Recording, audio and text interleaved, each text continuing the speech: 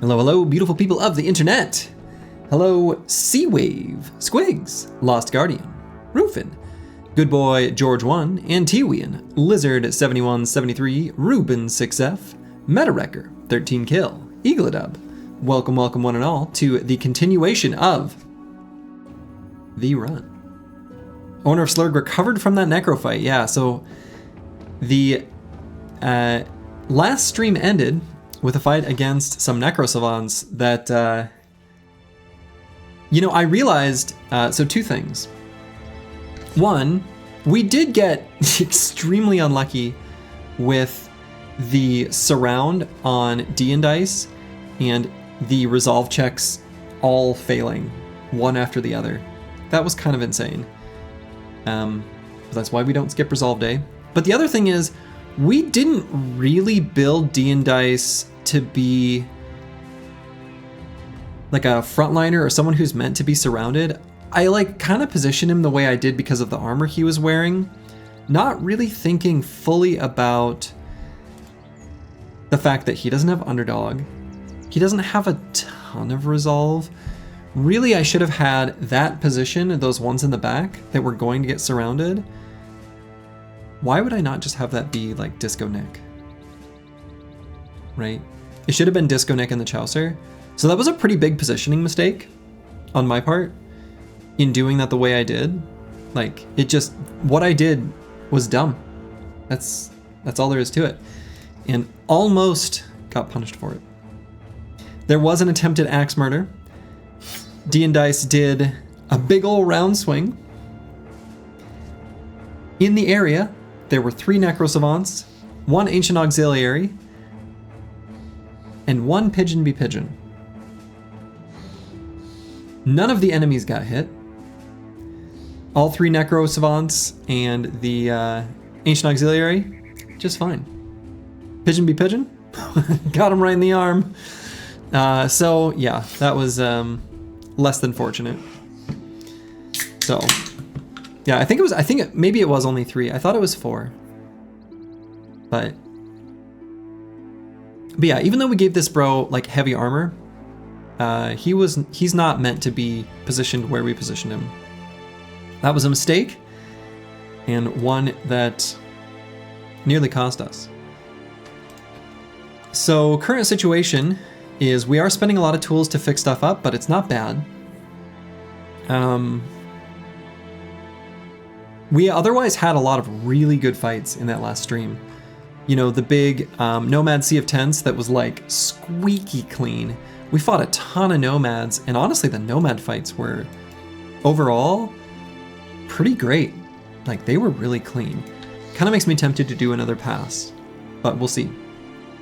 In other related to the run news, actually I can pull it up here in a second. Yesterday I took a couple screenshots of the map, and so let me share.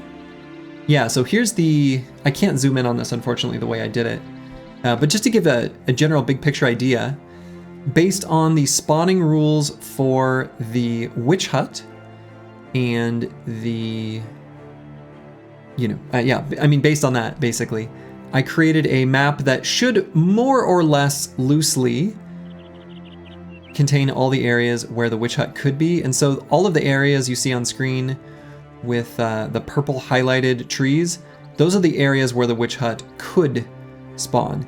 This picture may not be perfect, right? Because I took a 140 by 140 hex grid, which is what the world map actually is, and just brute force, what if that's Cartesian coordinates of 140 units across, 140 units up, which is not accurate. And then just made, ellipses based on those radii of spawn restrictions. Anyway, so I don't expect this to be a perfect accuracy, but it should give us a good feeling for that. Right now, I'm not worried about it. We're not going to spend extra time looking for the Witch Hut or anything like that, but this will be a tool maybe for later. Yeah, definitely huge nerd. That image is also available in the Discord. I made a very similar image once in the Winstreak series where I needed to find Black Monolith on one of the first couple runs. It might have been Southern Mercenaries or something. Tell me you colored with purple with some Python script? No. It's far less sophisticated than that. I just took the 2 screenshots, joined them together using like image editing software, and then just literally made ellipses. And then just like, basically I used a tool, I used GIMP, it's a tool that's kind of like Photoshop-like. And then created those, and then I made the, I just sort of manually cut out the trees and then had that be like a hue shift to make them purple. So, what's the last bro we got? Yeah, so we got the belly dancer yesterday in very exciting news. And our belly dancer is going to be our sensor bro. Now, this brother is gonna have to be kind of a quirky build. He had extremely low secondaries. We're sort of forcing him into a role that needs secondaries. So, you know, we're gonna have to patch those up using perks. I think the next level, we're gonna do something a bit crazy and actually do Fortified Mind for reasons that have been previously discussed.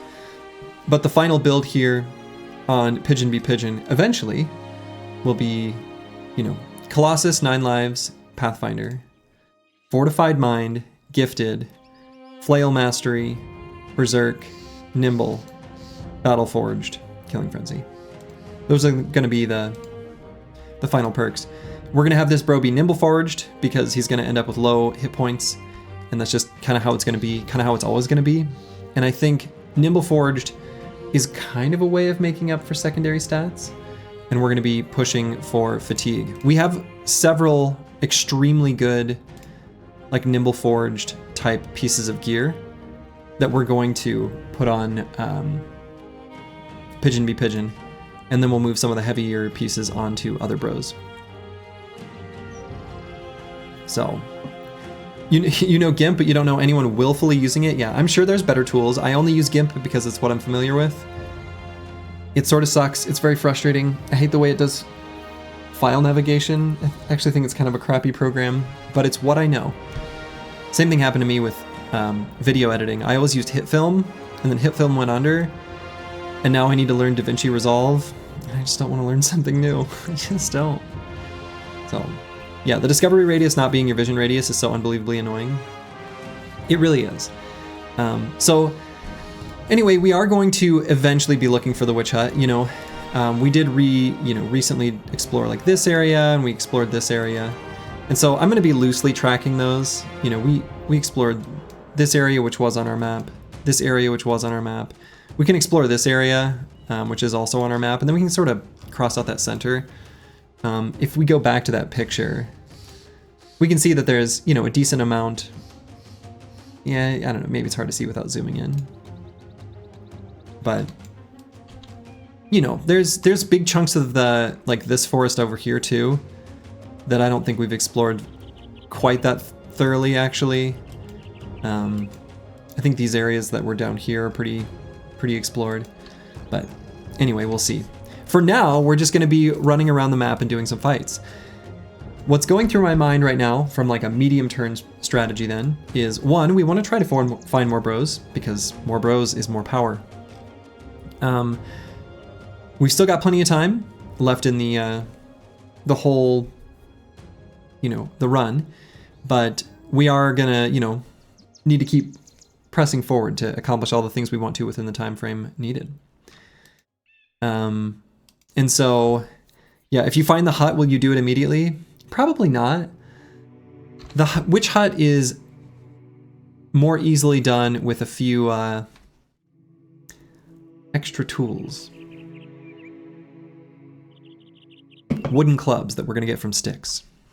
Or, excuse me, wooden clubs that we're gonna get from thugs. Like wooden sticks. So, what I'm thinking is, right now, our ambition saying undecided means that, you know, if you think of the crisis completion as being like, you know, a progress bar, we are less than 50%. As soon as it says winning slightly, then we are halfway through the crisis. At that point, I definitely want to do at least the artifact reliquary, and possibly also the sunken library, while we still have No Man 1220, our good Orc Slayer. I want to get Pigeon Be Pigeon up to at least level 7, ideally higher, before we go to the artifact reliquary. So I'm going to level up a little bit here. We're just going to try to take as many fights as we can here in the short term. And then, yeah, then we'll probably do the artifact reliquary and get our Censor Bro their Censor. So most recent pathing was like up through here and then down here. So what I might do is like, I don't think we've been to this, well, we've never explored here. So let's sort of explore here, here. Could maybe come up and do this camp.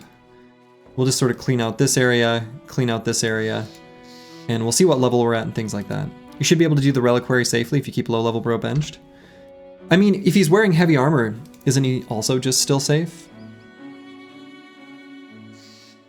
I mean, I'm sure you're correct.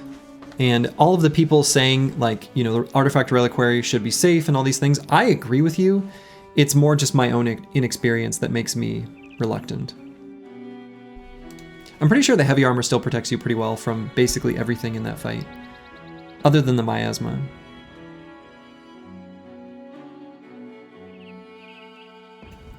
And I don't think we want to bench anyone. I think more realistically, we just move cautiously with bros who are lower level and put them in heavy armor. Our Orc Slayer should at least participate in the sacking of Goblin City, I mean, before leaving. Well, that would be cool if he did. And that would be, I mean, let me put it this way. More bros is better than anything else. And so if we can make the, I mean, maybe, yeah, maybe 13 kill, maybe. Heavy armor doesn't necessarily solve because he gets forced into bad positions. He'll get hit by things. His low HP and defense is quite a liability. You're talking about because of the tentacle pulls? Maybe. I don't know. The thing is even at level 5, I mean, he's got a injury right now. He's got, other than this injury, he actually has better melee skill than most of the team. So even though he's lower level, he's not necessarily weaker. I don't know.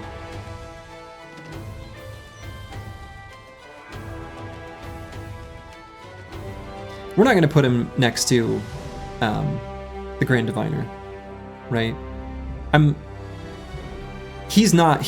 Honestly, he's already better statted than most of our other bros. So like, I would not bench him. Like that's definitely not happening. Yeah, he's missing perks and things like that, but it doesn't seem correct to bench him. Have a sellsword armor sitting in the inventory? Yeah, but I would have to spend just a little bit of tools to repair it. And we're just chilling right now until we get like this thing repaired. I'm kind of tempted to mark some other things for repair. But yeah, we're not going to put him in any dangerous positions. But Bloxor, you're right. I just don't want to spend the tools. I think the premise of the fight is you don't exactly get to choose where your brothers go. Okay, well then I bring no one. I mean, like I said, he's better than most of the squad. Like, I'm not bringing him. He's level 5 and it doesn't matter. Like, he's got better stats than a lot of them. Maybe not melee defense, maybe not hit points, but that doesn't, I don't know. You do have some agency. The 2 tools, I mean, we're conserving 2 tools.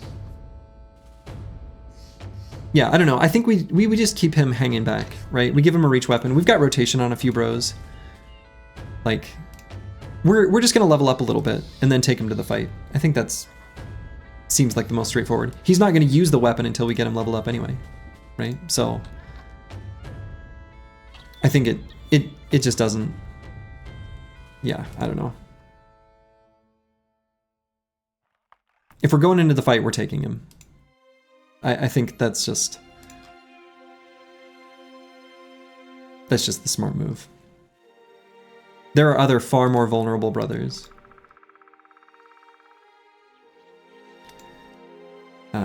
So.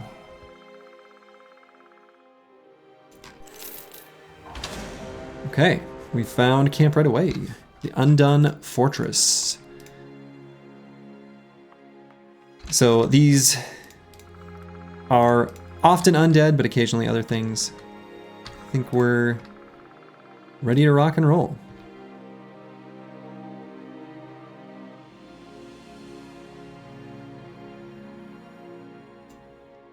Yeah, we're not going to play careless with him, so.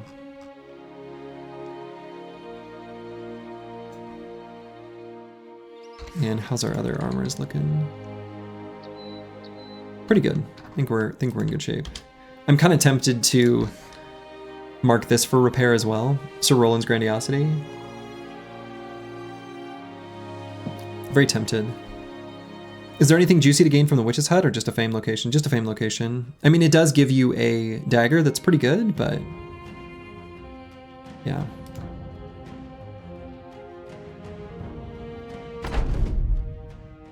Briggies. They've got a leader somewhere nearby.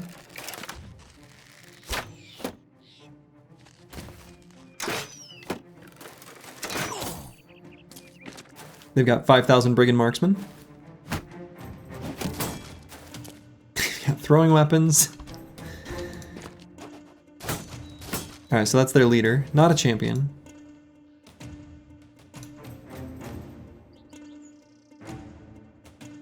Ugh. Rough terrain.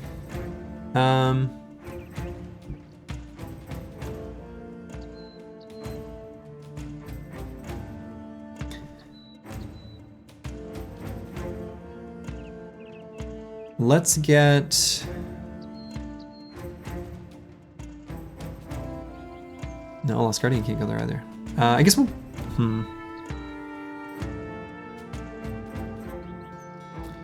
Trying to think of the best way to move forward.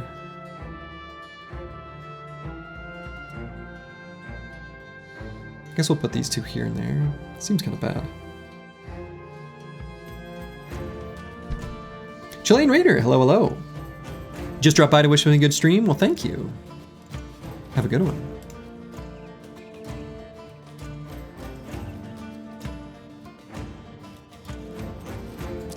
Let's just move him up here. The Raiding Lord. And Ragnar, the Brigand.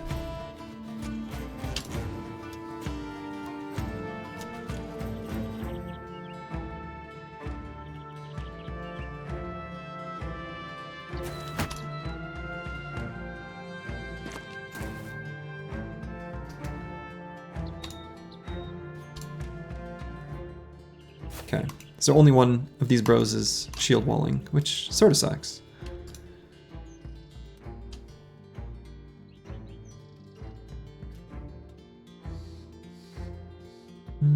I guess if one Briggy can throw at no man 1220, that's fine. He does have dodge after all, so dodge and a 4 hex range throw. He'll probably be okay.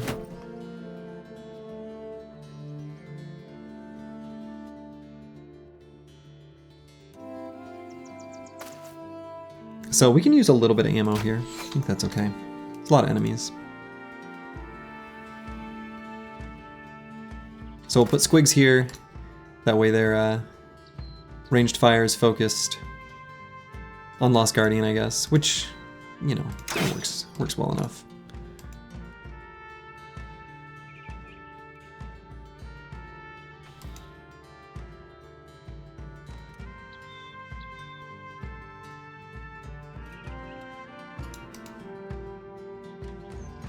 Okay.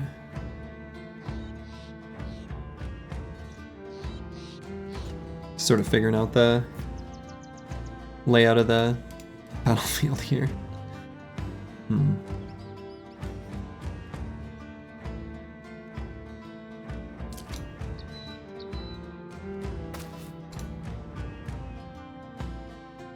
The max roll Southern Chain Hat came from a hidden champ leader.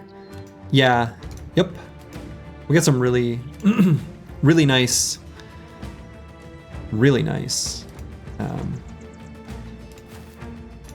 armors in that last stream.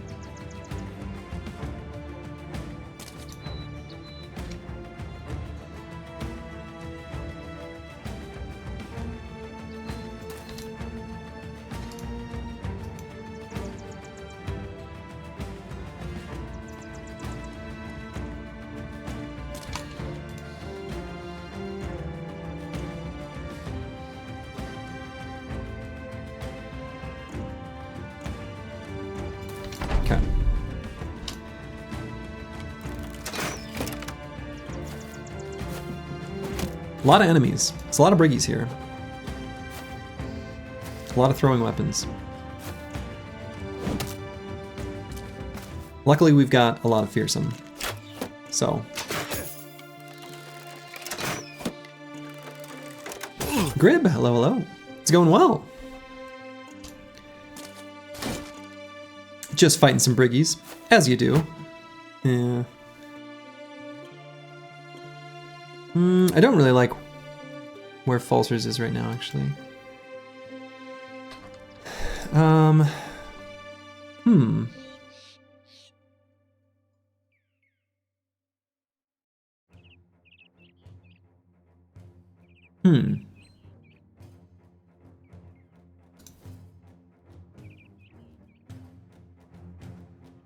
Let's wait on Battle Pashi, see if we get a... Yeah, I don't like what I've done with Falsers. I don't like how they can get around to him.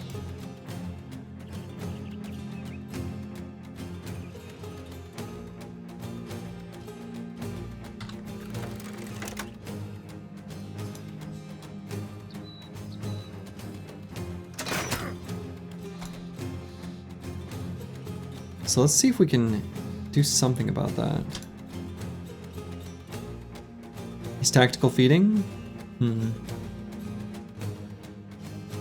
Hate it when my allies do that.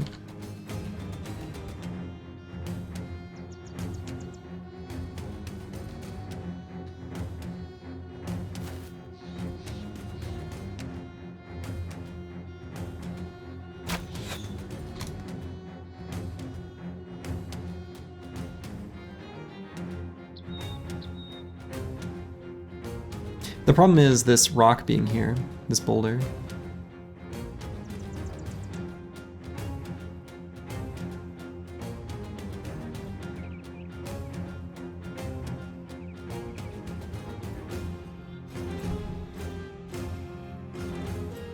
So I guess I'm gonna bring Pigeon Be Pigeon over in like the most boring move possible and have him maybe help with repels.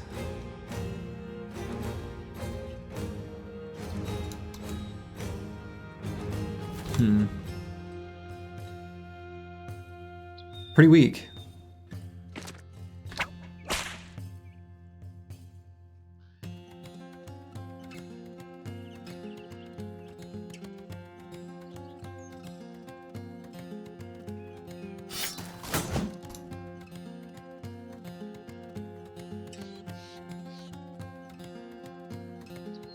The other option would be to try to push Ragnar the Brigand away and then occupy this low ground hex, which sucks, but I don't want them to take it, right? And we can move Battle Pashi there. Alright, so now we don't have that option.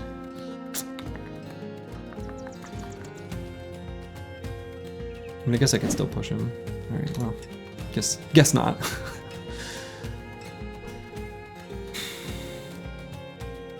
Send Lost Guardian down there to help.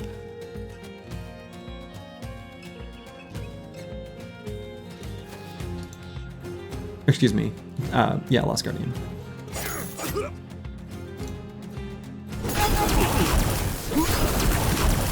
Lightning. Briggy City? Yeah. Briggy Con. Definitely one of my favorites.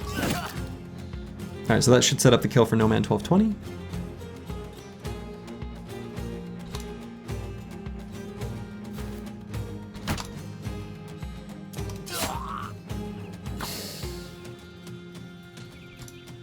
So close.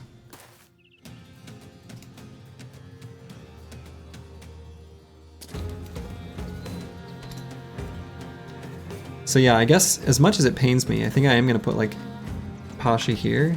Again, I just don't want anyone else attacking falsers in melee.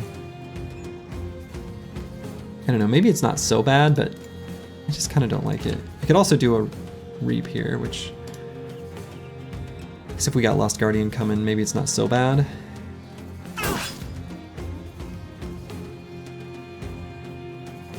Not gonna put Pashi in the low ground though. Ooh, if he had gotten that kill, he could have backed up.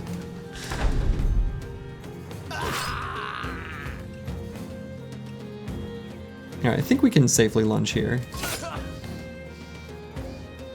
And do I even want to finish this guy off? Maybe not. Let's attack someone else.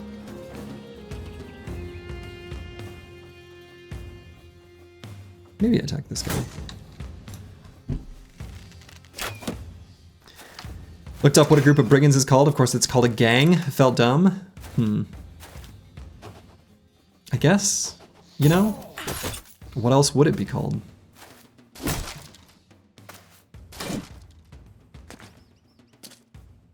Maybe it's a gangle.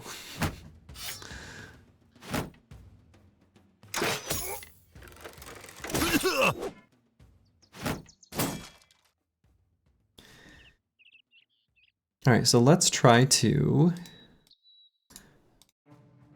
push this nerd and fail.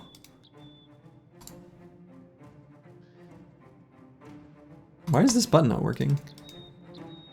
Okay. Yeah, we're gonna get some lightning going on there.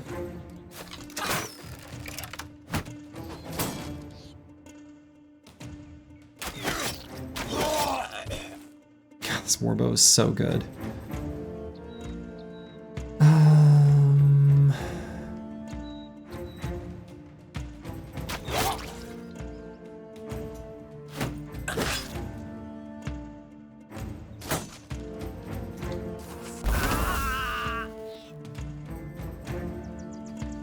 Alright, so this lets Heipashi get up to the high ground hex.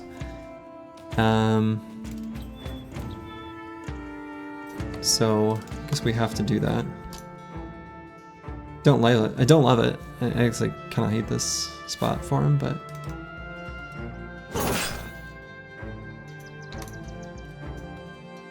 it's fine.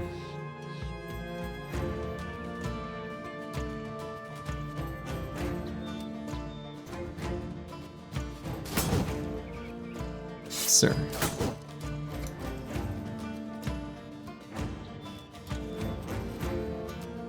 Yeah, let's wait there. Lost Guardian could go here.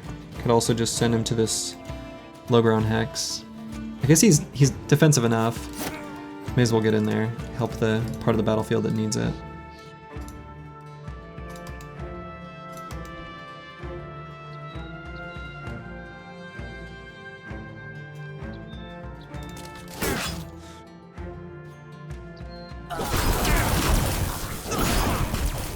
Lightning. So good.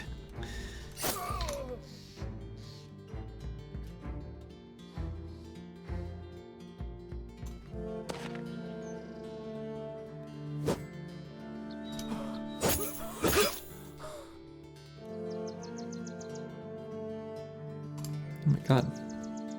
Alright, this guy's fleeing. Great. If he's fleeing, that actually means I can weapon swap and blast. Hey! You love to see it. No attacks for you, nerd. So let's get all up in here with Disco Nick.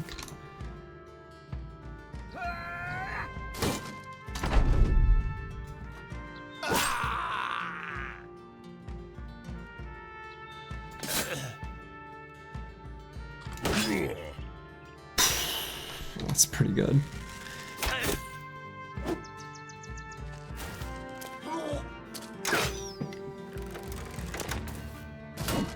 Alright, this guy does have a Warhammer, the Raiding Lord. So we don't want him to get too many attacks on Disco Neck. Fencer? Fencer. Fancy Fencer.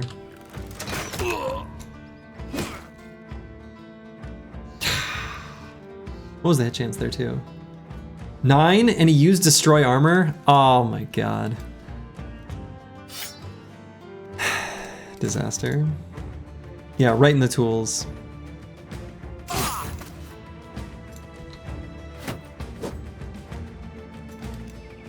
Hit me with the Destroy Armor. You hate to see it.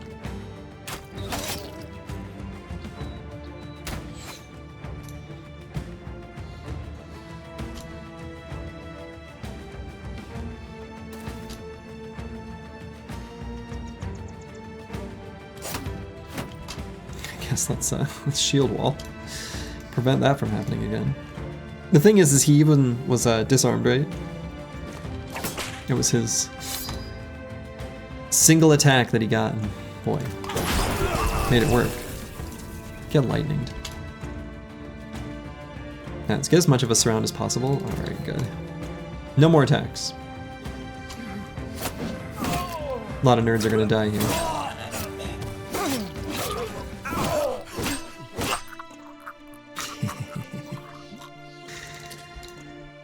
You love to see it.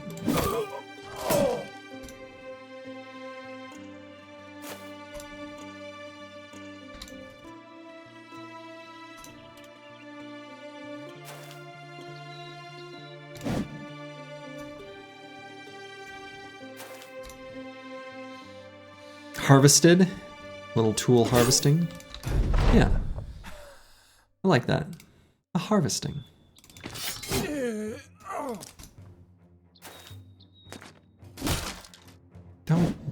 Don't attack my shield like that. That's rude.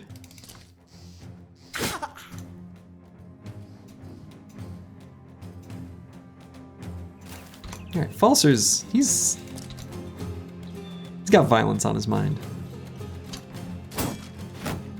Looking for pay briggies to subscribe to your Only Brothers? Only Bros?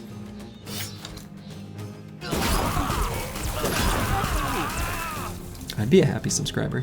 Also, just learned something. So that second attack there, kind of like the three-headed flail, the first strike procced 9 lives, but the follow-up lightning took him out. So that's pretty cool.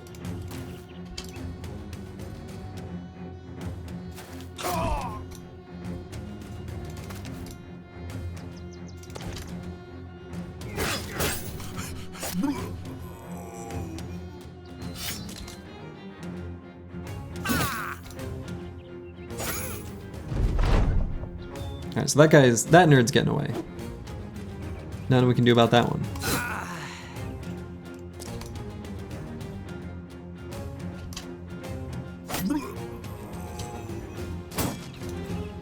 This one's not fleeing yet.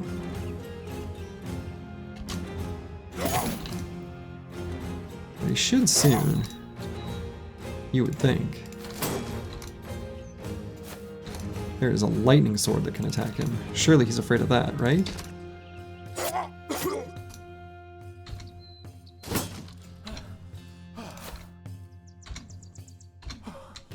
Run him down.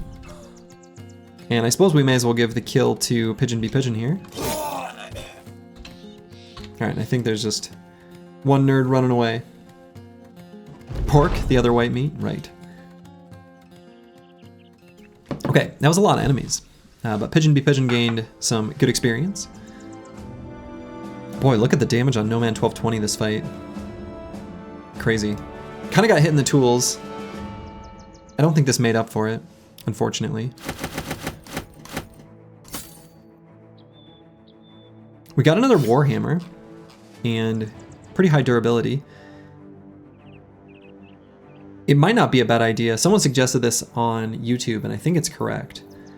In fights where I know I'm not facing zombies, or, you know, just in general where I don't think I'm going to need 2 spears, orcs, chosen, things like that, I think having backup Warhammers equipped just to do destroy armor at the end to harvest as many tools as possible from Briggy armors is a good idea. We can use the destroy armor ability specifically to not only destroy armor, as the name implies, but it reduces the amount of hit point damage to just 10, like a flat 10, and that's good.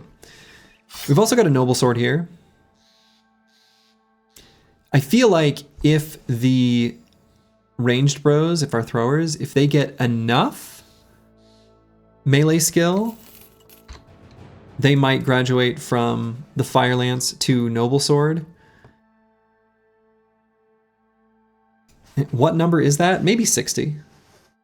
It's a little bit arbitrary to set a breakpoint like that, but you know, normally, you know, a lot of the reason I'm using the fire lance is just for the secondary attack, where it uses the unit's ranged skill and just does a bunch of damage.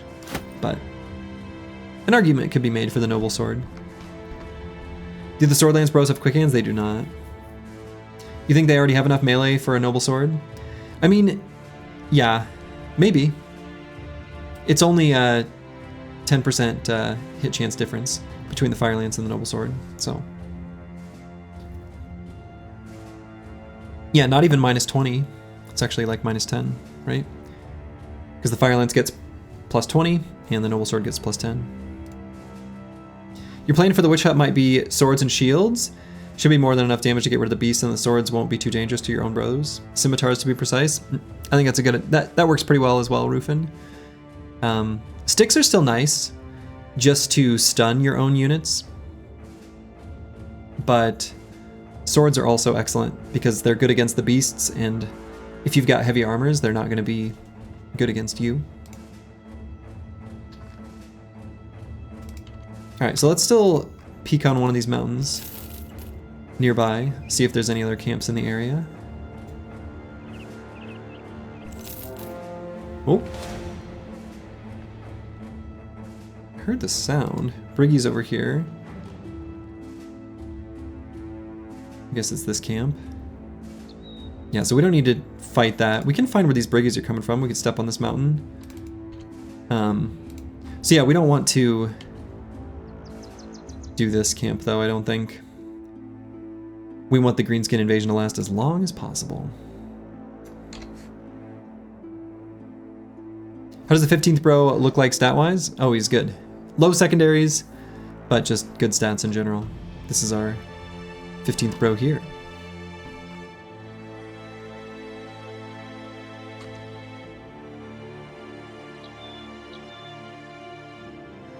Yeah, that destroy armor. That hurt. That hurt.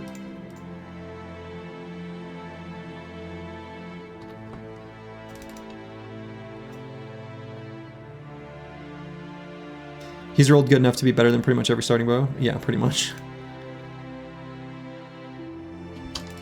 Let's see actually before it turns nighttime maybe. Aha. Is this where they came from then? This might not necessarily be brigands. It could be, but this might be undead. I've been deceived by footprints moving to a camp and thinking it was something that it wasn't. So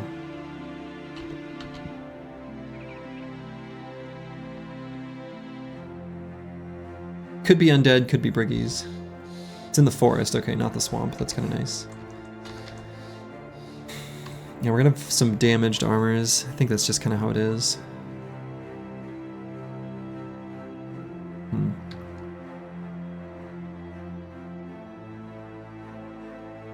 So it is nighttime.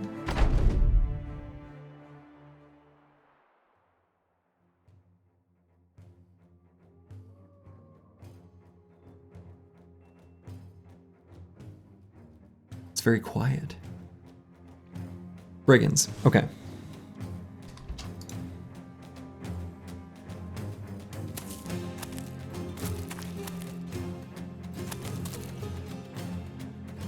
Took a minute for the music to like kick in.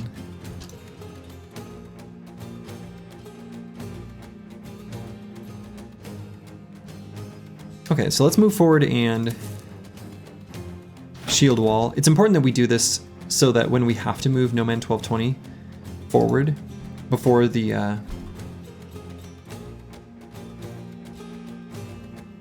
you know, marksmen get their shots, we get an opportunity to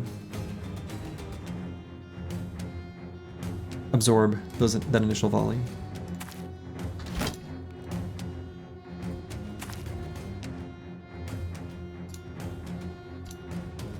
We'll be able to make melee contact this turn, which is kind of interesting. The elusive Forest Briggy. The elusive Forest Briggy. Can make it like a David Attenborough narration.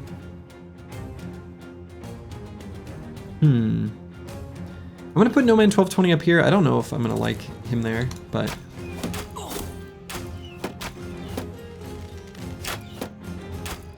we just don't know enough about where they are to move forward.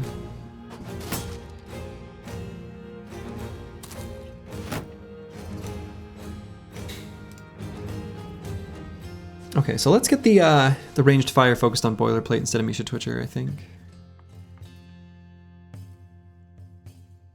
So we'll move, well, I don't know, maybe not. Oh, maybe so. Change my mind and change my mind again.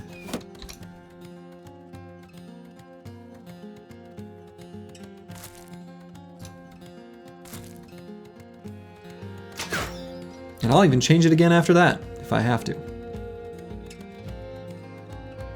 The Forest Briggy constructs its nest with the intention of attracting a paying company. That's right.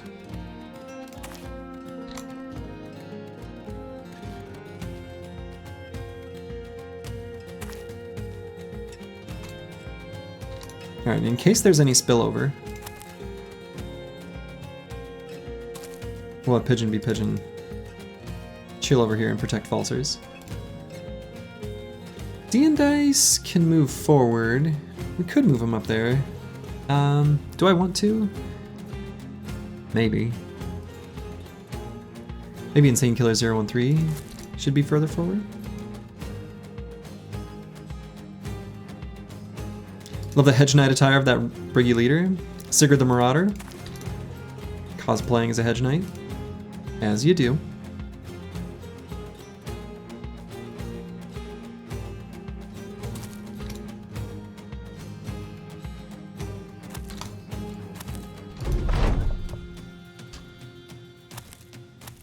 Aha, this one's trying to run around the side. Can't fool me.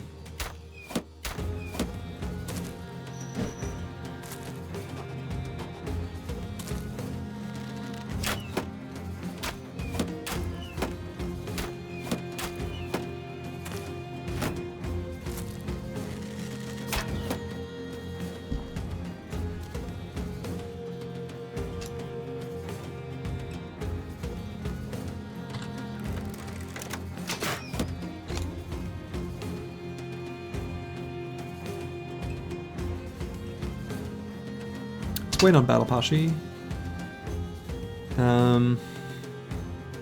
Might also wait on Furious Sheep. And Falsers.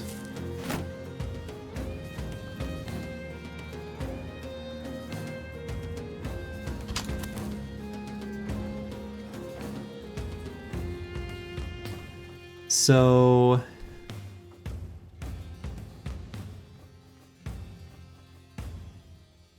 I guess No Man 1220 is going to run around to here. So then I guess we move D and Dice here. Aha! Speaking of Hedge Knights.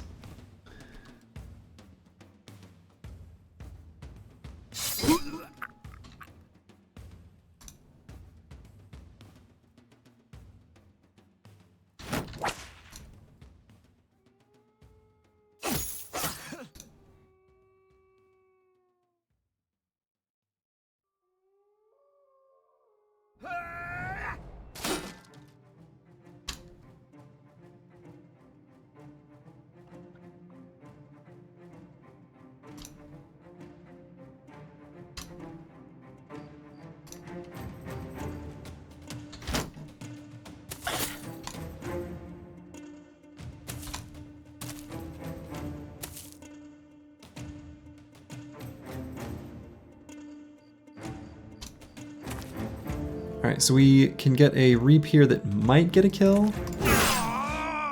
Yeah, that's still good.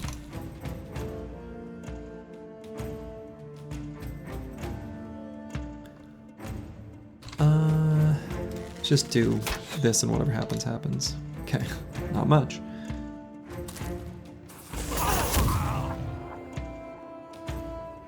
Sigurd the Marauder, almost dead already. Very nice. Do I use a little ammo? I think it's okay. We know there's at least some running around the side. There's still more enemies than, you know, we can even see right now, so.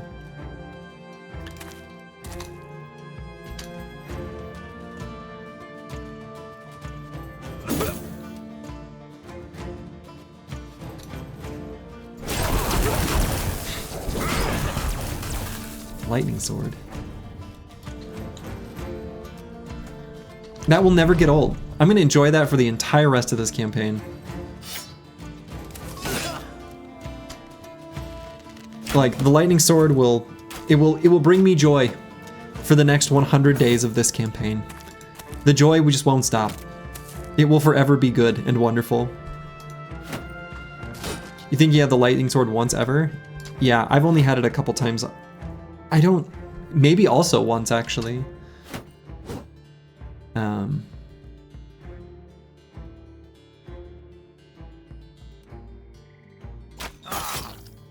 It's possible it's been more than one time, but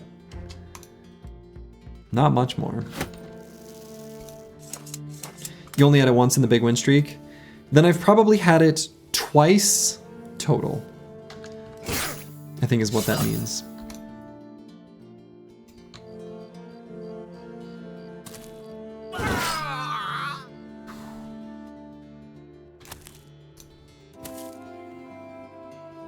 Hedge Knight still moving up bravely. Let's engage him with Disco Nick still.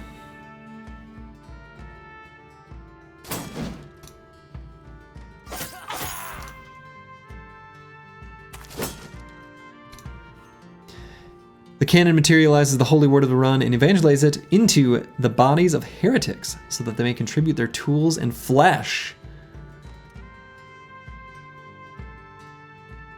Hell yeah. That's exactly how it works. Everybody knows. Alright, looks like all their ranged units are dead or fleeing. So.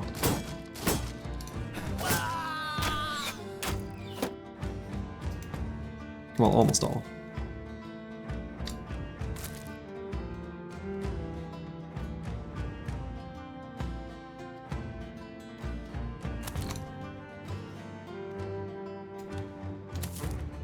So we can move forward here.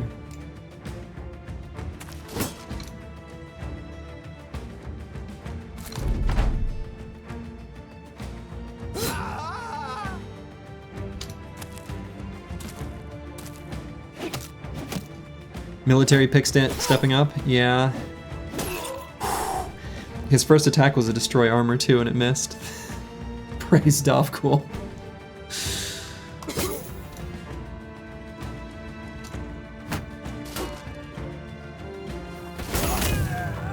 Speaking of Dovcool. Dave.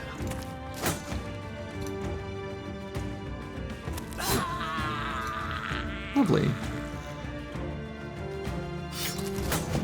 Let's turn this Hedge Knight into scrap.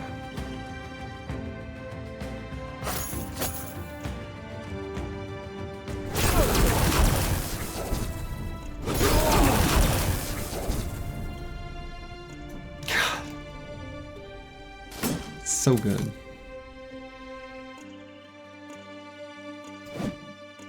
Yeah, I was hoping to kill that guy and step up.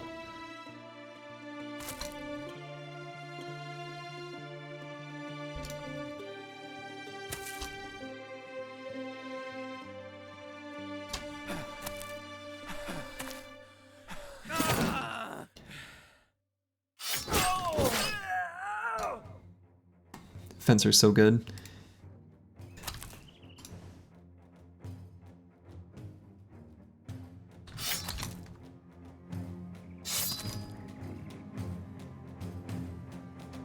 Can step up now. Should be okay. We can just get a full surround there. That should put us in a pretty good spot.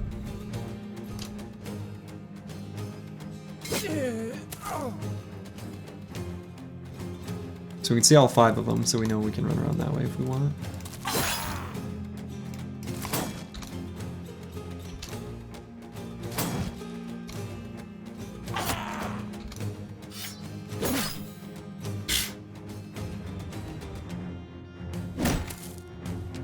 Let's try this surround again.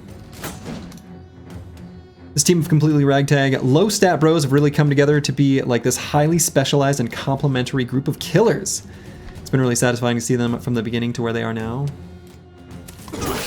Yeah, that's kind of like the beauty of Battle Brothers in a nutshell.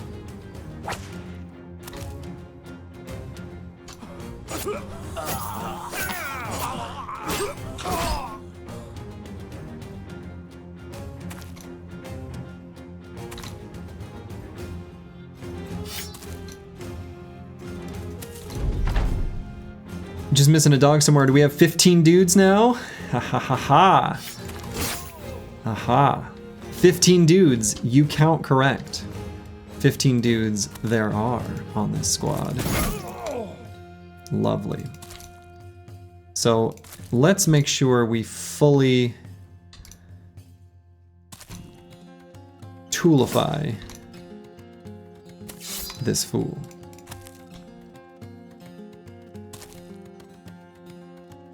So we're not going to attack him with the goblin skewers anymore. We don't want to make him bleed. Probably not even the sword lances, but what we do want to hit him with is the axes and the hammer. If we can just hit him in the head. See if we can manage it. We have a pocket pole hammer. Yeah. We actually don't have enough fatigue to use the destroy armor. I think a axe hit though should do all the helmet damage that we need.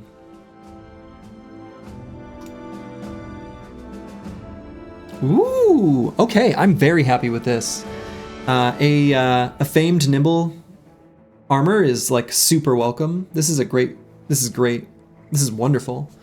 Sir Severin's ogre skin. Like a little bit suggestive. You love to see it. Minus 10 fatigue's pretty good. It'll pair well with the assassin's face masks to put us at 41% nimble. Pretty good, pretty good.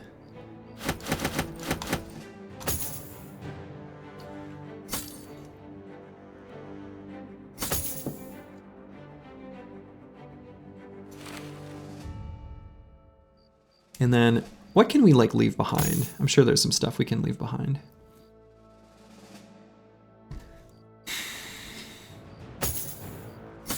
I can't bring myself to leave behind the assassin's robes. I still dream of repairing them one day.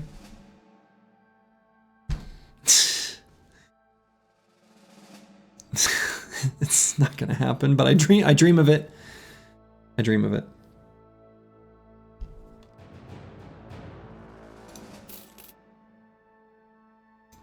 What's more hilarious is that aside from the early game hell, what the company is doing now is little different from any other late game no-death company playing normally. Most of the focus is on getting famed items and camp busting, no towns required. Yeah.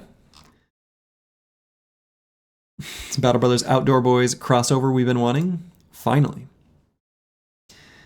All right, so this armor is a welcome addition to the squad. I think we're going to throw the leather shoulder guards on it. And so, honestly, the bro that kind of needs this most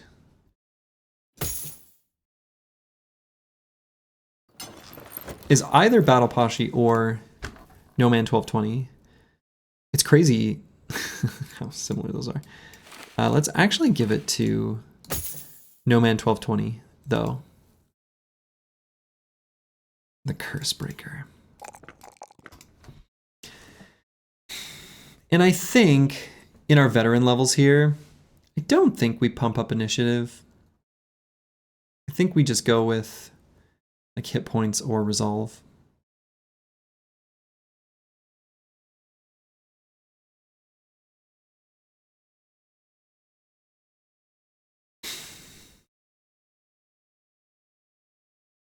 I like the idea of bringing his hit points up to like 76.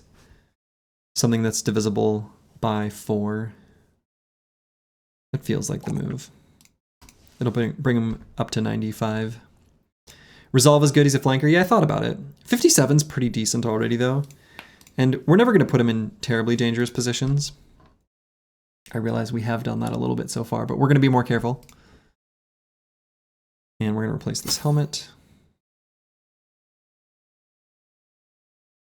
See if there's any other gear to swap out. Not at the moment. This is higher durability than this now, so let's just replace it. What's our tools situation? All right, we can fix what we've got. Hey, what's up guys? It's Luke from the Outdoor Boys, and I'm gonna go on a camping outside of towns for the next 350 days. I'm only getting my supplies from caravans and barbarians. Let's hop to it, jump cut. I've seen that video. I'm sure it exists.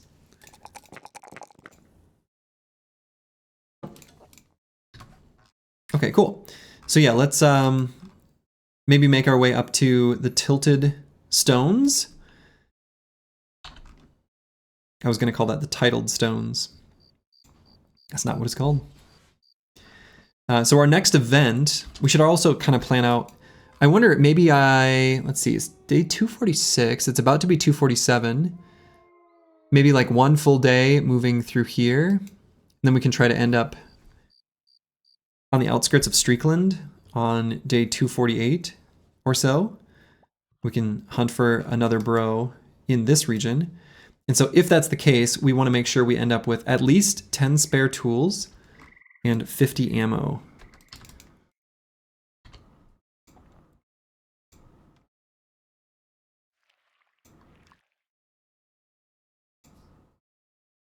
But yeah, the new bro is going to be a sensor bro.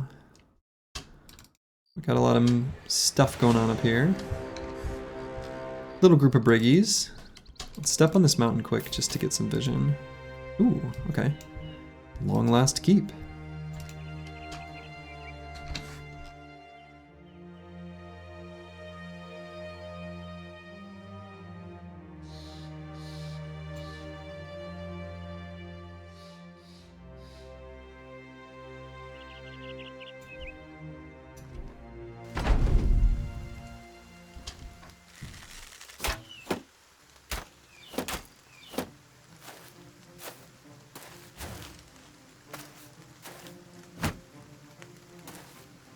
I don't like this one.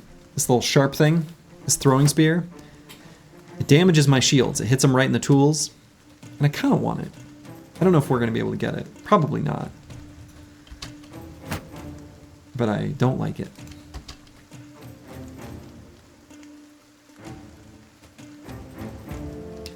Coconut Ducky, hello, hello. I mean, I could go for a cheeky, use poison, attack back here, hope it scatters to there. 50% chance, basically. Then he can't throw it, because he will have lost vision range. That is so specific. But what other use of Goblin Poison do we have? Oh, I'm an idiot. I can't shoot this turn.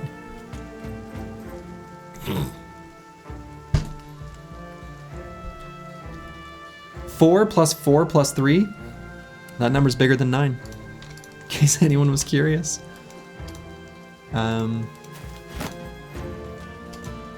Cool.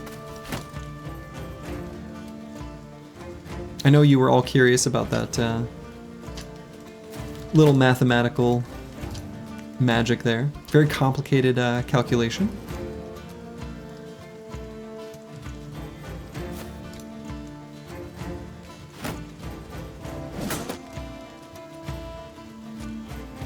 Disaster.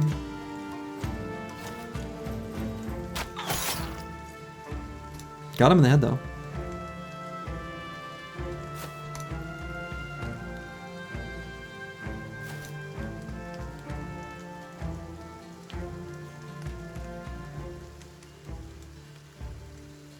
It's okay, Broadcast Briggy. I mean, is it though? I failed all of you. Sensor has a range of 2 tiles, it does. You can think of it as attacking basically exactly like a sword lance. You know, its attack is exactly like a sword lance, but it's a flail, and even with mastery, it's still 6 AP to attack.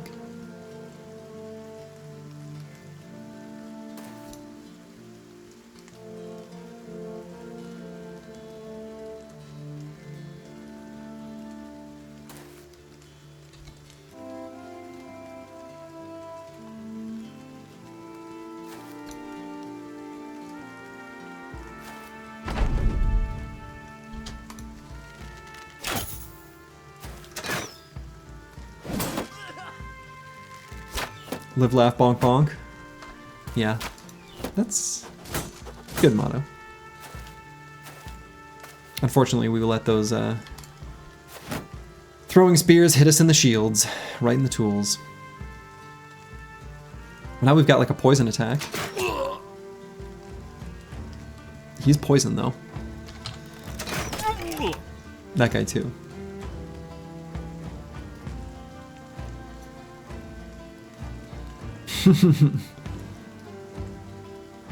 Welcome to the flock, Coconut, indeed. Glad you're able to catch us live. God, this warbow is so good. It's crazy.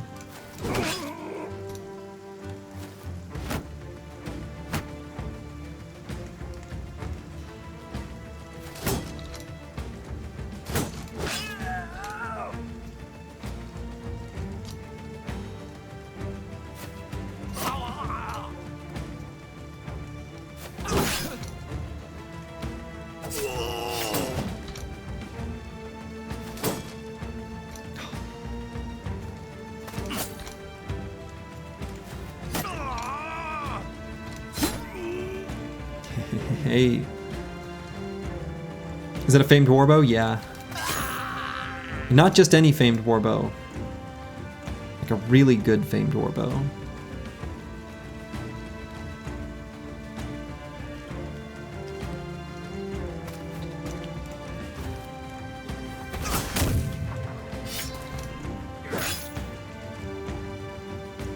Yeah, I was on some hapless Master Archer champion during the night. Yep. True story. And if I recall correctly, it was like almost day. It was so close to becoming daytime.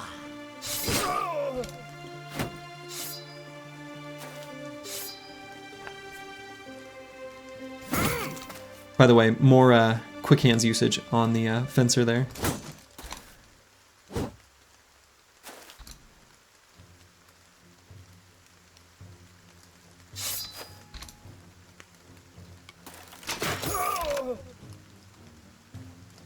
Guy's in rough shape. Still felt brave enough to move forward though. Wow.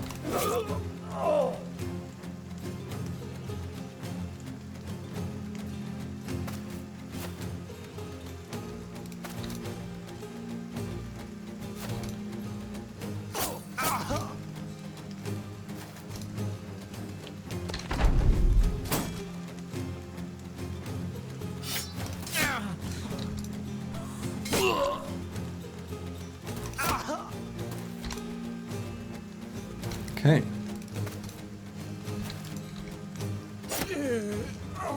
Lovely. So we didn't get hit too much. Not much in the way of HP damage, but they still hit us in the tools by throwing those throwing spears at our shields. That sort of sucks. Full worn mail shirt, that's kind of nice, and a padded leather that's actually in pretty good condition. I'm never going to fix this 33% coat of scales. That's never happening. Same deal with this damaged worn mail shirt. Some of this other stuff might still get fixed up. How many kills does No Man have by now? It's a good question. Let's look. 94. It's pretty good. Almost 3 kills per battle. A little more than 2.5. Not bad.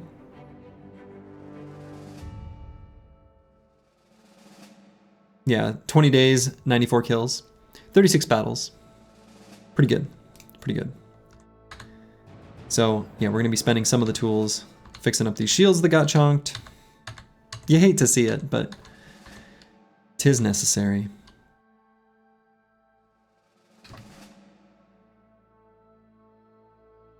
And I guess let's go up to Long Lost Keep. Now this one I suspect probably is those Briggies that were moving this way.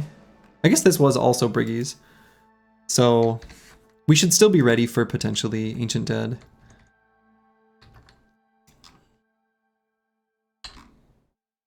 Hey Slurgy, you inspired me to return to this game. Day 102. Your best run so far, going stronger. You loved... Oh, Flattenberger. That's exactly what I want to hear. Hell yeah.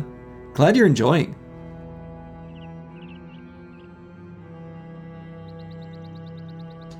You love to see it. You love to see it.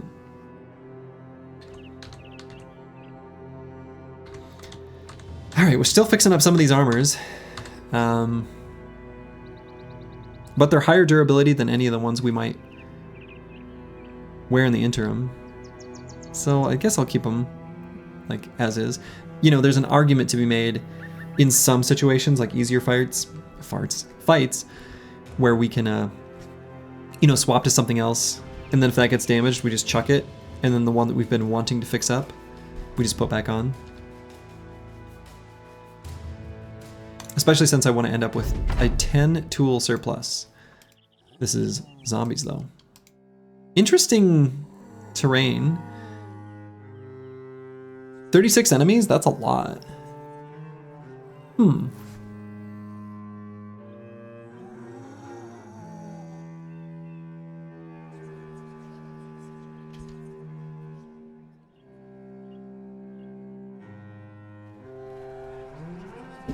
That must be nachos? That's a ton of fast enemies. That's definitely not ghosts. That's definitely nachos, right?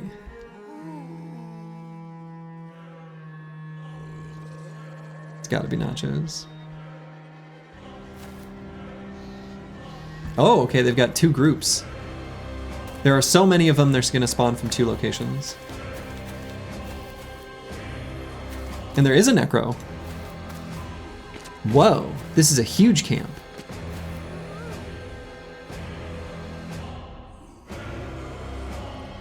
This is a huge camp. 36 enemies?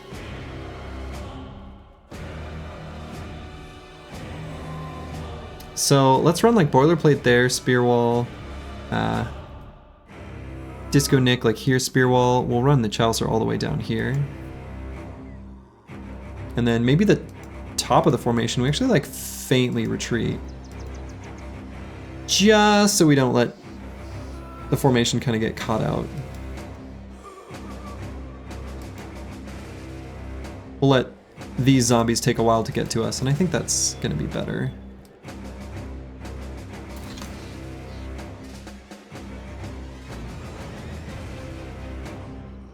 This is a double necro camp.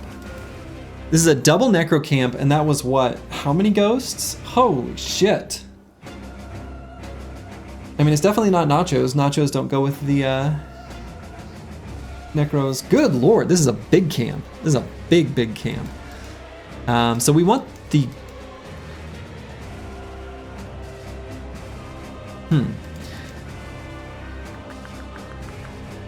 Did you accidentally engage while they spawned a patrol?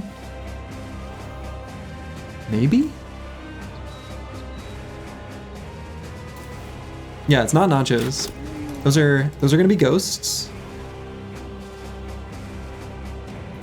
So if we put boilerplate here, oh,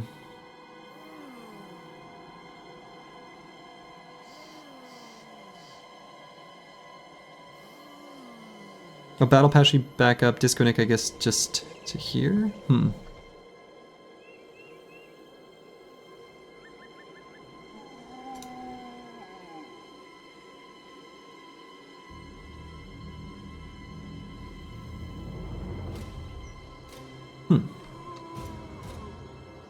I guess we'll leave Squigs where he is.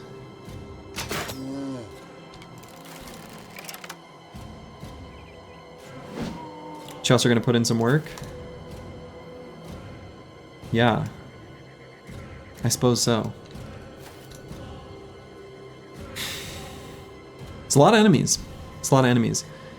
We may end up sending No Man 1220 to go on a grand adventure to this Necro, depending on what we see. The Chaucer might be doing a similar thing to go towards this one. 2 Necros gets pretty hard to keep up with.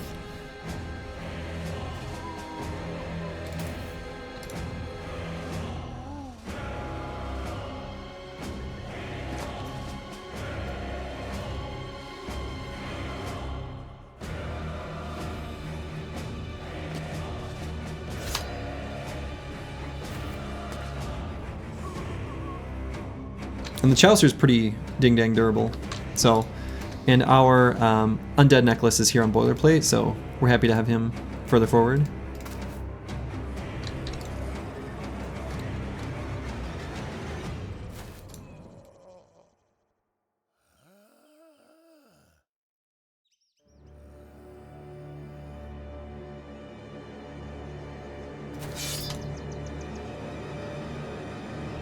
We're gonna save Fatigue on Lost Guardian for this turn. Just move him like to there. And we're okay if Aesthetic Gabe gets engaged a little bit. He's got a lightning sword. It's pretty good. So if one of the zombies walks up to, say, that hex, we're pretty okay with it.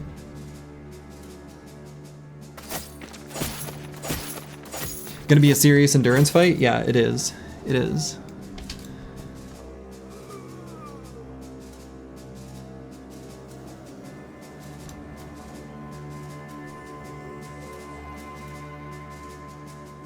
So I kind of need to just wait for all the other ones to run up. Could potentially get Misha Twitcher like up here to whip Geists. Wish he were confident before I do that though.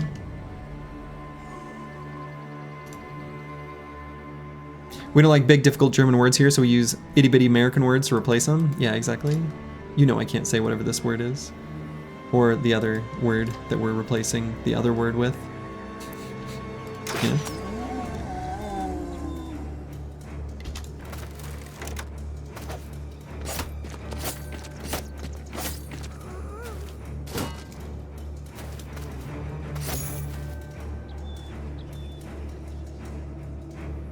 Wait on Lost Guardian.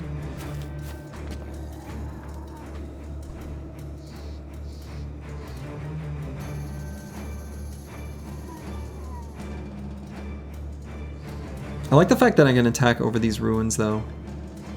It makes me really tempted to get Misha Twitcher like up there, Insane Killer here, which means I'd move Squigs up. I think that's okay. We can make use of these fortifications, and then Lost Guardian just goes to here and Spear Walls. I think that's good, so if I am going to do it like that, and Lost Guardian goes there, let's get D and Dice here. I think that's okay.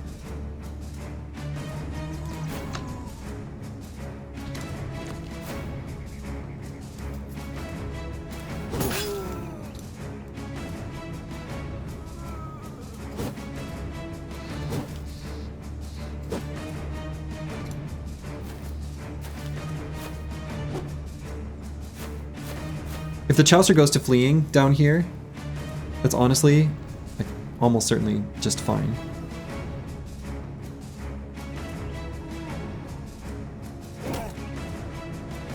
And do I move Aesthetic Gabe? If I move him here, leaves one hex where they can run up. I think that's good.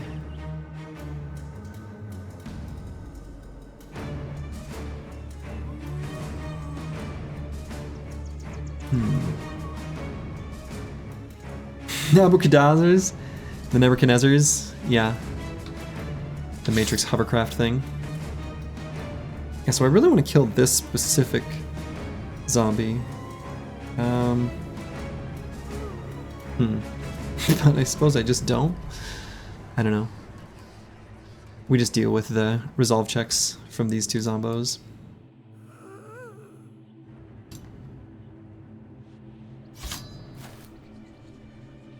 Fallen heroes and everything. So am I going to send No Man 1220 on a big mission to take out this Necro. He's always going to be faster than them, so we always have the luxury of... I kind of think so. The attrition battle against these Necros is going to be just absolutely insane.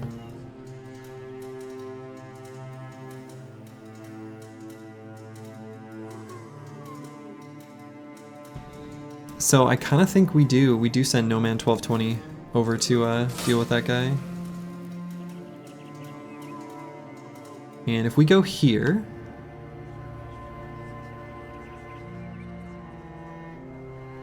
for the company buff still gets to Disco Nick. Standing adjacent to Boilerplate. I suppose we don't want to...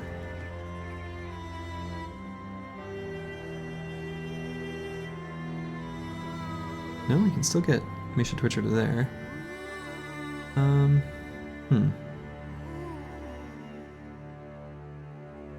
Yeah, I guess we'll just go here.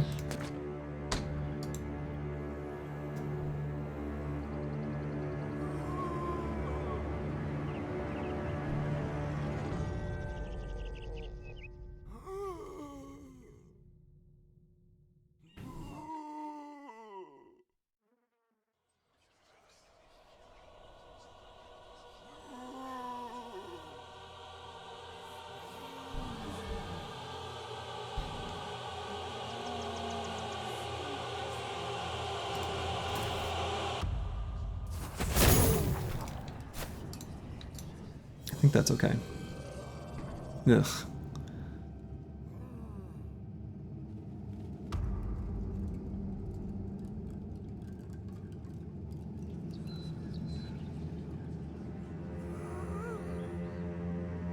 I wonder if we can kill this one. Yeah, definitely going to be able to.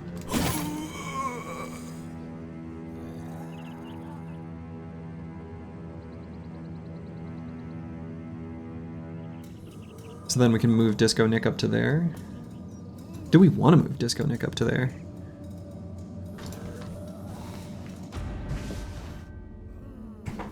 Took out this zombie's head, which is pretty cool.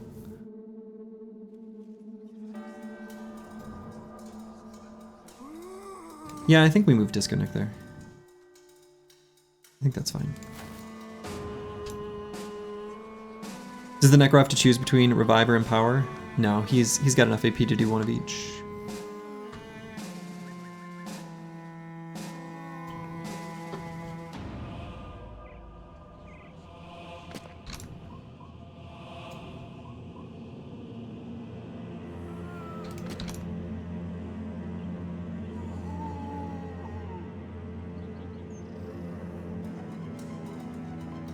This might be the whole episode for tonight. Let's hope not. What are you saying?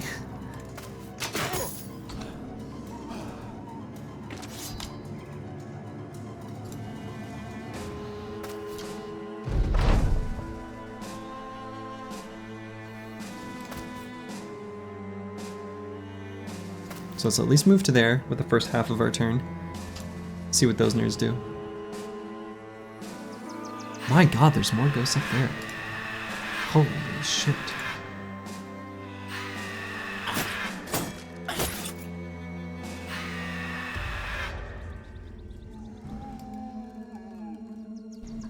Alright, so we're going to rally for sure.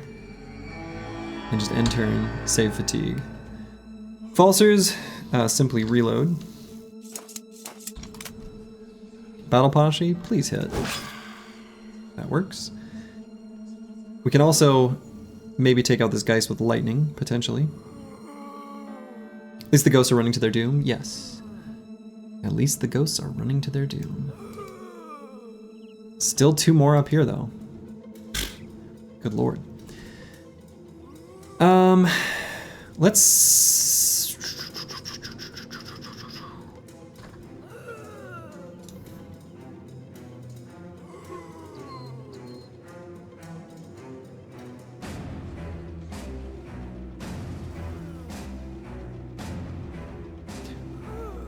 We're gonna have Aesthetic Gabe run up here and do an attack there.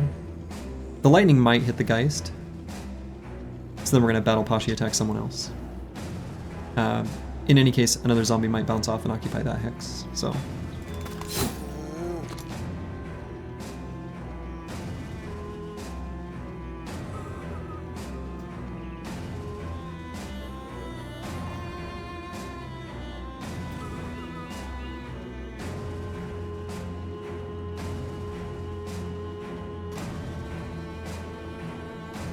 In all non-joking seriousness, though, if Furious Sheep gets up to this hex, there's no terrain block. He's got a line of sight on the Necromancer. Obviously this Fallen Hero will be in the way, but that may end up being an actual maneuver done later.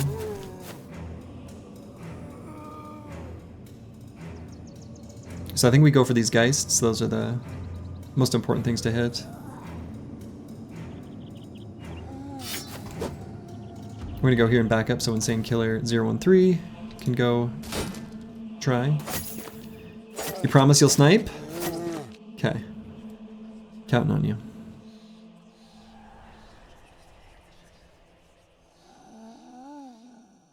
Move your spear bow 1 hex up and protect that hex? Which one? I think I'm pretty happy with exactly where they are right now.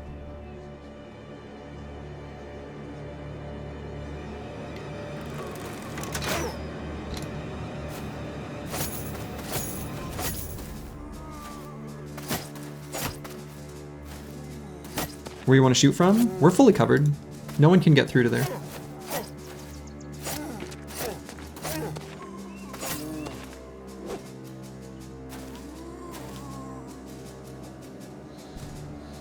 The Chaucer, I'm just gonna try to attack this Geist.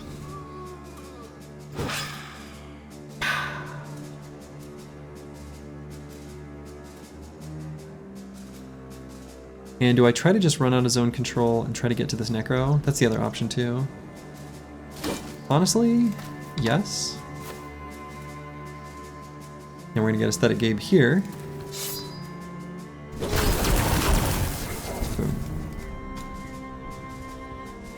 How's our spears holding up? This one's still fine. We're gonna run out of fatigue before anything else. Still miss the Geist.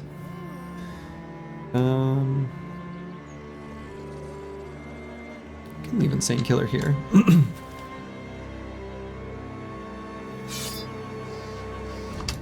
Out of fatigue there though. So we're gonna end up needing to just clog this up, which is totally fine. That also works.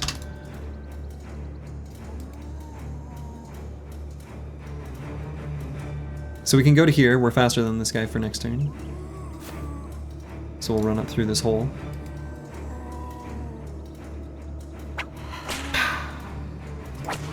Ooh, baby. That's beautiful. That's beautiful.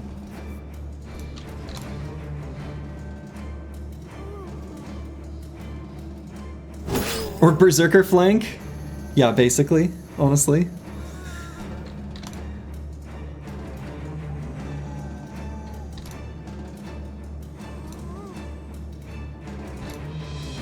$36 and $29, yeah.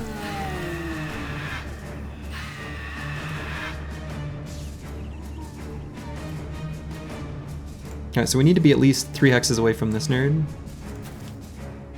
And I don't really want this Geist to get us, but this hex works for me. Necromancer exposed. Hitting 230% in a row in Battle Brothers is the ultimate form of erotic sensation. Honestly, I agree. Let's see. Squigs, I think we're gonna wait, save fatigue.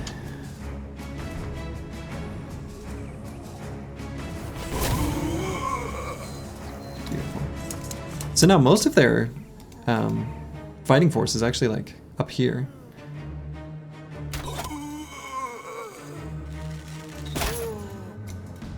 It's a serious warbow.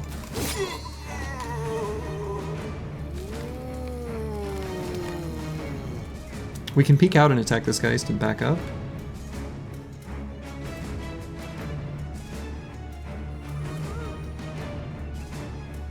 I think we do before this hex gets occupied. We still back up though, because we can't really move Lost Guardian. Let's hold here, see if we need to help out with these possessed nerds.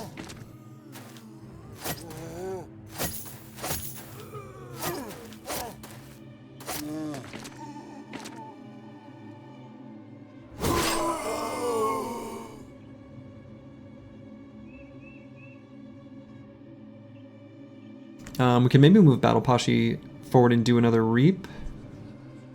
Disco Nick can step up.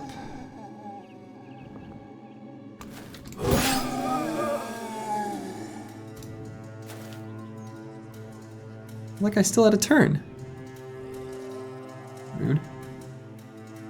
We'll wait on D and Dice. Okay. So...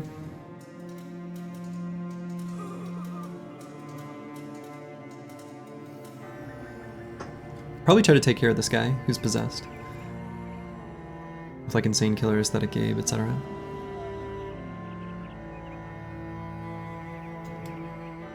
Still 22 enemies. Seems like a lot. I think it seems like that because it is.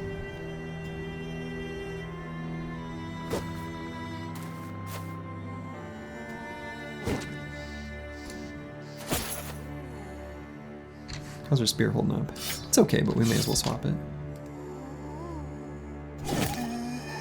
Okay.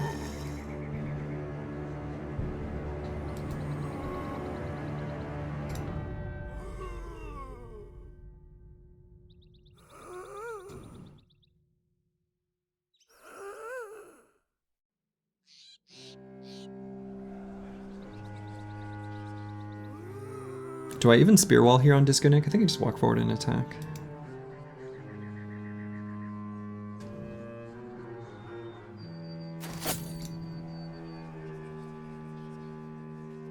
Same deal with Boilerplate.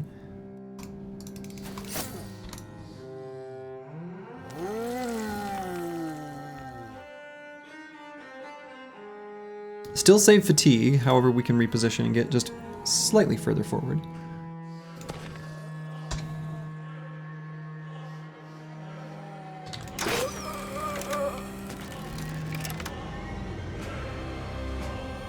Push. Push.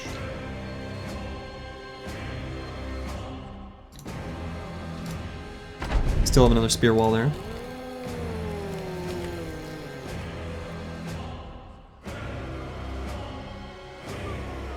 So if we run to here, this zombie can't get to us. Really can't let anything get in melee with us until the time comes to just like snipe the Necro, because the Geist's screaming could make that real sad.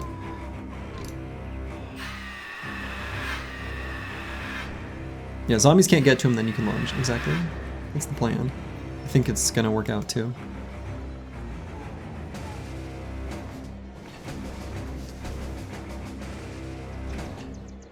Yeah, so this nerd's gonna get some attacks, but it's just a spear. There's not too much armor over there.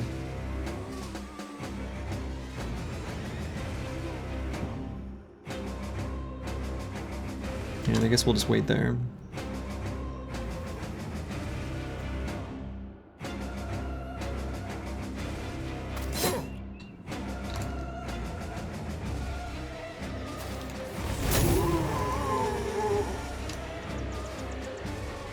Let's disarm. Oh, we can't. Gotta move here.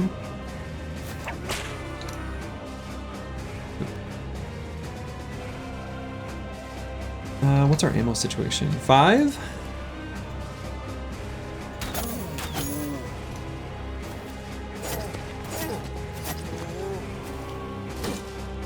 Six turn flank just to miss his one attack that turn. I'm a little worried about that.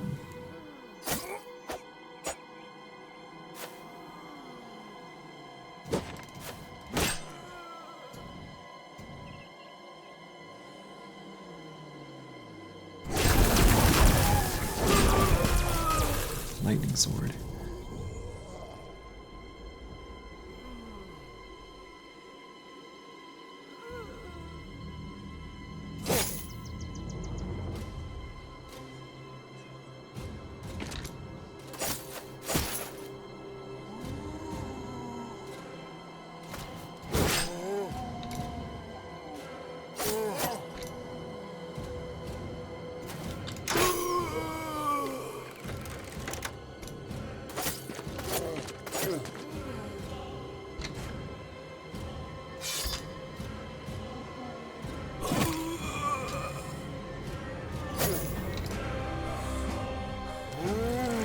So yeah, I honestly, on top, I might kind of completely abandon that mission because it like could go awry, and we don't have any way to like help him. We'll take a closer look here in a moment. We might leave that necro. Cause like, I just don't like this Geist here. That's the main thing. Gamba? I mean, we're confident. We would one-shot the Necro. Hit chance would be really good. Should be 95% chance. There's a wall helping? There's a wall helping.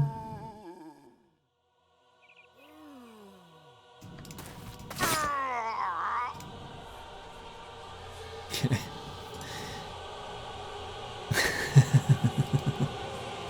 Alright.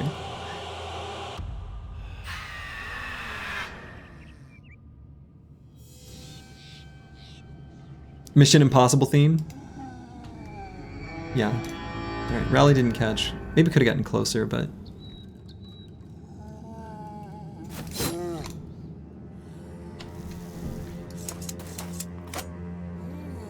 A true assassin, his job is done, so he leaves. Accurate.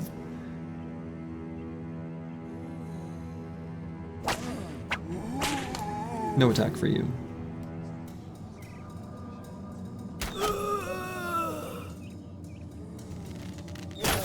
God, this warbow is so good.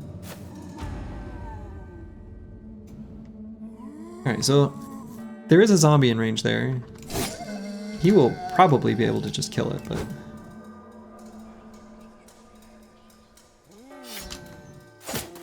Riposte?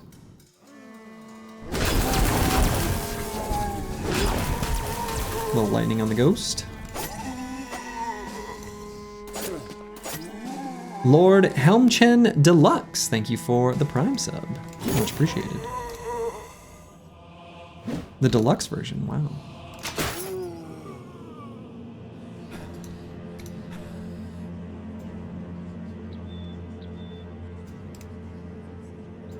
Maybe we have boilerplate. Go over there and help.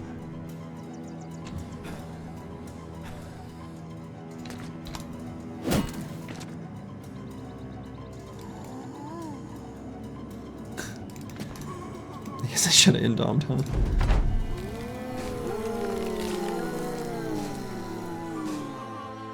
Alright, I guess we do sit and fight here, which I kind of don't like.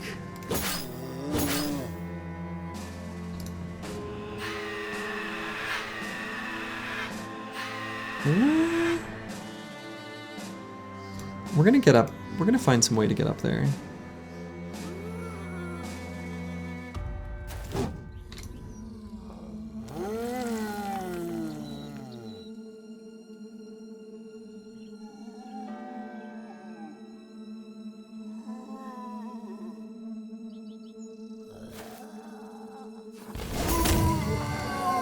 Finding some angles there with falsers.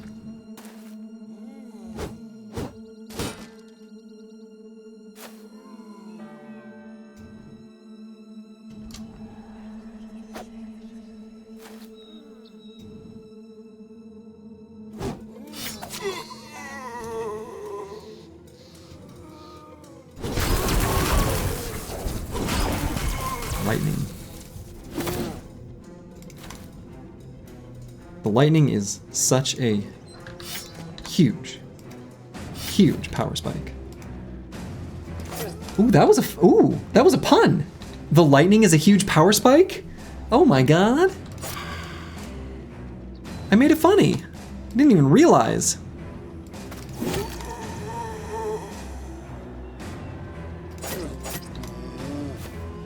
Casual headshots.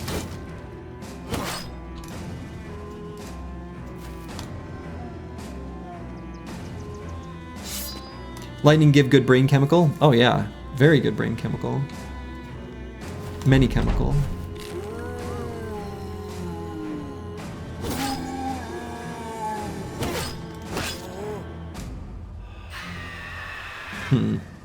Okay.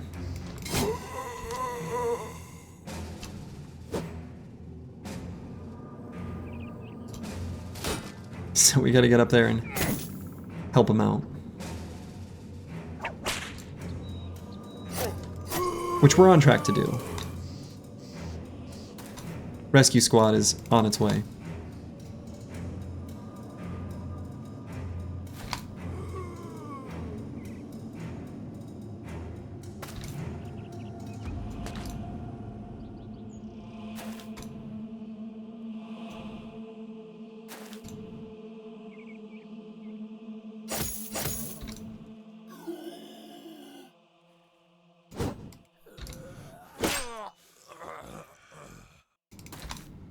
No head for you.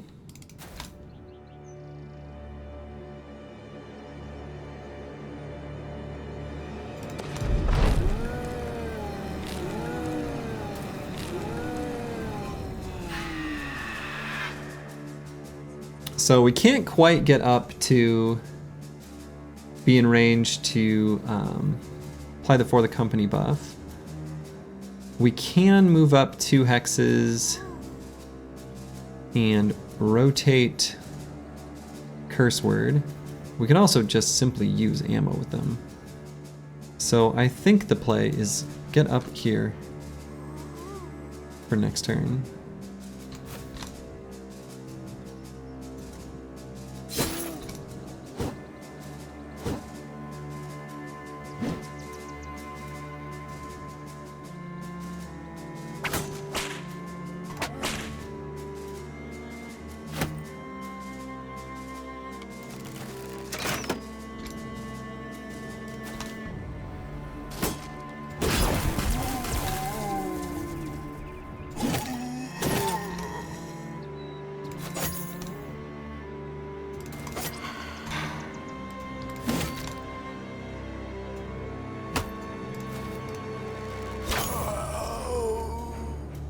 Oh, and we're out of ammo.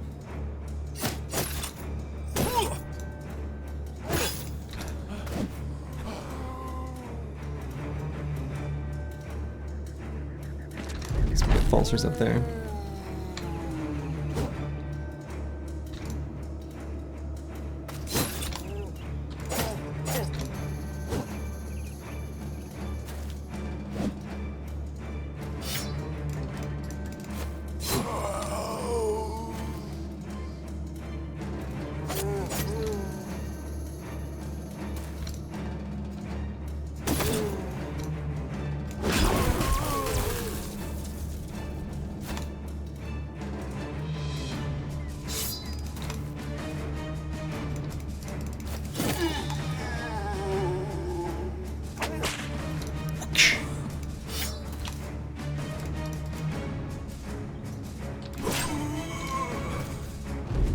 Okay, he can keep running, that's okay. Alright, let's see where this fallen hero goes. What a fight! That was... I don't know if there was a patrol that we also attacked, or if that was just a double necro camp with an absolutely monstrous assortment of units.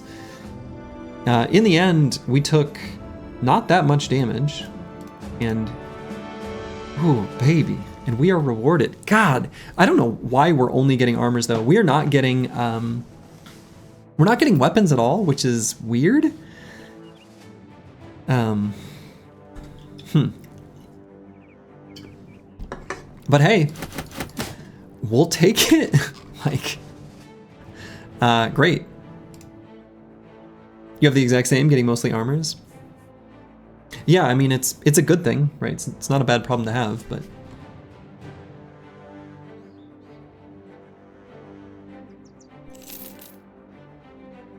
Armors are usually pretty good, weapons are usually pretty bad. It's easier for armors to be good, yeah, I mean, that's true, I agree with that. Some blingy looking armor, definitely. Minus 29, a little bit heavy.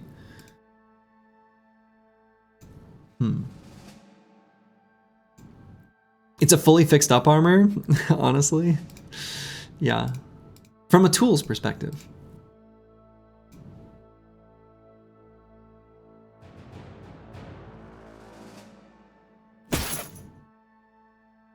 That just looks really nice. Man, that looks good. Do we give it nipple clamps?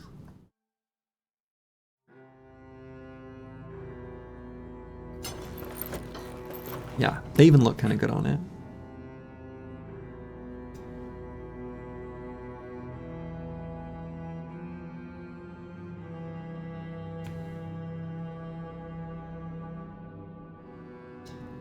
And we're gonna move over this thing, and we're gonna give it to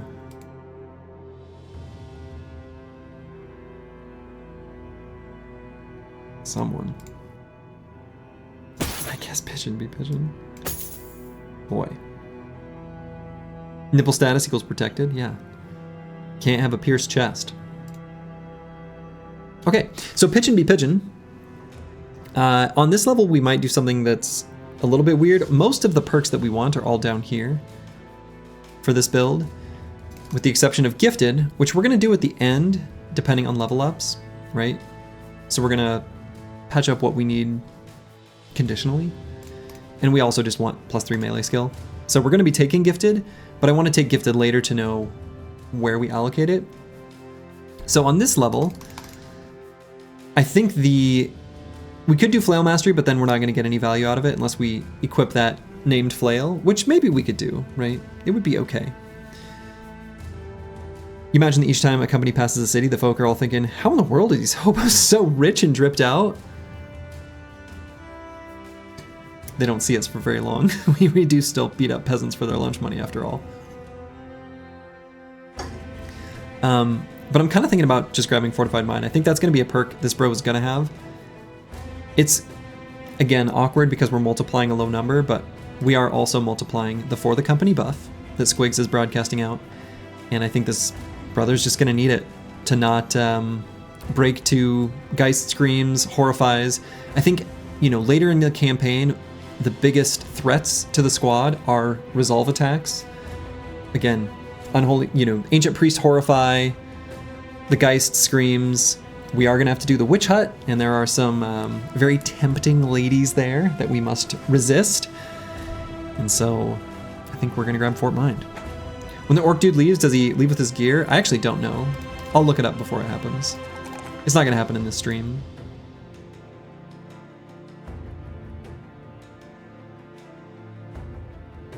I'm using a pole. Why not pole mastery? Oh, this is a very temporary weapon.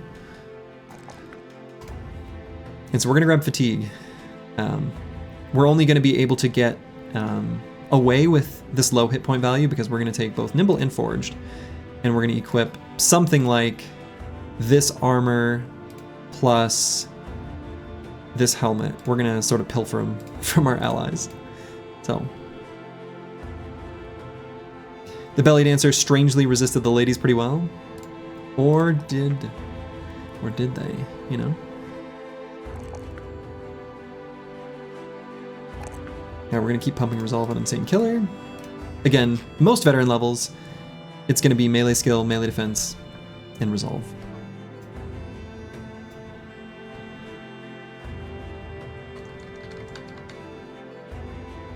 Items transfer to stash. Sounds like he does the good kind of leaves the company. All right, so we just need to make sure we've got space for it. Cool. Thank you, Bloexor. Okay, so we can head up to this. We know there's a camp here that we avoided a long time ago.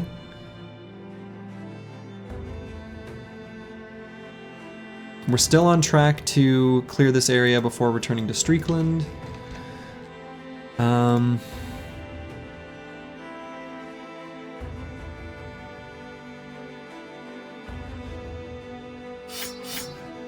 We did use a lot of tools durability just in our spears.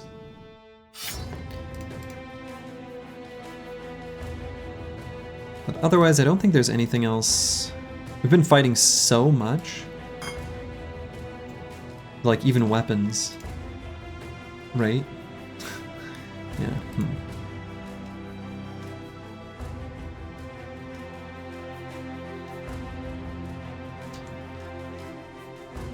No, I think we fix up what we got. We do want to make sure that we end up with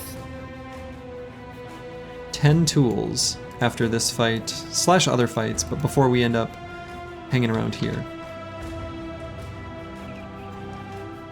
You're not judging, but you never heard of a male belly dancer? Well. Pigeon be pigeon knows what's going on. Okay, Bonebreaker's Cavern. Huh. So I want to avoid these fights from the perspective of the Greenskin Crisis, but I also don't want to avoid them because they're fights and they're easy and they actually have a decent famed item chance in these, higher than you'd think.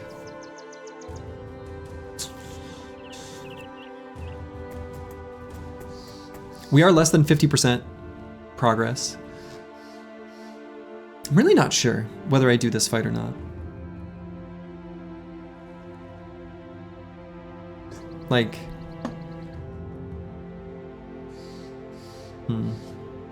it's like such an easy fight.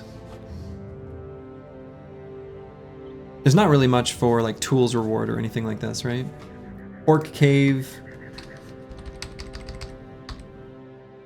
Yeah, 0 to 5 tools. Otherwise, just like strange meat.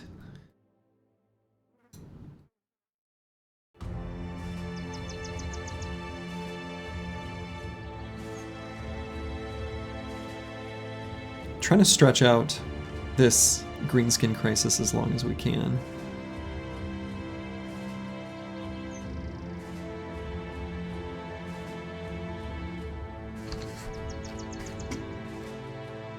I think I avoid it.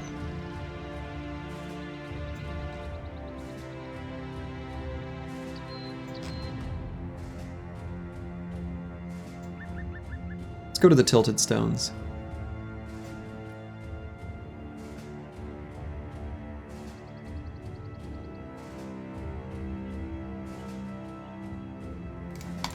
Ooh, RTS micro coming in handy. Muted my mic before I sneezed.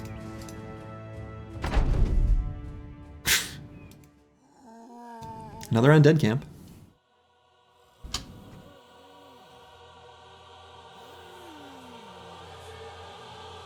$30 enemies. Hopefully there's not like a whole second group up here. God. Alright, so let's just wait.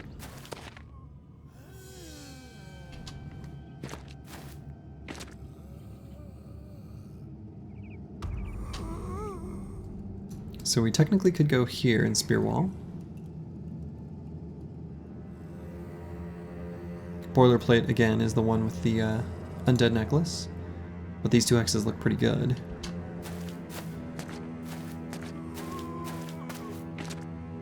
Not many fast units, yeah. Are you sure about that, though? I think there is quite a few. There are quite a few fast units. Let's see.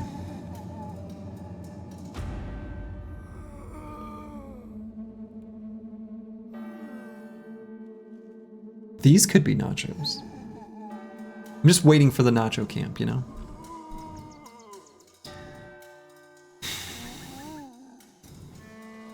So yeah, Disco Nick will go here. Instead of Gabe here, we'll set up a Congo line to get blasted by lightning.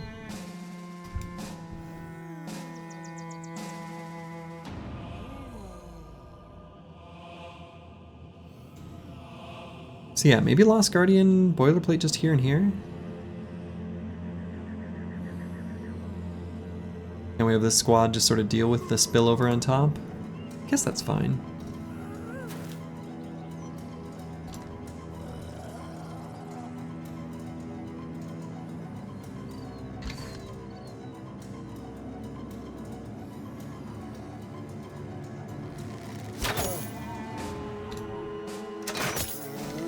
We've got a lot of ammo at the moment, which is kind of nice. So if we do put Disco Nick there...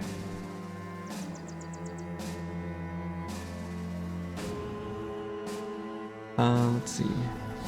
Let's put Battle Poshe directly behind him for this turn. We're not going to move forward and attack. Ooh! Ooh! Sir Walram, the Unburied. He's got himself a fancy looking mace. That is a fancy mace.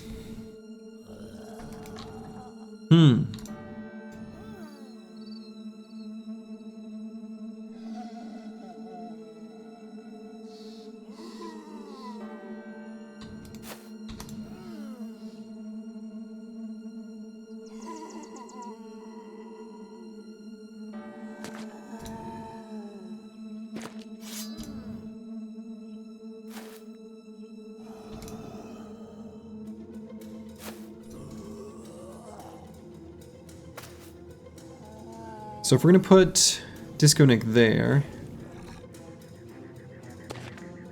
Ah, nachos. Okay, so this time it is nachos. Do we like maces? We do. I don't think we have a bro. Well, I don't know. Yeah, we'll see what happens with the mace. So let's get the Chaucer Lone Wolf. So if we put Disco Nick here, we gotta move one more hex.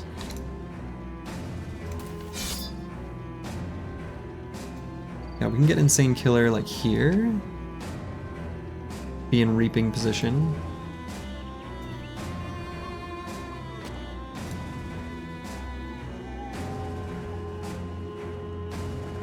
Could maybe put D and Dice here. A mace with -2 or -3 fatigue per swing could be a great weapon for Disco Nick. Yeah. I don't disagree. Yeah, I think that's true. I agree with that.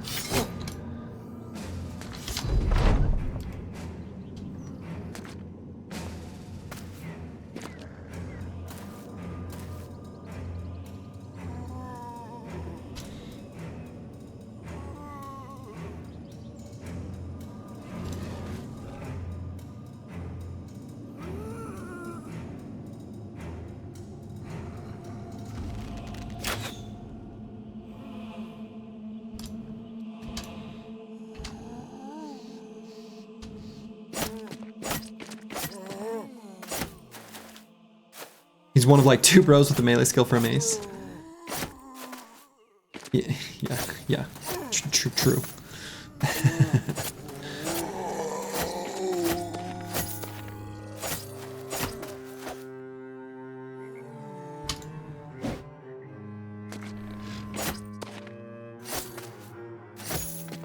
Are the rolls determined on the mace at the start of the fight, or just in the loot screen? Could we pick it up mid-fight and just start swinging? Yeah, we could pick it up mid-fight and just start swinging. We absolutely could do that. I don't think it's not going to happen, but that is a thing we could do. Is mace better than hammer? The nice thing about this game is that, generally speaking, is blank better than blank? The answer is almost always it depends. There are some exceptions to that, but generally speaking, there really genuinely truly aren't weapons that are just better than other ones.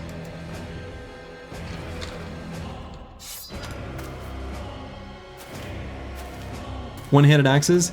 That's why I said generally speaking. The one-handed axe, also known as the worst one-handed mace.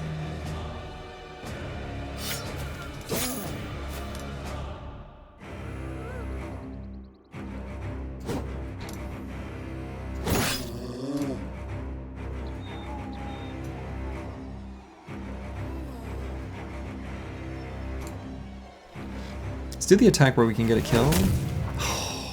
The one enemy we wanted to hit, we didn't.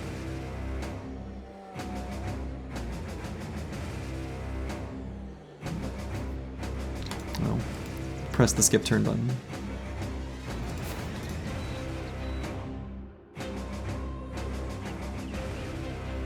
Let's get Misha Twitcher down to the bottom part of the battlefield, just in case this fallen hero makes a little forward progress, you know? Just in case. Not that we've ever gotten hit by a two-handed axe and felt deeply sad by that or anything.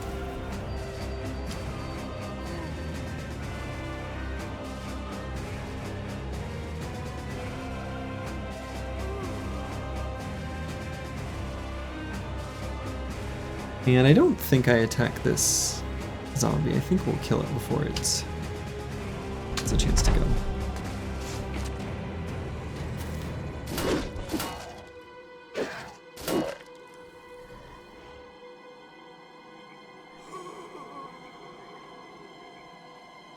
Man, do we send No Man 1220 a leapin'? Think so.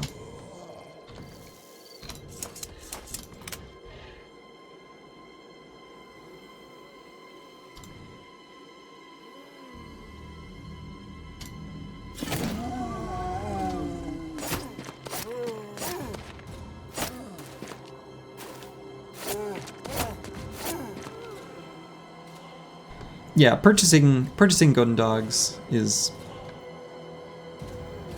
inadvisable.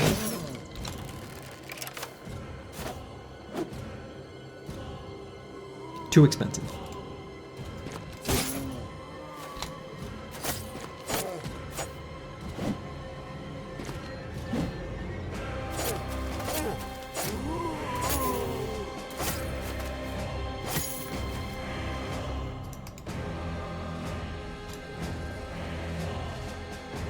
I think I'll wait on Aesthetic Gabe.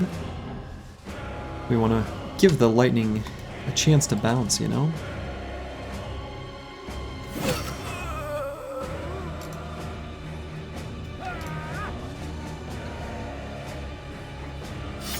Spear's fine, but we'll do that anyway.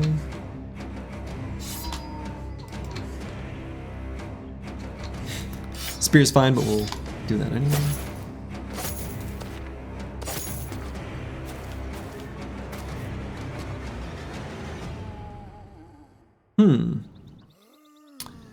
Yeah, I guess this Fallen Hero going here is fine. It's a cleaver, so we don't love it, but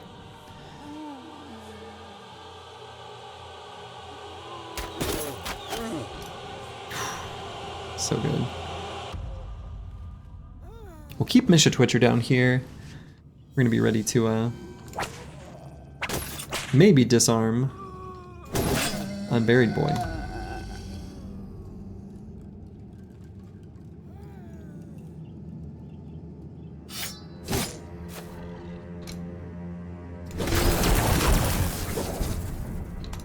Miss?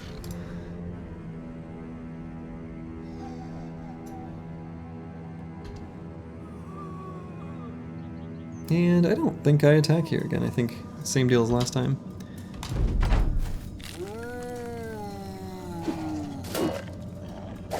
Floating axe spotted. Good dogs get no love, can't even be famed. Held a spell. Yeah.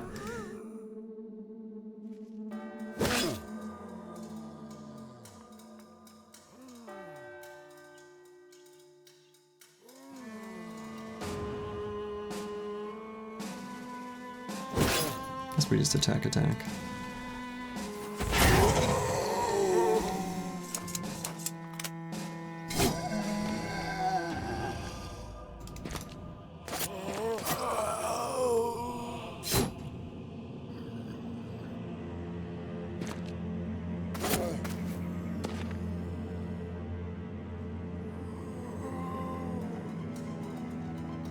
Wait there for a moment.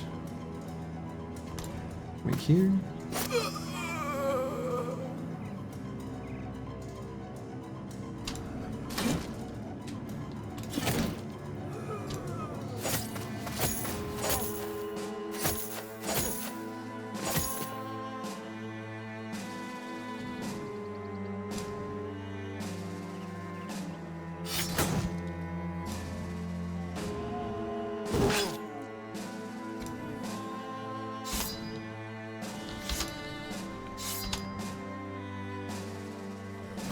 We shield wall.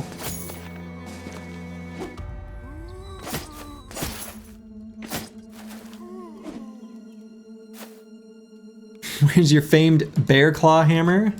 Oh man. Actually, I kind of do think they should have made a famed like bear armor. They made the wolf hat. Where my bear hat at, you know?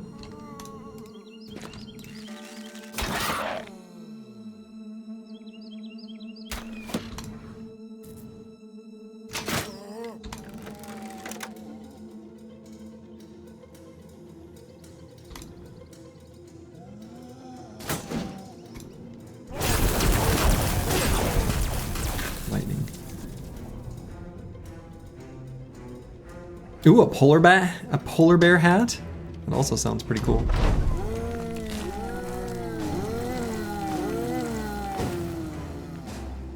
Excuse me, you can't leave zone of control, it's cheating.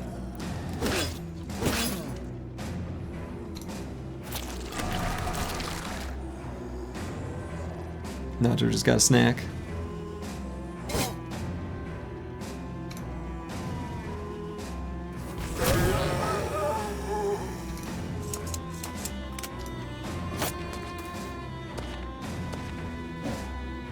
That's an EQ classic helm. Polar bear hat?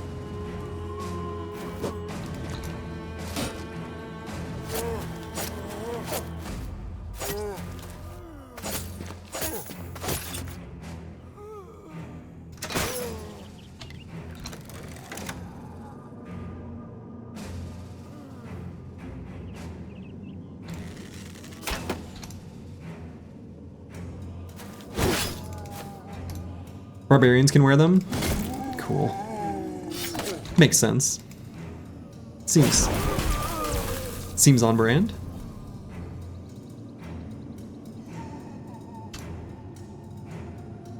Feels barbarian-ish. Guess I could have attacked here and rotated, so that Gabe could get his other 4 AP in use. That was a line that existed.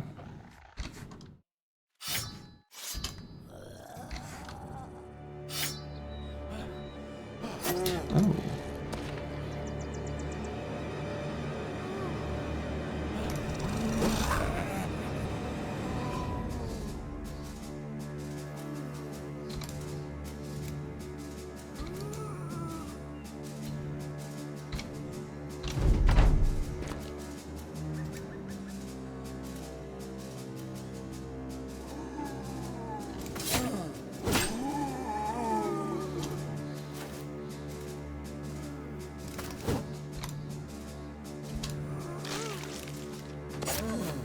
Got some snacking going on.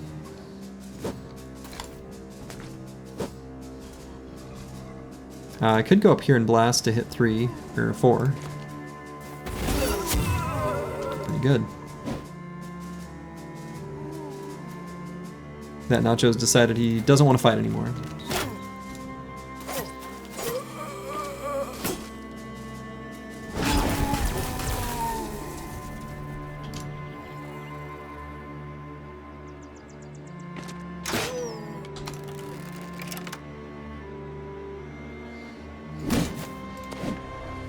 No snack for you, Nacho.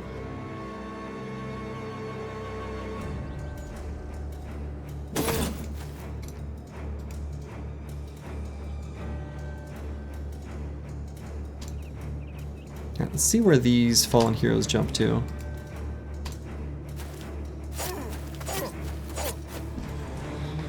Famed Mace didn't even get the chance to attack.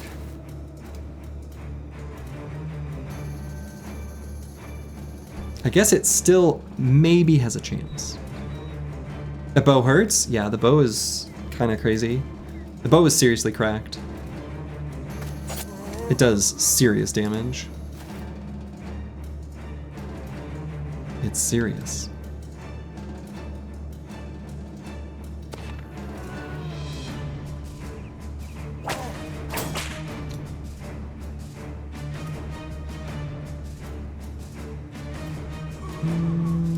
Yeah.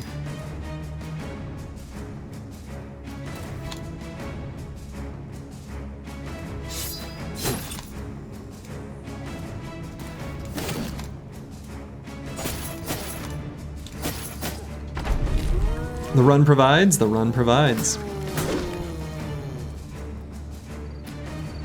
I don't remember that guy dying there.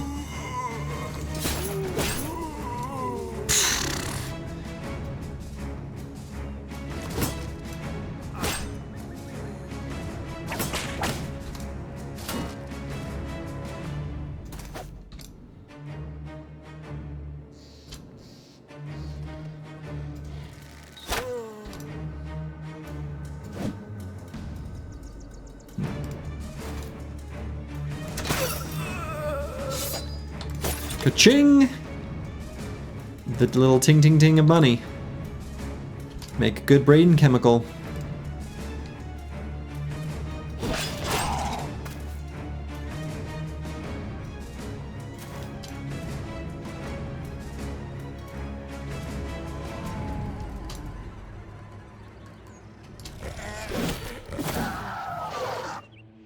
Enemies dying as they retreat, also good brain chemical. Undead with 9 lives will never not be funny. I know. It feels very, like, appropriate, right? It feels correct. Like, they're supposed to have that.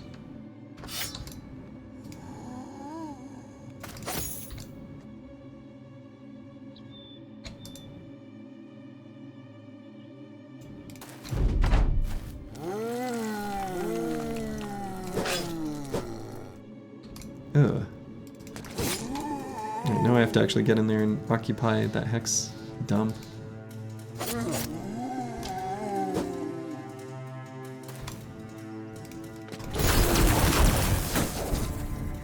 Buffing fallen heroes with Colossus and 9 lives makes them quite a bit more obnoxious. It gives them Colossus too, or does it just like give them higher base hit points? Does it technically give them the Colossus perk? That'd be like kind of fun.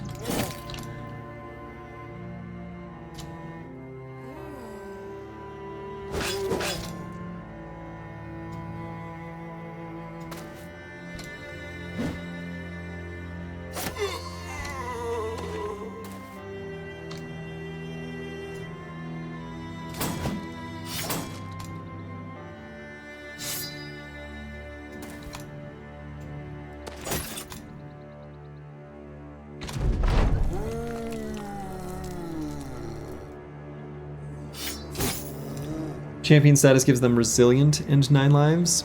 Resilient.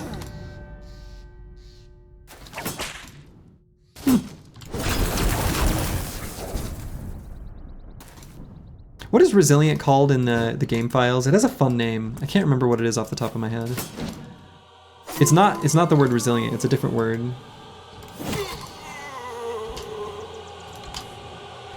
Holdout, yeah, that's it. Yeah, holdout.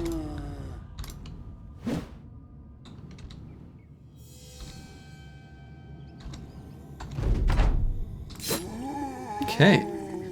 That was its old name? Oh, okay. I wasn't around for any of that. I've just peeped at the code. The only bro to get attacked at all was Pigeon Be Pigeon for 43 damage. Sweet Jesus. It's good. It's a good weapon. It's actually a pretty good one to use with a shield and not having duelist. Totally fine for that.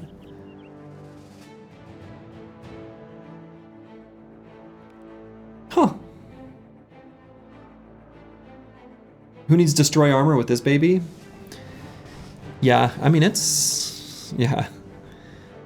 Sir Erkenbrand's Knocker. Huh. Pretty good.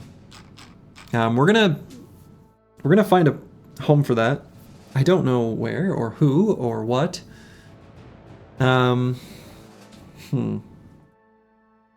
Basically a dual gripped winged mace with a shield. Yeah.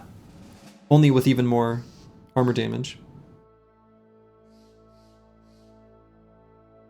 It's a nice duelist weapon if you had someone to swing it. It is also a nice... I mean, it's just a good weapon.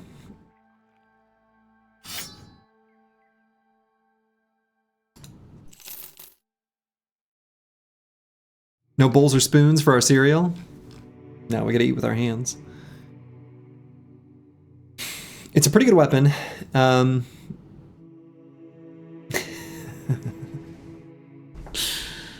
mean... You can give it to your fencer. I mean, in fights against Ancient Dead.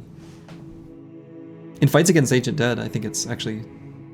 That's a pretty good choice. I mean, who else would even use it? Even situationally, right?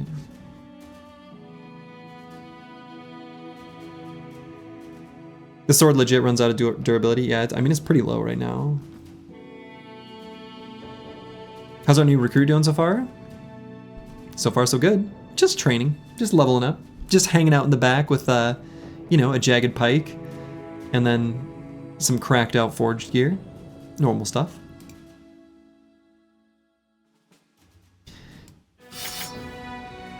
Yeah, I mean, I think we equip this for now.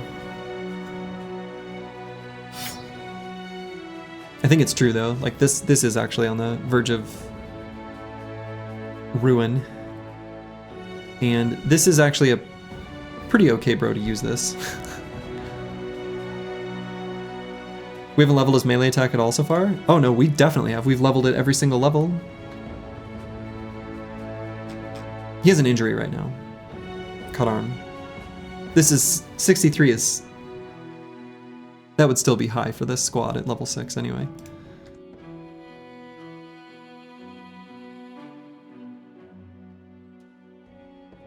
Cool. So yeah, we're gonna make our way to Streakland still. Still on target, I think, to get there by like day 248. I think we can probably explore this area a little bit. Maybe like sweep up through here or something. Look for footprints, stuff like that. Currently have a 20 tool surplus. That's good. We want to maintain that. We want to at least have a 10 tool surplus.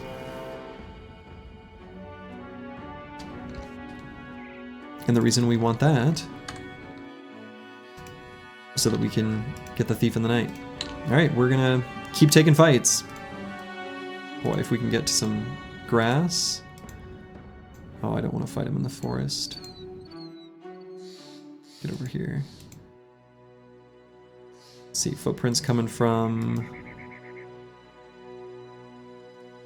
here.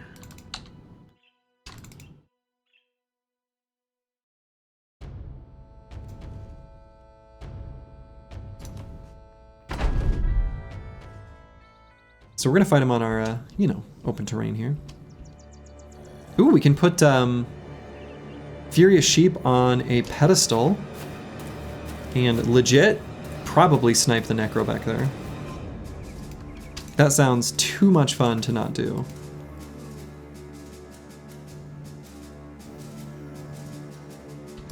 Cool.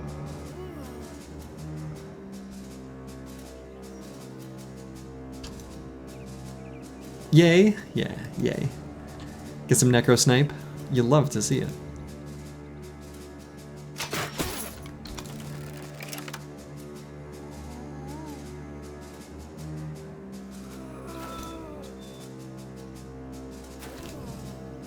Oh, okay.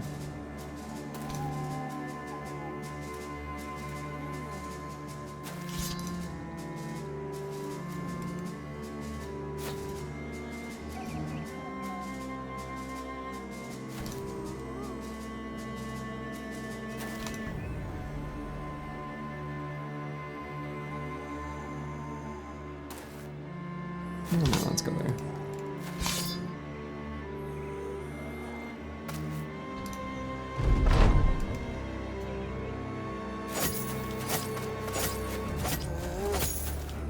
Get rejected.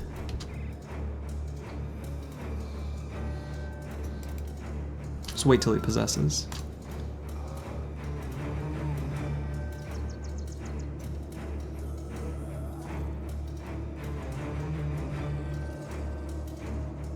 Could try to get Curse Word to get an angle as well.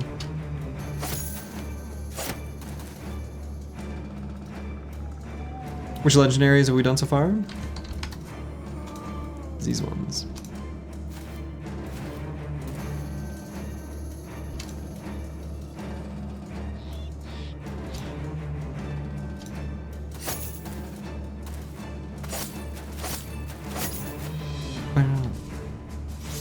Bow, bow, bow, bow.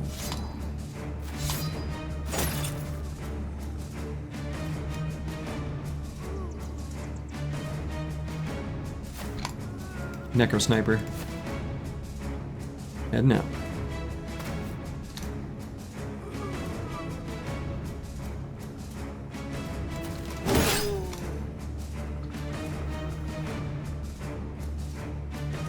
Let's just see what happens. Okay.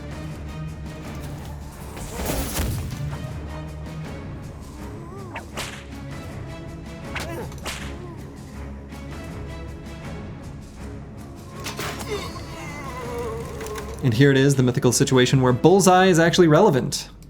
Can't believe we're seeing it out in the wild. It can happen.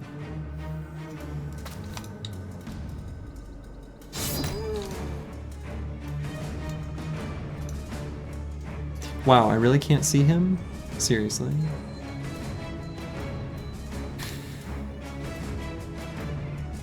Silly. How about there? Okay, that one makes sense. Rink.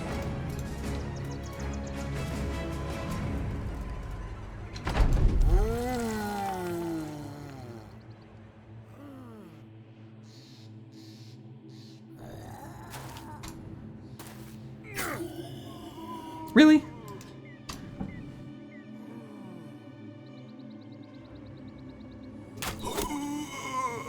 Get off him.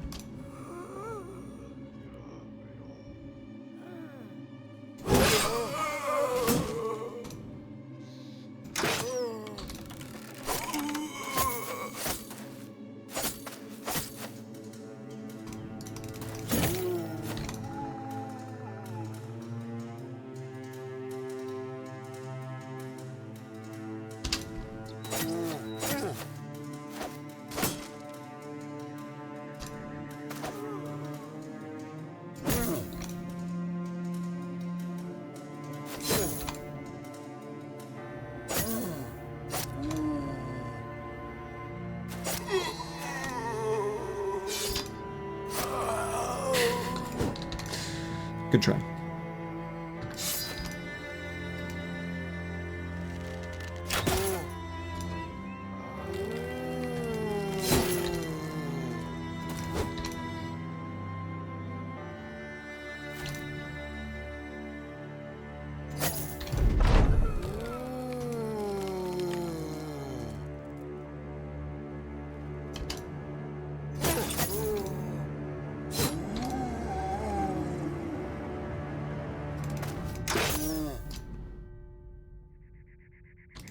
Can he do it?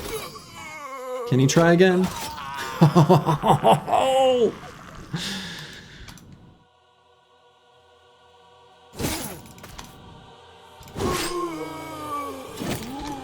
From downtown, my dudes. From downtown. That's right. Boom! Headshot! Little pure ponage reference. You love to hear it.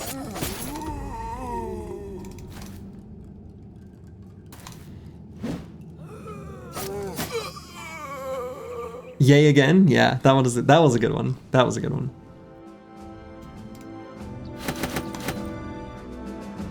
Dark Rugged Surcoat. It looks nice. Is that famed bow plus accuracy? It's not actually. It is a famed bow with damage and skill fatigue use. But Furious Sheep is, you know, now that he's reached level 18, got some pretty good range skill. Alright, so we can try to trace where they came from. Do I want to be out that long? So it is day 247. I want to be back here by 248. So I guess not. I think we acknowledge that there's a necro camp over here somewhere.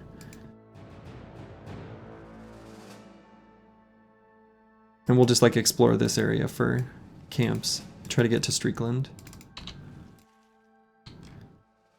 I think that's gonna be the play. Okay. Little tiny Briggy camp. I suppose we'll just wait for it to just sink into nighttime. And then we'll fight it. Since they got some marksmen.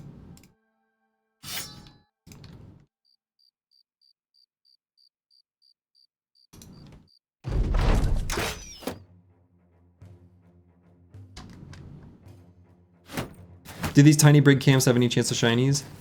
These ones, no. I think the chance will probably literally be 0.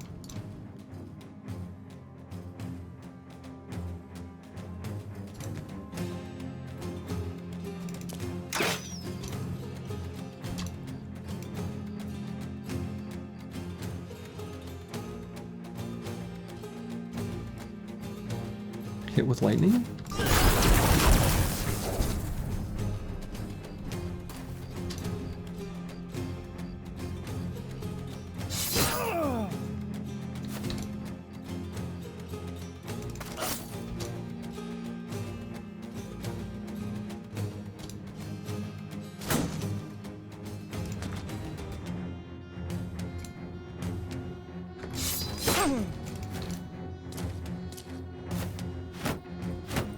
The real shinies, the briggies we killed along the way. True.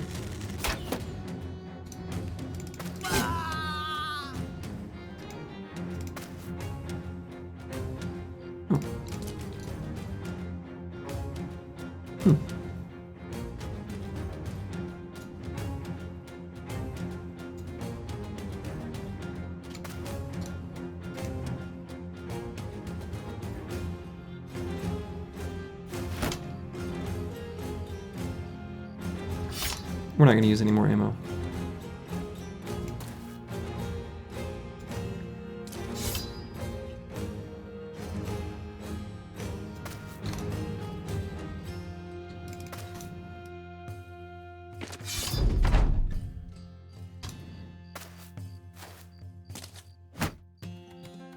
If you're a brigade and you watch a guy walk forward and someone lightning from his sword, you just turn around? Yeah. Like, there's no amount of crowns that's worth that. Like, if someone is shooting lightning from their sword, this is some serious life advice. You run.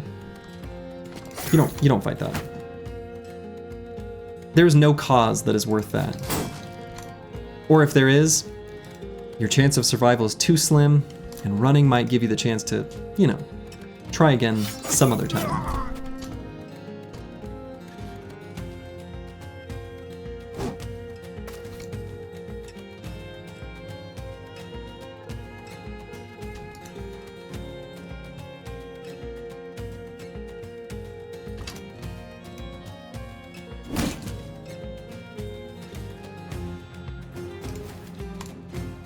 It's all swords.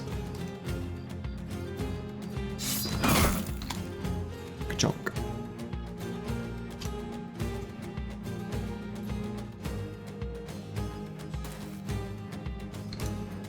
Marksman's still there.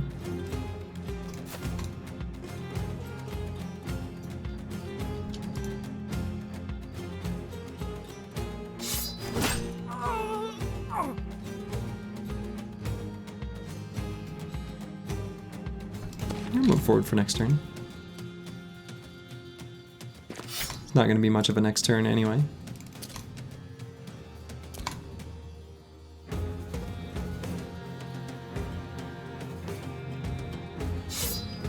Oh, oops. That's not what I meant to do.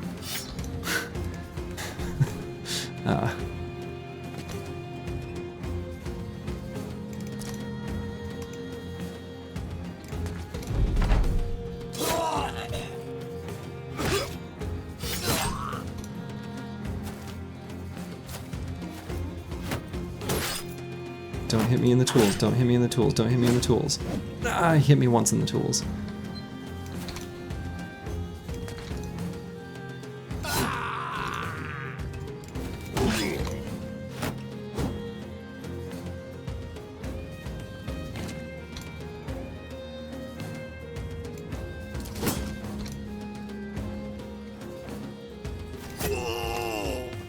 We are basically just briggies with extra steps? No. We've covered this, guys. We're the good guys. We are the heroes of this realm. It is known. Just wait. We are purging this land of its great and most terrible evils. What nobler cause could there possibly be than what we are providing the land? Pay no attention to the triple-digit, bordering on quadruple-digit kill count of human lives, but also orcs and goblins. And undead. Do those count for double? Anyway, we're the good guys. You know, right, no one else is killing Krakens.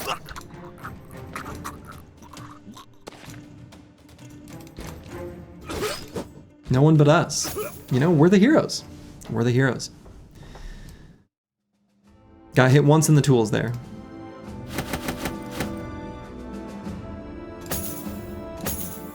And we'll grab some of this gear that's still in good shape. There's some stuff here I think we can safely leave behind that we're just never gonna wear. And we know that.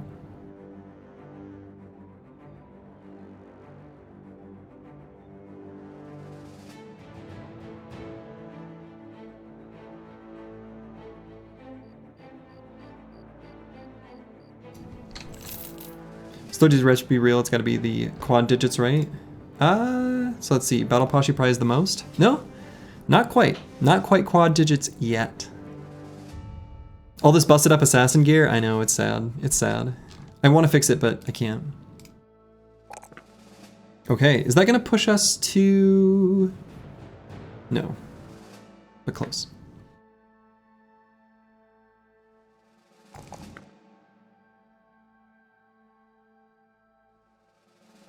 You know, honestly, let's do these three. No, let's still do melee defense for Necro Savants.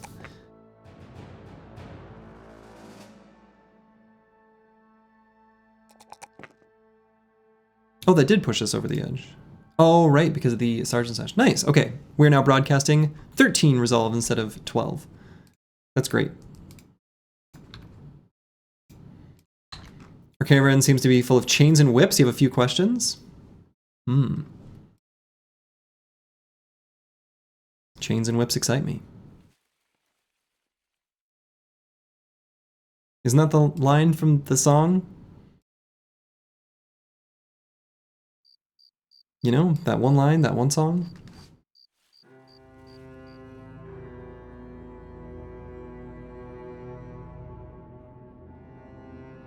Alright, so we did like a flurry of fights. Oh, we're so close to getting close enough to proc the event. Damn, that one happened, it seemed kind of early. Well, I guess a nice bonus for the Chaucer. We were so close to getting in position for our event farming.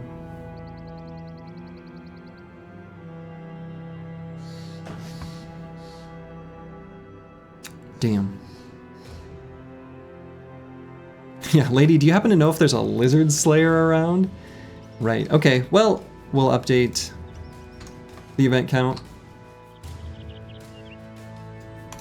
Shoot. Our ideal would be to stand like right in here, as previously discussed. But I guess we don't get to do that. Where to now?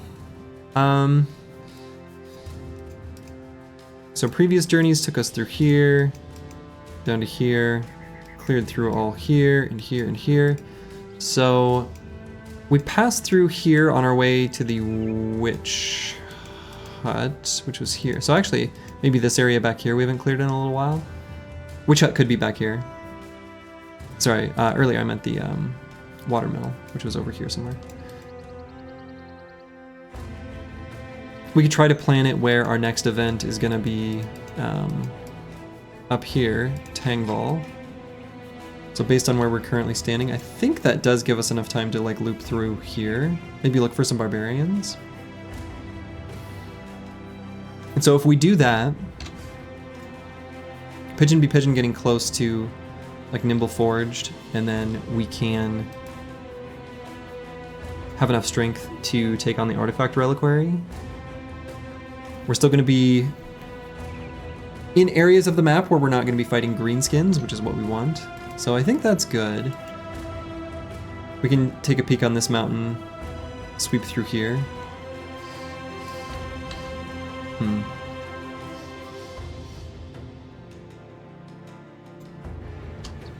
32 webnets.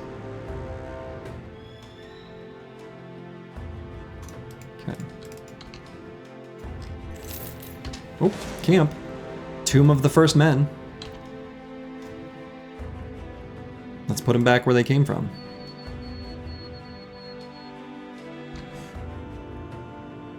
I don't think there's any special considerations we need to make for this fight. Oops.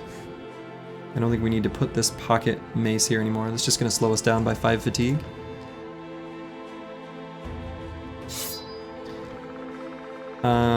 We don't need anything here. Would we put that anywhere? I mean, in all seriousness, Pulsar's at 61 melee skill. That's like a lot of damage. Right? Whatever.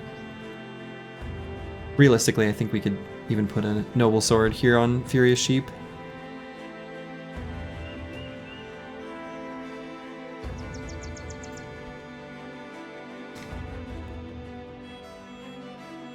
And how's our armors looking? Pretty good. I don't think there's any adjustments.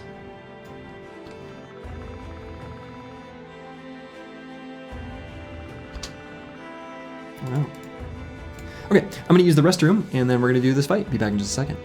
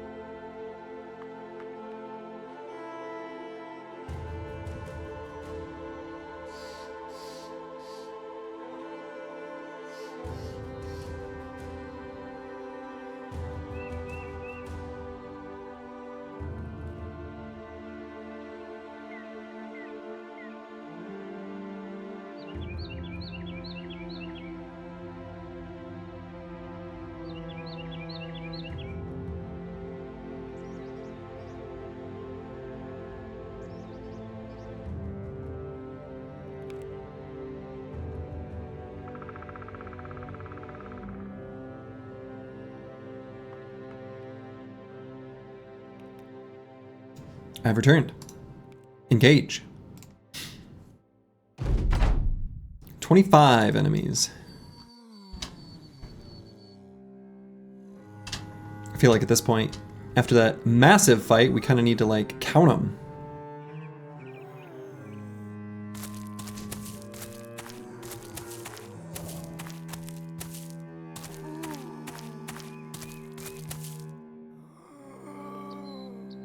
Quite a few fast boys. So that's going to mean a lot of ghosts. So boilerplate, going to need to be occupying a forward position with spear walls, since he's got the undead necklace. Can't really get him in a too aggressive of a spot, only up to like here.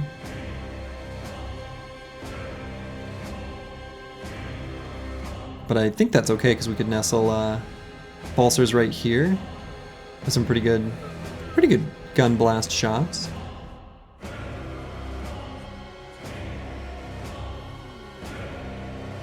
So then if we do that, we would put Lost Guardian there.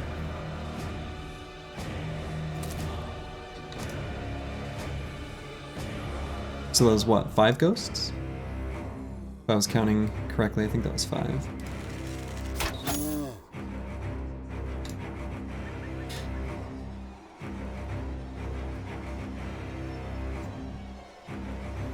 So we'll bring Squigs forward.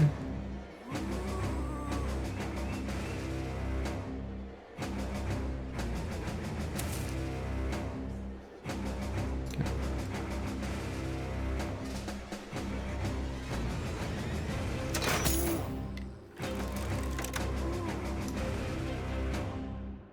So if we put Disco Nick here, maybe Disco Nick just here.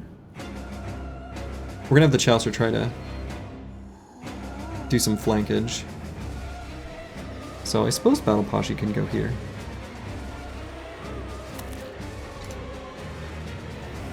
We could put Pulsars here for this turn. Actually, maybe we just leave them here. This might be where we blast from. Yeah, maybe not. It's kind of not that good.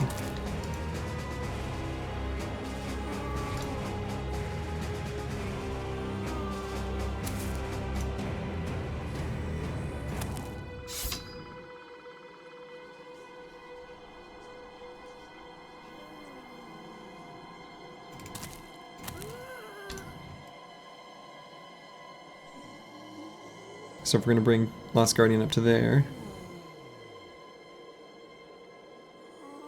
could make it so there's exactly 1 hex where Aesthetic Gabe can stand and be blasting. Using his big old lightning sword. That seems pretty good. Let it chain through the back line of zombos.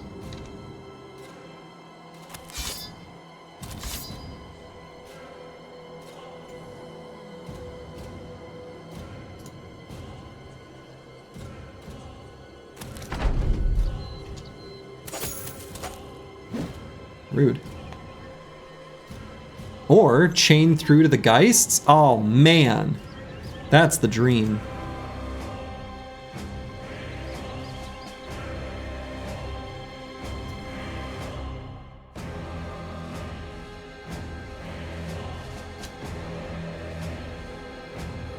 That is absolutely the dream. So let's try to whip this one. Okay.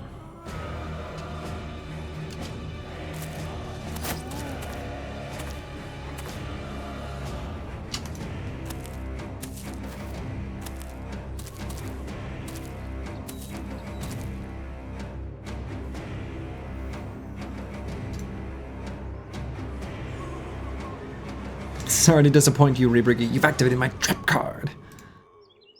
Like Kaiba before you.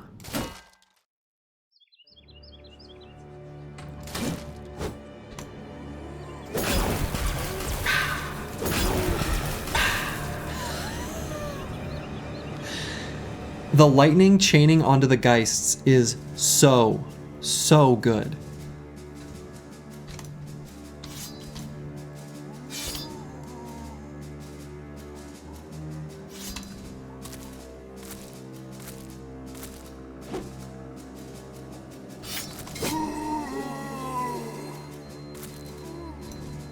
It's so good.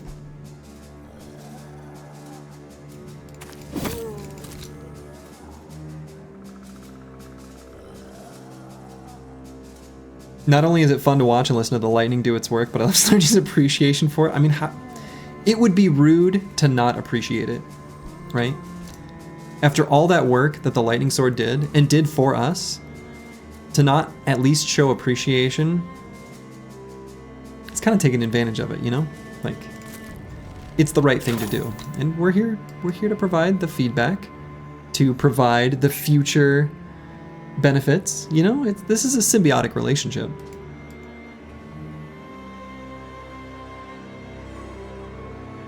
I wonder if Falsters will get better blasts up here, actually, against this little clump. Maybe I stay here, though. There are more zombies that are going to be, I don't know, making their way this way.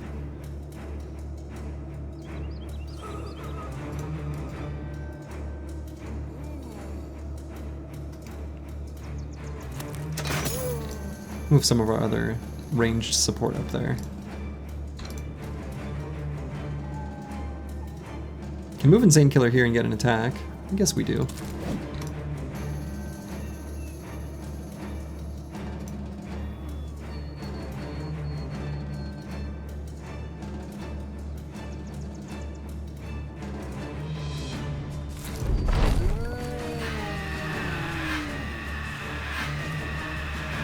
Spooky ghosts.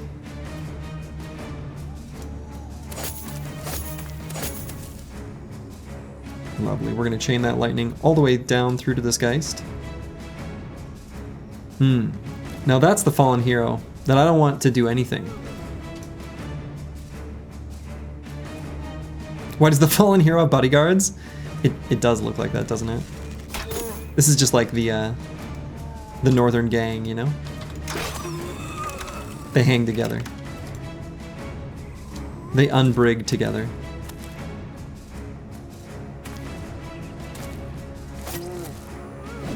Friendship ended with spears, now laser sword is my best friend.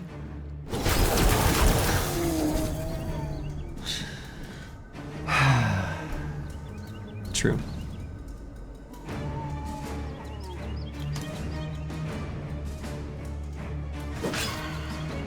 Got him. Ooh, did I want to get him?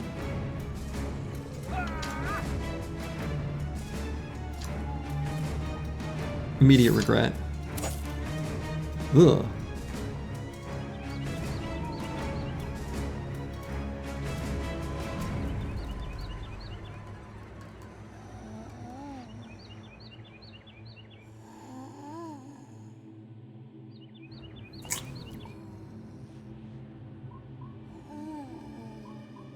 Let's wait with Disco Nick to decide what we need to do. No one else is going to walk into range.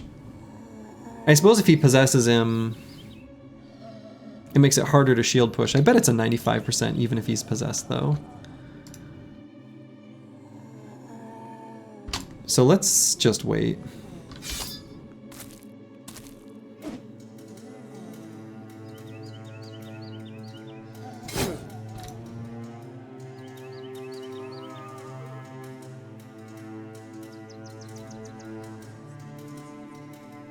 And actually, let's rotate Misha Twitcher. That way he can walk here and disarm. Yeah. Alright, so now I guess I'm not that concerned about it. Do I even push him away? I'm not sure.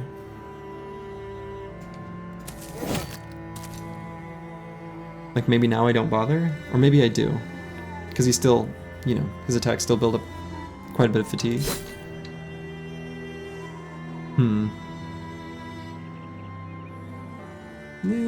You know, I really don't know.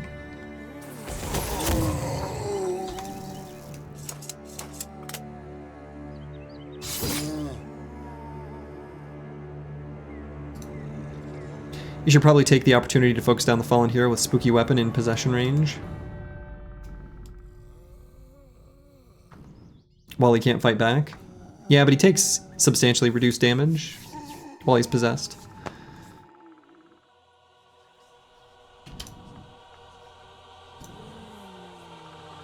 So a lot of those weapons will just like hardly do anything to him.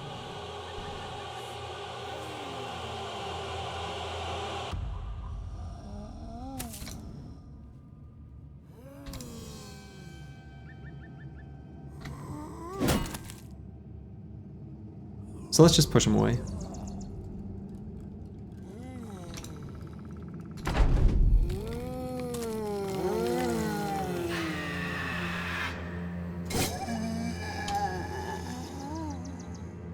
Let's use our big spooky warbow.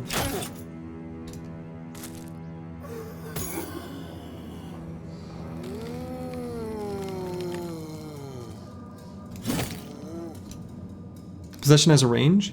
Oh, wait, I did say possession range. I meant different words. Whatever words I said, I meant different ones. I'm gonna go for another disarm. We've got a good surround on him.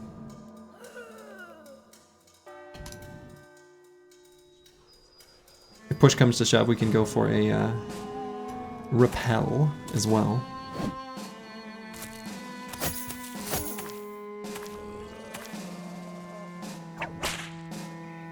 Okay.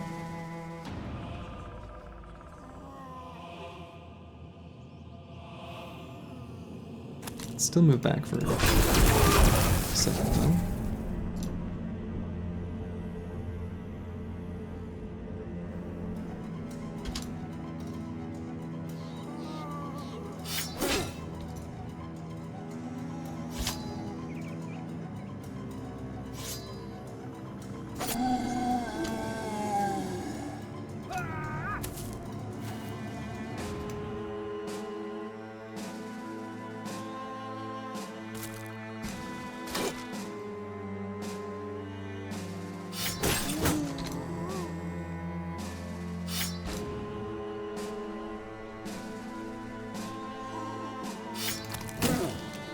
Give that new mace a bonkin'.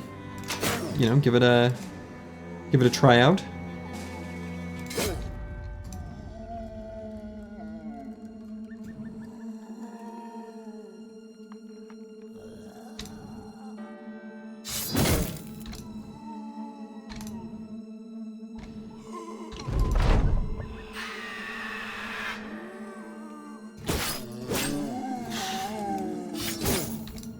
Brother's so good.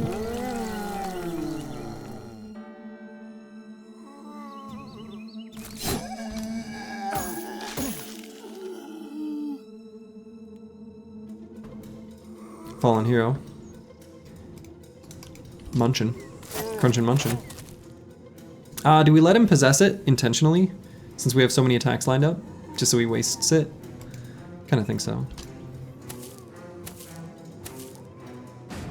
So we're gonna hold on attacking it for a moment.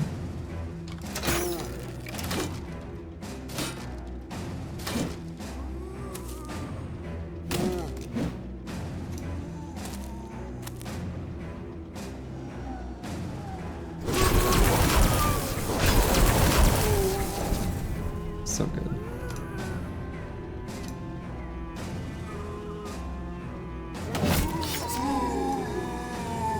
Team's feeling strong. We should not get overconfident, but like... Team's feeling strong.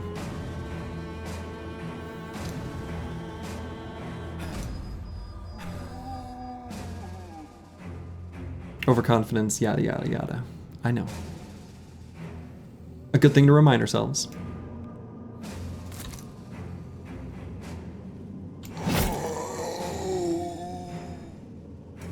We should not get round swing instead of triple stab. The Necro Savants.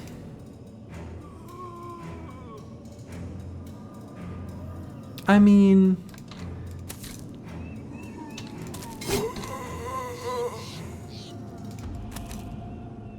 maybe. If I could go back in time, do it again, maybe I still would.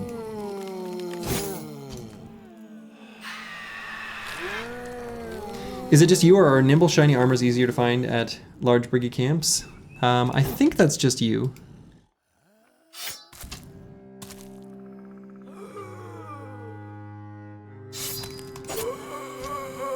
But, unless you're thinking of like champion master archers, champions. How'd Fall Swords do that in the Brigand fight? Trapped by the rock? You had to go midway? You're talking about the one right at the very beginning of the stream, Despotsini?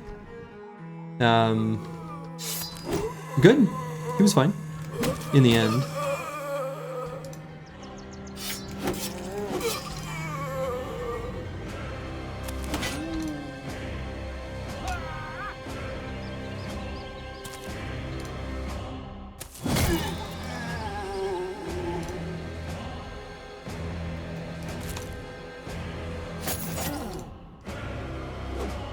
Yeah, they all brigged their pants and fled.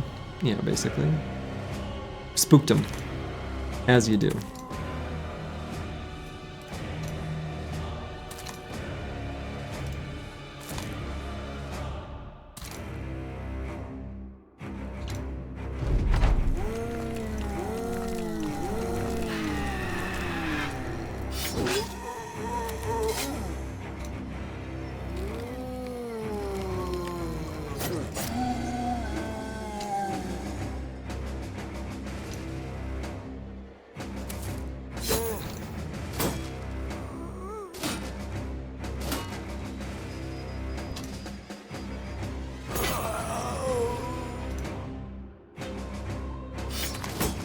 No, I wanted to say out loud, lightninged. It's stabbed. It's boring.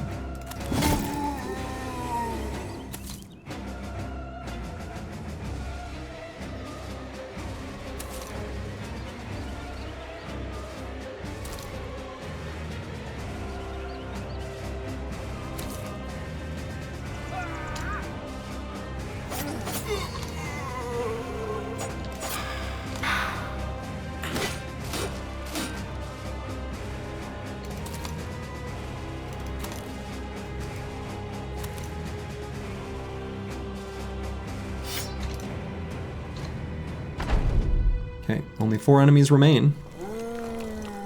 Only 5 enemies remain. Only 4 enemies remain.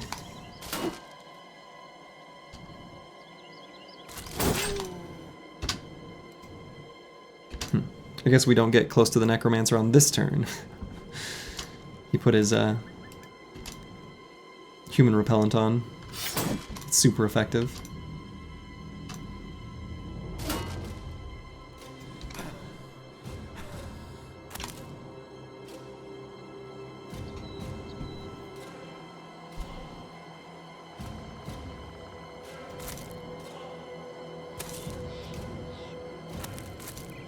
kind of effectively spent a turn doing literally nothing.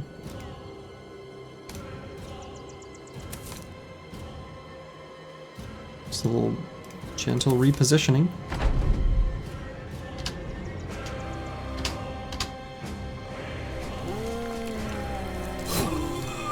Guess we do it again. A lot of our reach weapons are all root.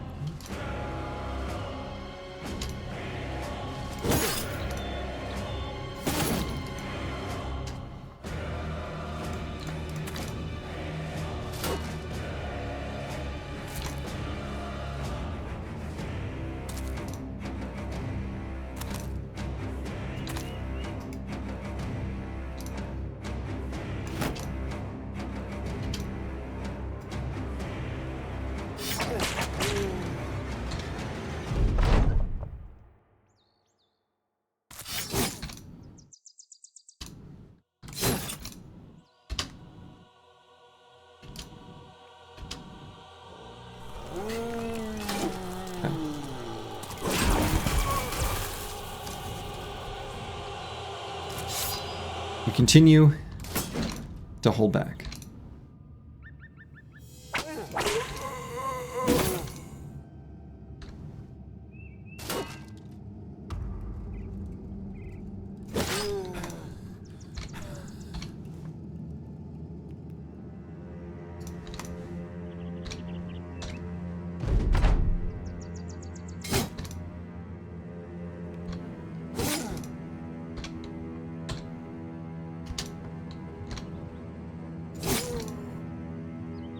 Slowly but surely.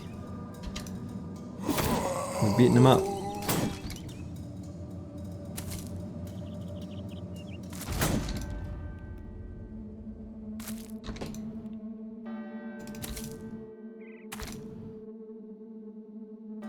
Your days are numbered, Necromancer.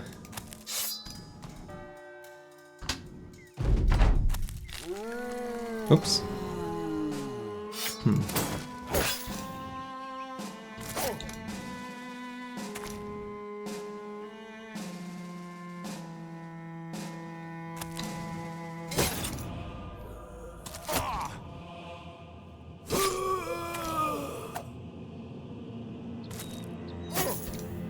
You can't stop eating the apricot cheese. You'll cry when you finish the damn thing. Please save me from myself and my cravings.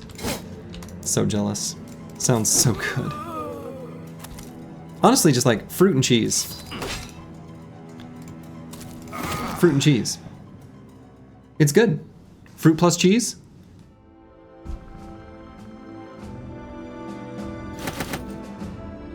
Hard to go wrong with fruit plus cheese.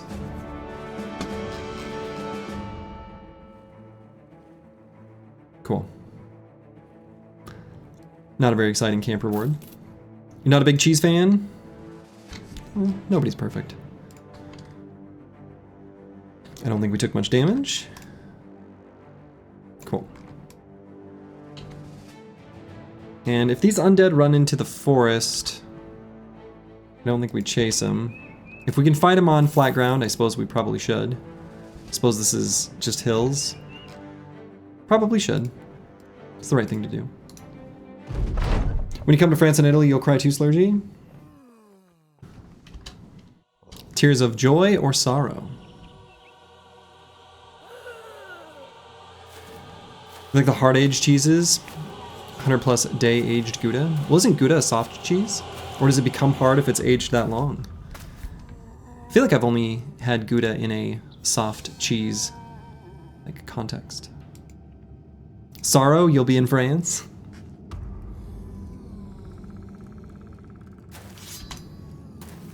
Nah, I'm sure it'll be lovely. Gets hard when aged? No kidding. Oh. I bet that is good. I mean, Gouda is such a good cheese. So, that makes sense.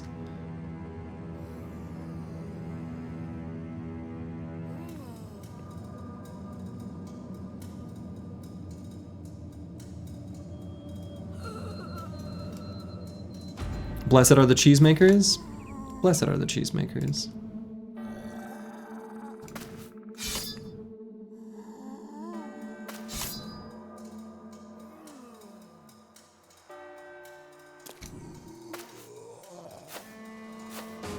You're Gouda, but I'm Cheddar. It's a good joke.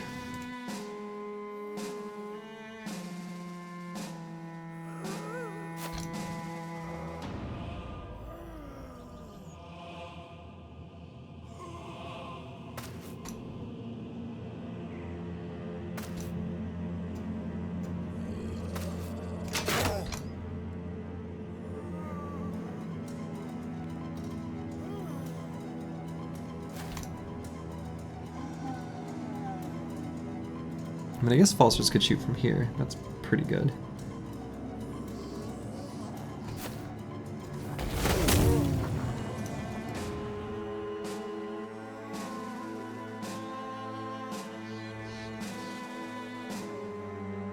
Sniping time again? Yeah, that's what I'm gonna do. In Rome, you found out a shop named Cheesemonger, if I recall correctly, and I stay there for hours tasting everything they offer. Almost half the bill because I love it. I was in paradise. Yeah?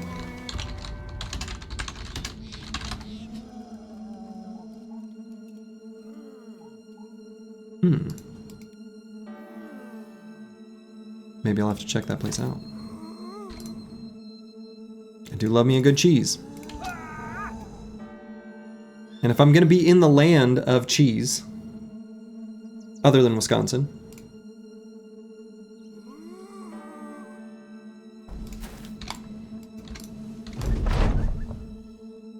may as well enjoy some cheese.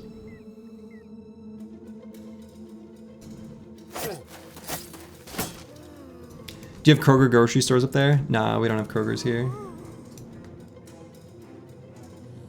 We've got Fairway, which includes, could it be butter?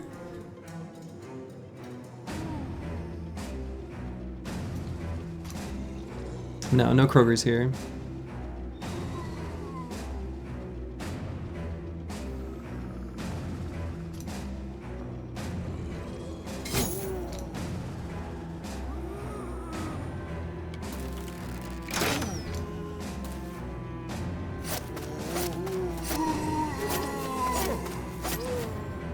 What's the other common grocery store that lots of people know? I think Publix? Publix is one that lots of people, you know, it's a common one. We don't have that here.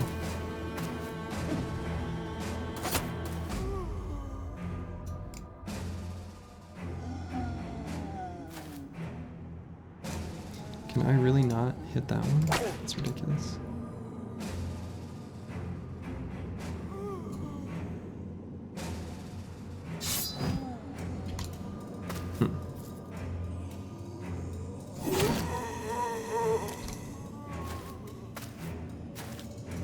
You thought Publix was more of a southern thing? I think it is. I thought Kroger was a southern thing. Is it not? We don't have Kroger's here anyway. You used to spend your birthday splurging on hundreds of dollars of cheese from Cheese Plus in San Francisco. Cheese board picnics on Treasure Island. Perfect. Sounds nice.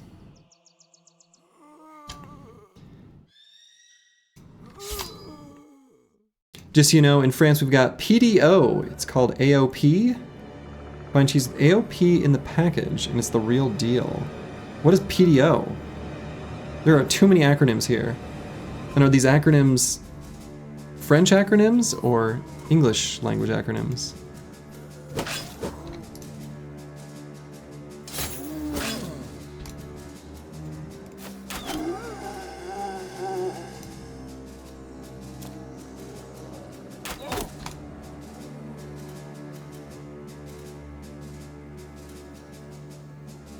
Protected designation of origin, like champagne? Ah, okay. I see.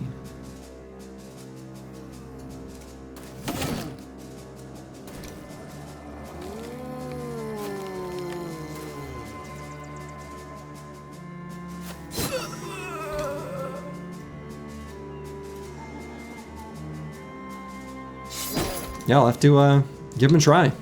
I love cheese. So.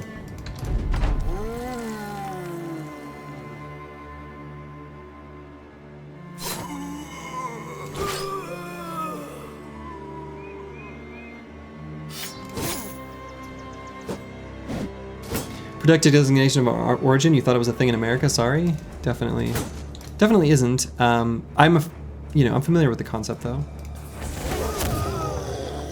I think that's a uniquely EU thing. You know, we're okay with our Cheez-Its being manufactured anywhere, you know?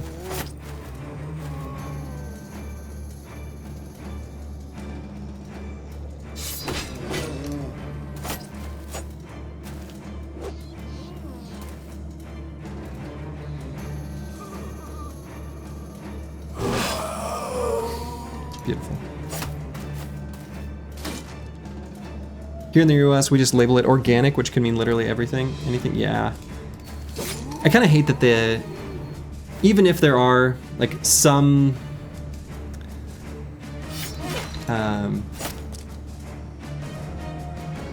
situations where there are rules that can be applied for using that word, I hate that we overloaded like an existing English language word. Like, why did we use the word organic? Because like, I'm organic as a human. Just, I don't like that word. That word already had meaning.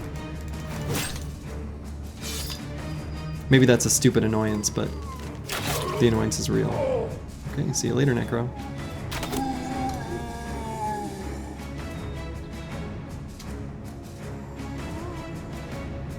Reddit snipe? You know, we've done quite a few.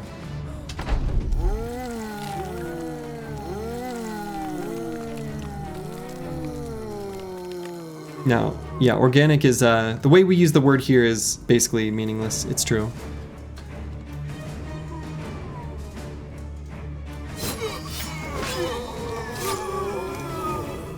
Triple kill. A good friend of yours now lives in Oregon and sent you pictures of cheese and how much it cost. You almost fainted, but you're sure American cheese like Monterey Jack are really nice and good, but the brie, it was terrible. I mean, Monterey Jack is fine, but Monterey Jack is like purpose-built for being a melting cheese. It's not like a cheese you just sit and eat, really.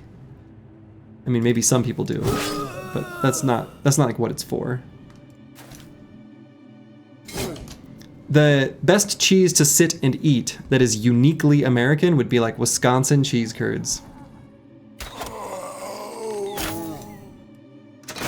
That's the way to do it.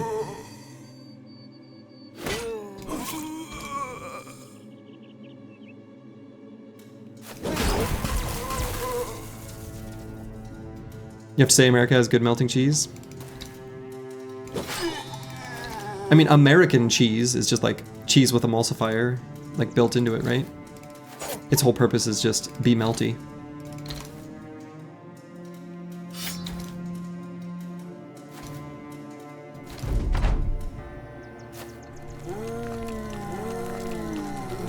It's not a cheese you just eat, though. Like, that's not... That's... I don't know. That's not what it's for. Maybe someone out there does. I don't want to yuck your yum. Monterey Jack fans right now? I mean, Monterey Jack, oh yeah, I suppose. That's an American cheese. That one's pretty good.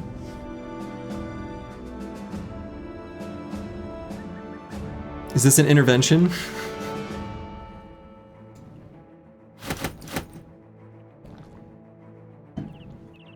Okay.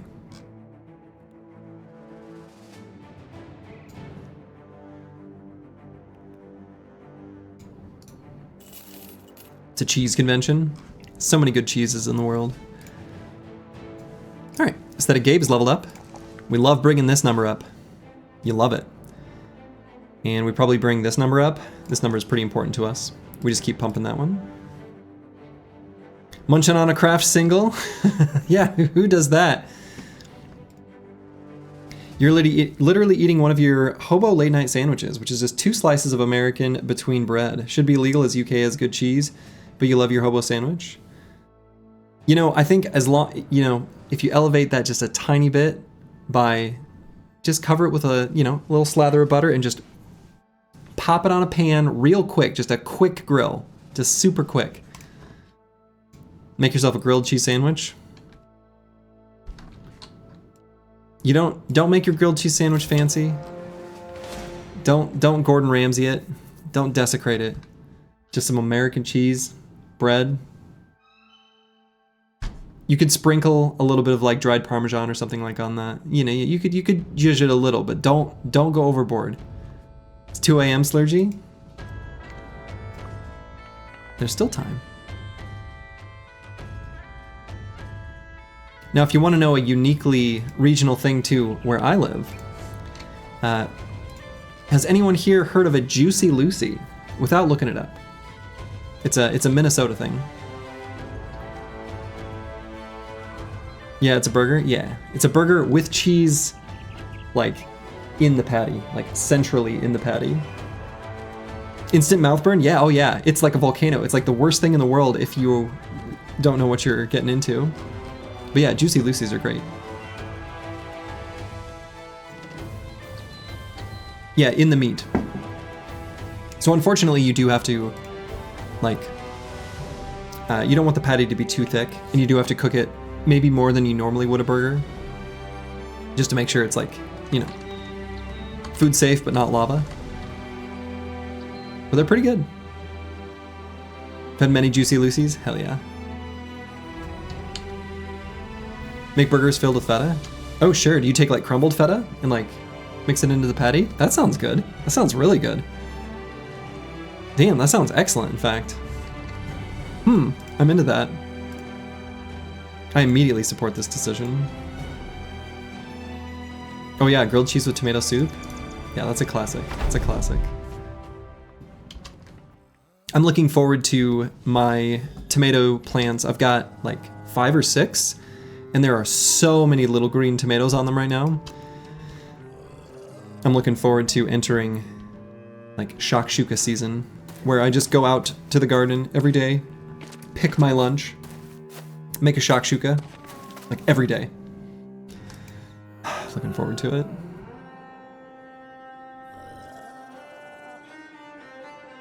Y'all need to go to New Orleans? Yeah, I do. I do want to go there someday. Alright, so we're gonna get Lost Guardian to here. Looks like it's only the Necro. I think we knew that ahead of time, though. This is like the watermill fight. So many fallen heroes. Otherwise, might put Boilerplate and Disco Nick next to each other. Someone say New Orleans? Hmm?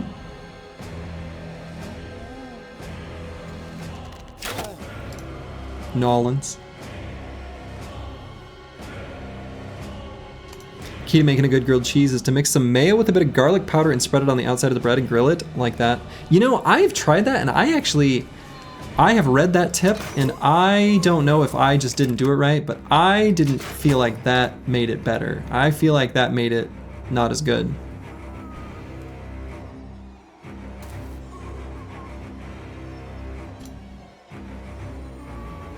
Maybe I made some sort of mistake somewhere, but I don't know. Really depends on the mayo. Maybe that's it. Maybe it needs to be the right type of mayo, but I thought that made it like worse. Actually. You don't want to toast your hobo sandwich, else you'll have 2 tiers of toasted sandwich. Oh, that's true. You don't want to, yeah. In the UK, you use a waffle iron to make toasted sandwiches, not really in a pan? Really? Surely you can use a pan. Do you not use toasters? Dude, I don't know. That's crazy. Honestly, I suspect that there will probably be a number of things present in not just, you know, I don't know, present in Europe that are going to surprise me, no doubt. Things that I think of as like being the same as the US that there just won't be. Those are always the interesting things to figure out when traveling.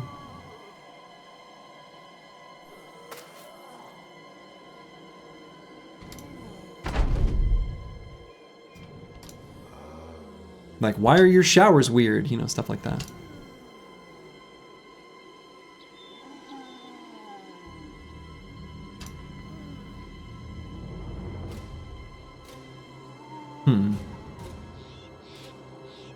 You do a thin layer of mayo and garlic and onion powder on the inside. Butter on the outside is the way to go. Okay, that I could support. I could support that.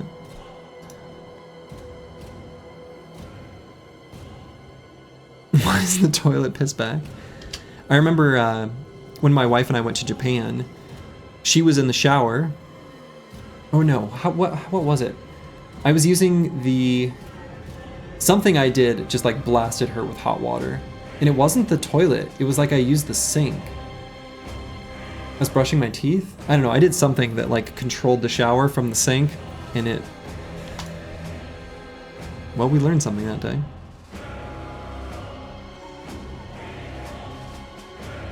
Yeah, electric kettles are clutch. Use mine all the time. Every morning, in fact. When I make coffee.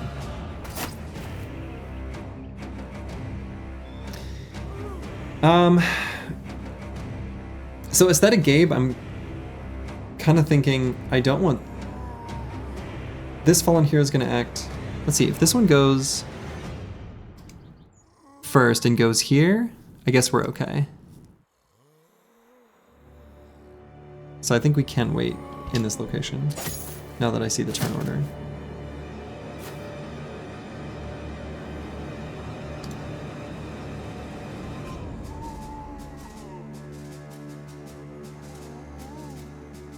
Ooh, ginger tea is your go-to throughout the day?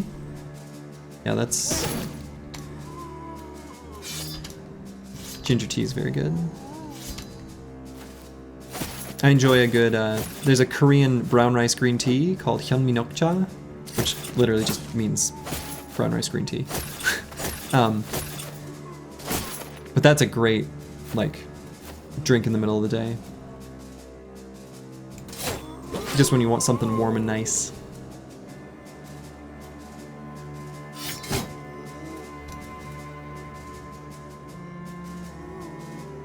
No way to push that guy back, huh? This is like the watermill fight all over again.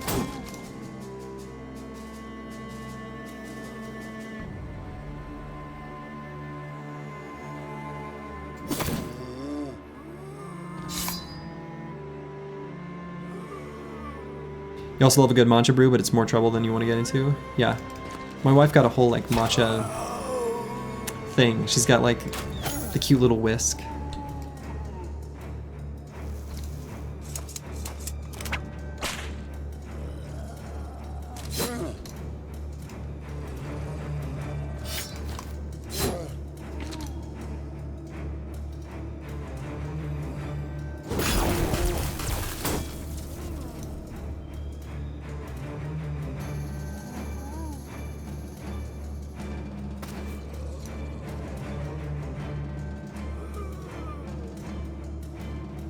Yeah, I felt like I didn't like matcha either until, honestly, you know how,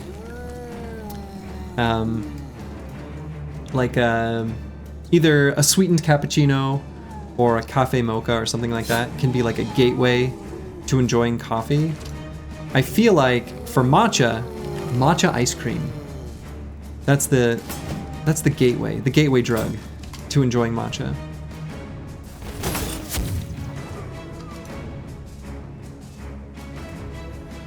Once you get a good matcha ice cream, I feel like that opens the door. Then you understand what you're looking for in a roundabout kind of way.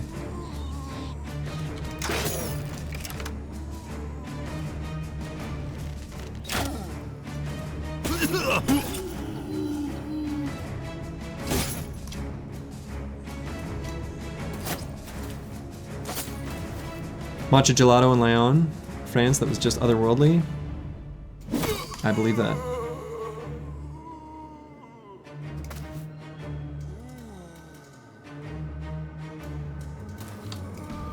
The Chaucer, going deep.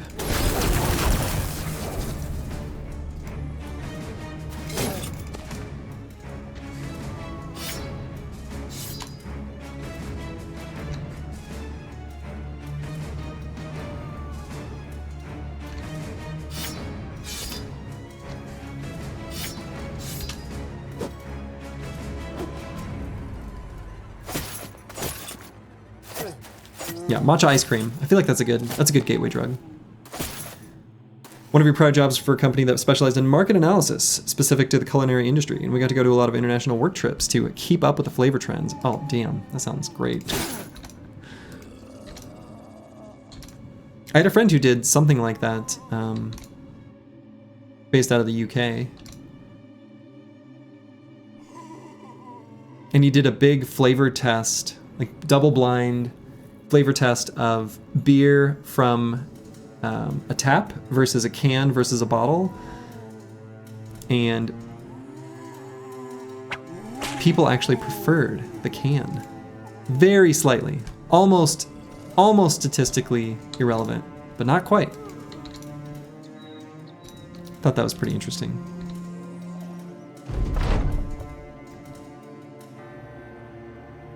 You would think the bottle would win? I would have thought that tap or draft or whatever word you want to use.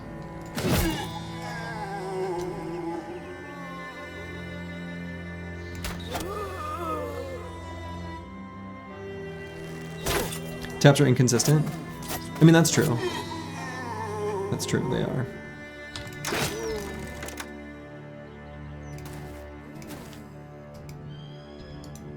Tap draft can be really swingy based on... Yeah, that's true. If they don't do a good job of keeping up the maintenance. That can be a bad experience. Bottle's worse because no matter how dark the glass is, some light gets in. That's probably true. That makes sense.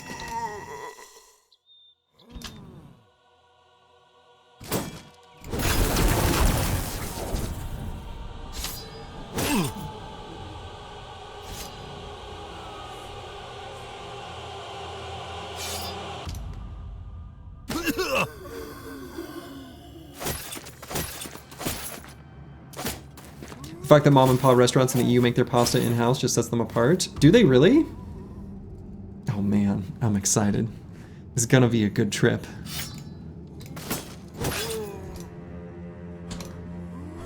Dude, fresh house-made pasta? Oh damn. I so rarely get to eat that. Actually, the only like fresh-made pasta that I ever eat on the regular are like Chinese hand-pulled noodles. That's basically it.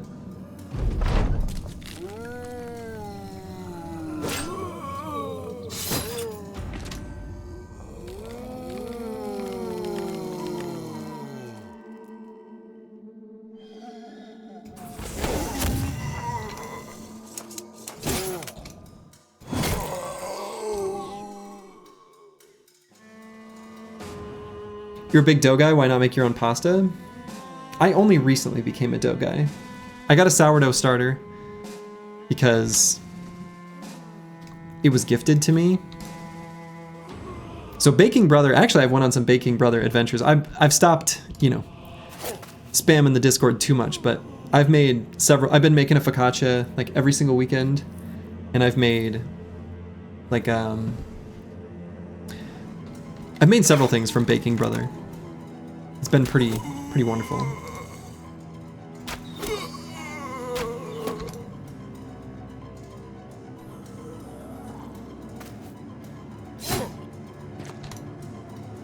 Every culture has really good food, but we're losing traditions with new generations, like making homemade flour tortillas or making your own pasta at home. Yeah, that's true. Baking Brother is my sourdough starter. Had to give him an appropriate name.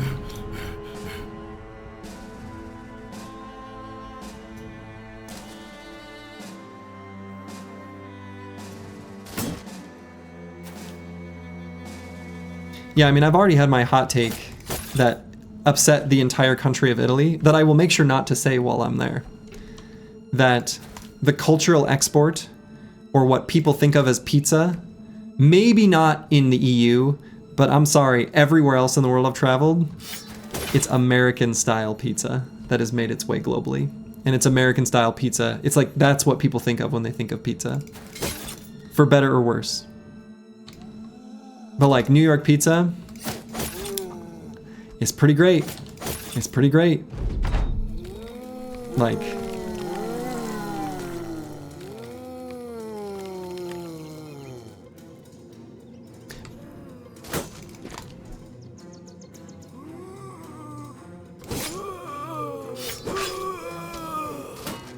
R.I.P. Sergi, it was nice knowing you. I know. I'm aware. I know what I've said is controversial. I'm no idiot.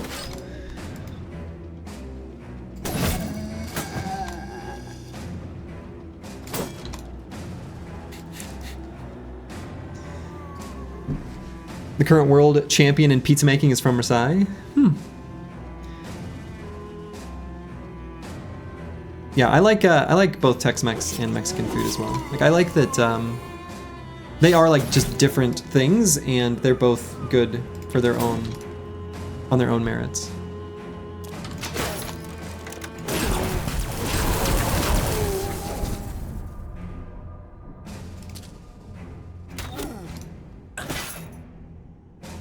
There's not much topping Panda Express when you're in the mood for it. See, I would agree with that, but I feel like maybe I'm lucky that I don't know what the local, you know, I don't know if it's local ingredients. I don't know, but I feel like Southeast Minnesota, we've got way better, way cheaper, you know, American style Chinese takeaway than Panda Express by a long shot.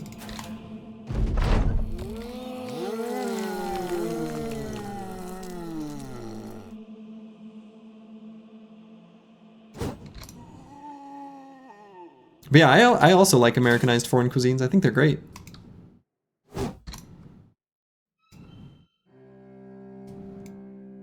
Best Chinese food you've ever had is from Puerto Rico? Interesting.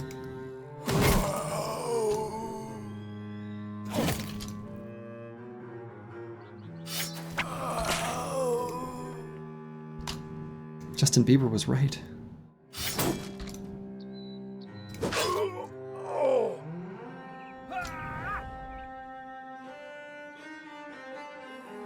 Oh man, Broad Metallic 2.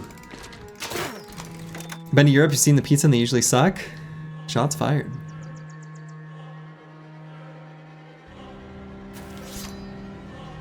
D and Dice going to your first 2-star Michelin restaurant in a couple weeks. Nice. I've never been to a Michelin star restaurant.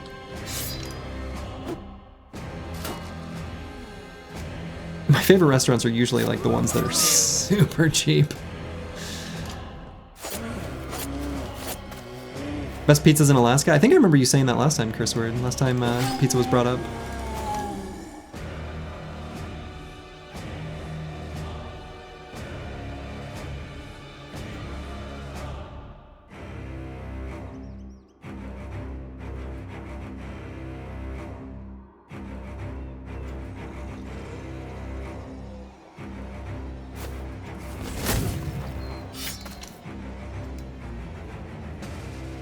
You live in a pizza city and you feel so blessed?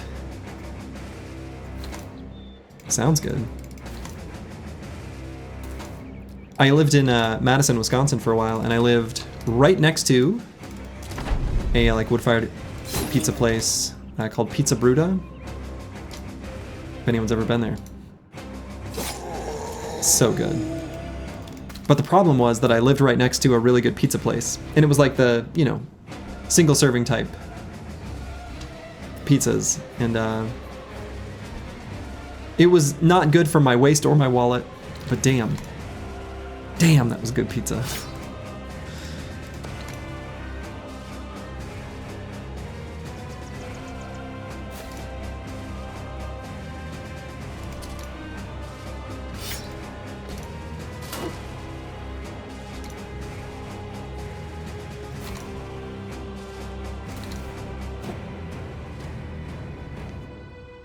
You went on a Mediterranean cruise and went to Italy and Sicily, and that's the best pizza you've ever had?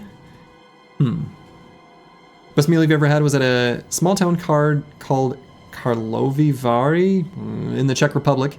There's a famous hotel there called the Grand Hotel Pup. That is a Michelin star restaurant. Oh man. One of the best restaurants I ever went to was actually in Korea, and it wasn't too far from where I lived there at the time either. It was like,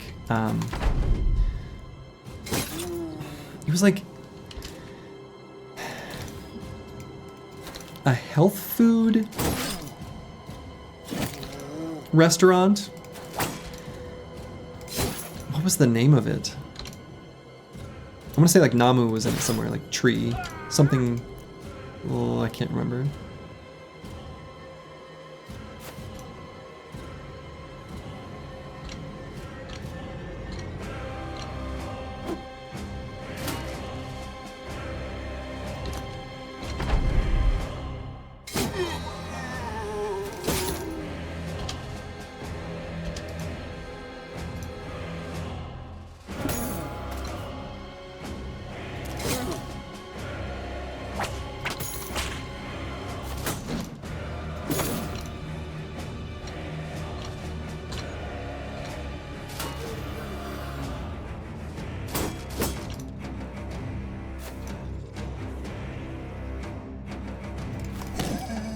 Favorite food is olives, but don't. Favorite food is pizza, but don't put olives on it.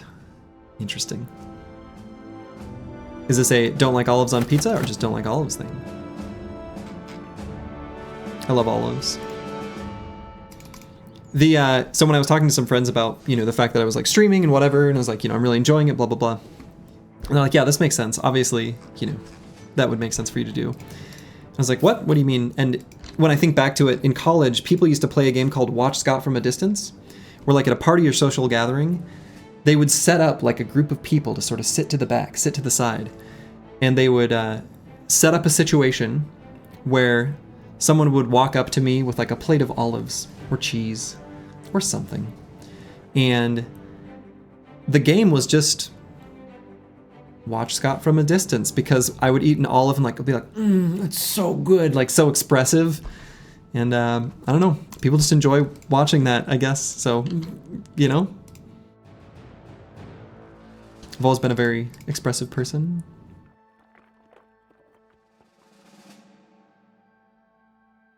But usually it was food. Food was the best way to get a reaction. Soji mukbang stream. Now years later, you're watched by more than 100 strangers. Yeah. Today I learned Slurgy's name is not Slurgy. You know, it's not, but at the same time, it kind of is. Like I would, like when I've gone to, I don't know, like VGM Con, which is Video Game Music Convention, or if I've gone to, like meet people that I've met online, or if I even just hang out with friends that I play online games with who know my given name, I still kind of go by Slurgy. So.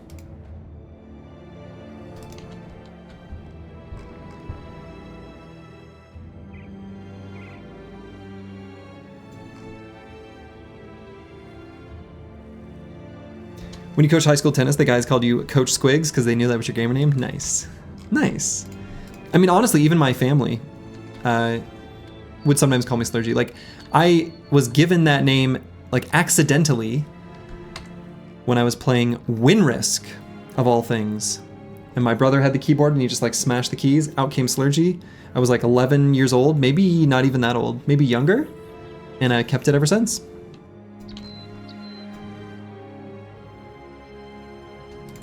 I was like, Slurgy, that's fun. And I just kept it. That's so sad? No, I think it's great. I have like an assumed identity. Slurgy is Slurgy, so the book hath written, so the book hath written. So we're hoping, while we're in the north here, to find some chosen champions.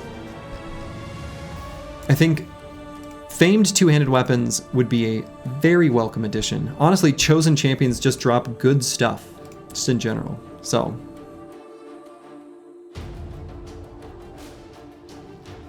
You're fighting chosen champions right now? Very nice. Yeah, that's what I want to find. Unfortunately, none here.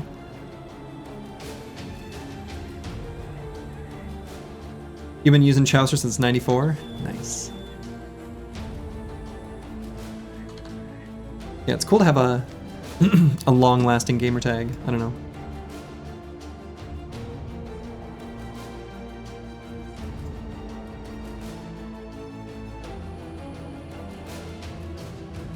All right, so let's fight the Slave Taker's Rest.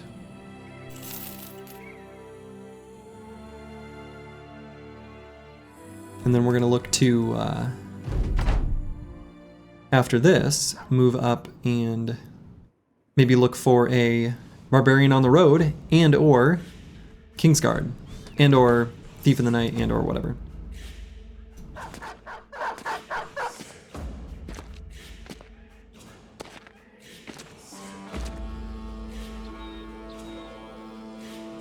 Okay, so how do we want to do this? It's always nice when we could get when we have faster spear bros where we could get in position first. Kind of sucks when we can't. We can try to like blow one up, but that's so hard to do. What I think we'll do is we'll hold off the top side with Boilerplate and Lost Guardian. Disco Nick will move up to just here in Spear Wall, like where Battle Poshe's standing. Instead of Gabe, I think can do one-on-one fighting with the pack there. I think that's totally fine. And so if I'm going to do that, maybe I soften up this guy. And I think we can kind of back up, because we're going to kind of curl into a ball as we often do when fighting Barbarians. Oh my.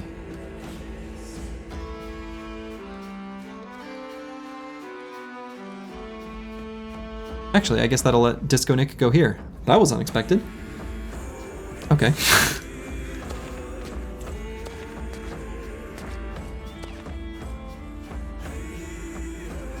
So we're still going to move Boilerplate and Lost Guardian into better positions, but... And we'll just keep Fatigue on Misha Twitcher.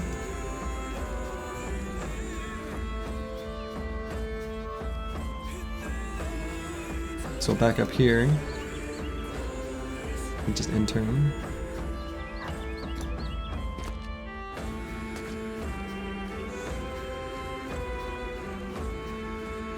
Might try to get... That's the spirit. Killing Frenzy up. God, that Warbow is so good. That Warbow is sick. So good.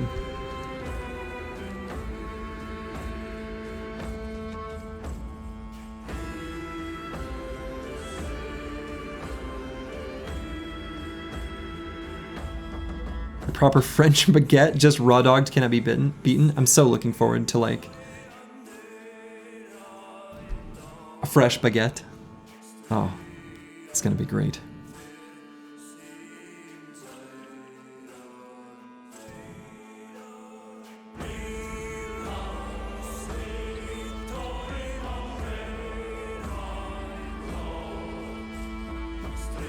Tempted to just put Falsers here. We could get the Chaucer here and Indom. That can hold a lot of the... stem the tide of him. He's only got the one extra shield, which maybe if I'm going to be fighting Barbarians, I need to be rocking more of those. We do have a rotation in case one of the Chosen makes it in melee range, so Falsers doesn't get beat up on.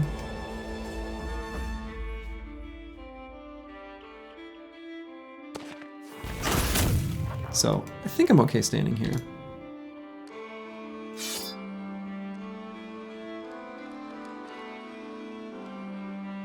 I guess I could double protect this Hex. I don't think I need to, though.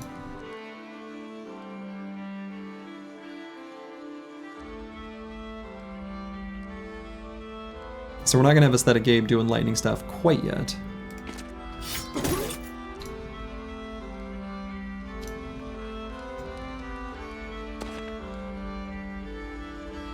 We're gonna have to just be mindful of the shield on the Chaucer.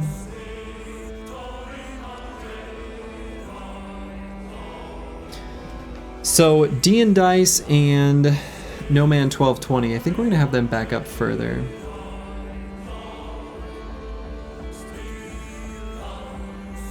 So I guess we have to like go all the way around. Did I kind of screw this up? Like a little bit. I guess we run all the way back here. That feels kind of dumb. But I think that is the play.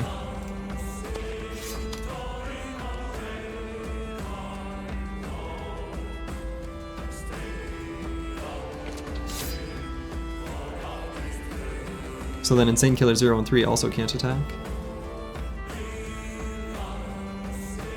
It's a rotation, bro. We want to have in position and ready. Maybe here.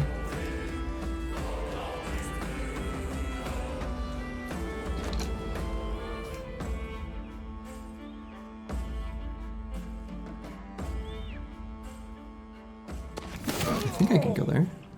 I don't think anyone can get to him. Same thing, Pigeon B. Pigeon can go here, right? No one can reach him.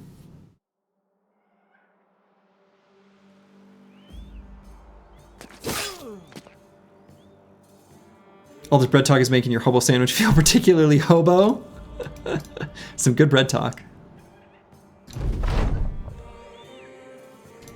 This would be a dangerous conversation to listen to if I were hungry. But I just ate. I made my food abomination. I had made a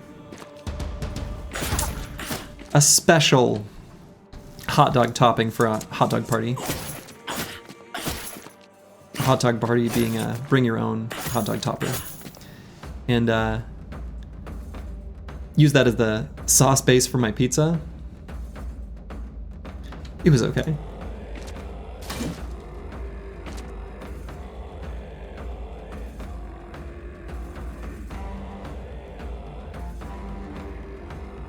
Alright, I think as long as I focus damage on these fools that are trying to flank, I think we can kind of shoot and back up. You love barbecue sauce as a pizza sauce base? I feel like it's one of those things that I want to like, unfortunately just don't. Like, it sounds cool,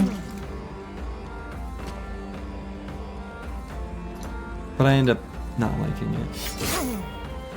But I want to like it. I don't know why I want to like it. I just feel like I should. I don't know.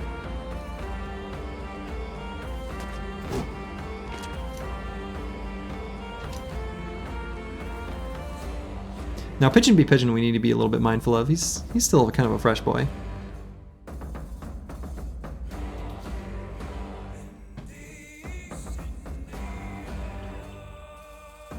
Let's see what happens with the Chaucer. We might be able to move through zone of control there.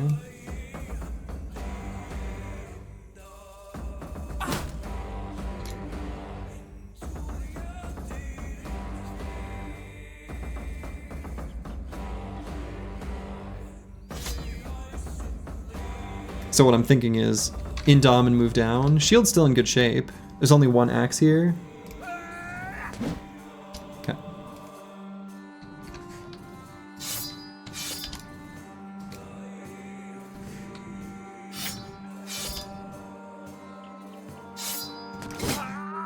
Got him.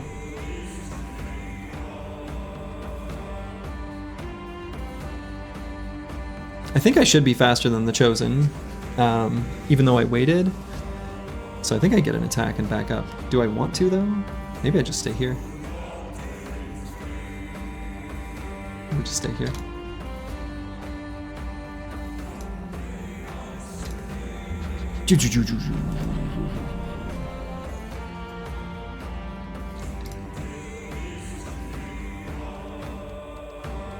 So one of these Chosen nerds can get here.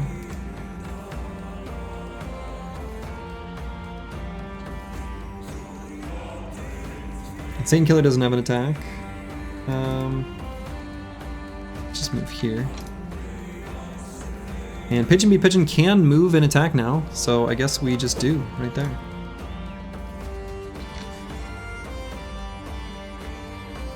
Boilerplate can maybe cover. I mean, do I want to cover closer up? We double cover this hex. Is that good for any reason? No, we're double. Yeah, I don't know. Not really. We'll just stay there.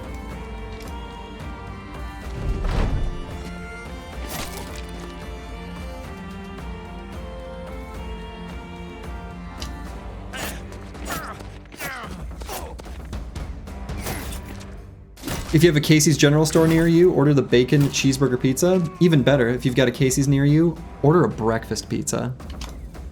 That is a Casey's specialty. Casey's breakfast pizza? Oh shit. Trust me. You want it.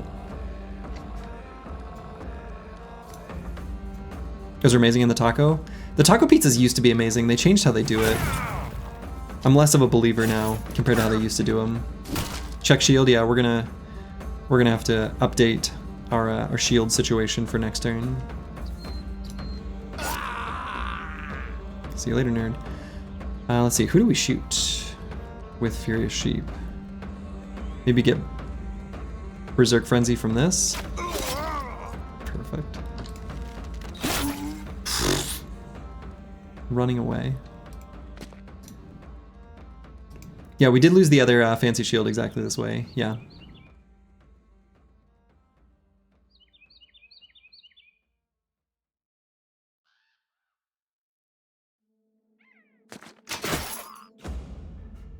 Let's try to get some damage down here.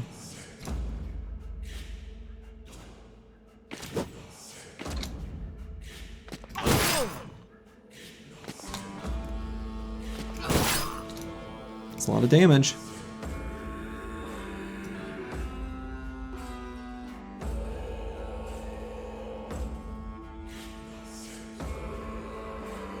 Well, I guess D and Dice doesn't have an attack right now. No logical explanation, but ground beef on pizza just weirds you out. You know, what's weird is I think I agree with you. I also am weirded out by that. It doesn't really make sense.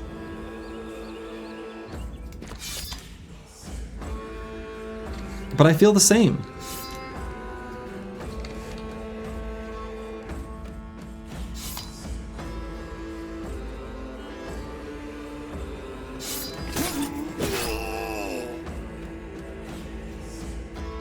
Alright, so we're gonna swap the shield just in case. Sounds like y'all haven't tried cheeseburger pizza. I mean, I have. And like, I feel like I kind of like it, but then I'm weirded out by it.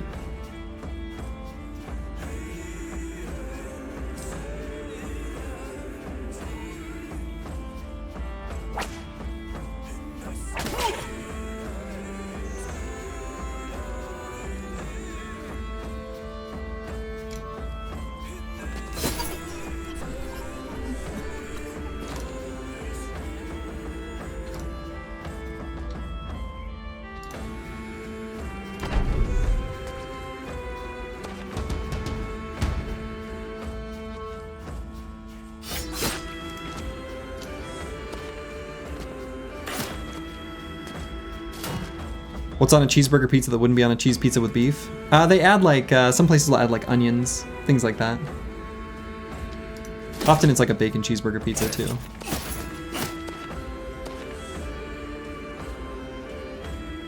Oh, these nerds snuck through. Hmm.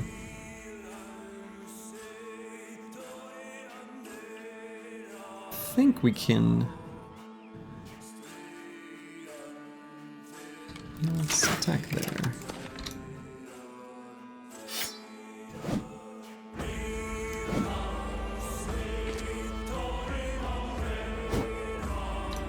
No, I wanted this to be a no damage fight. I wanted this to be a 0 damage taken, and they're ruining that. They're ruining my no damage taken experience. This was important to me.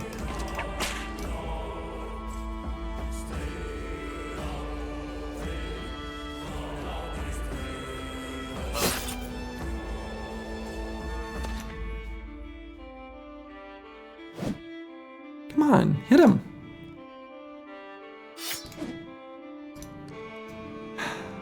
Disaster.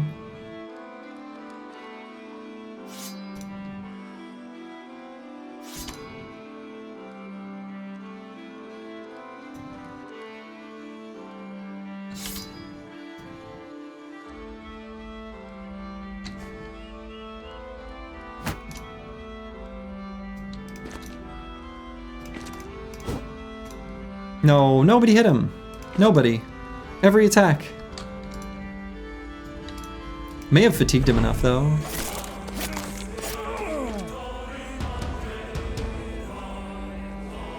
Nah, not enough to... Yeah, oh well. He's gonna get an attack in. I accept it. Probably this nerd too.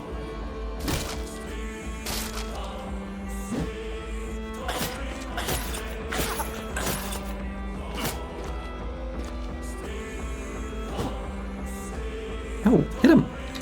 Come on, we got 2 fast adaptation stacks. There we go. There it is. There we go. We found it.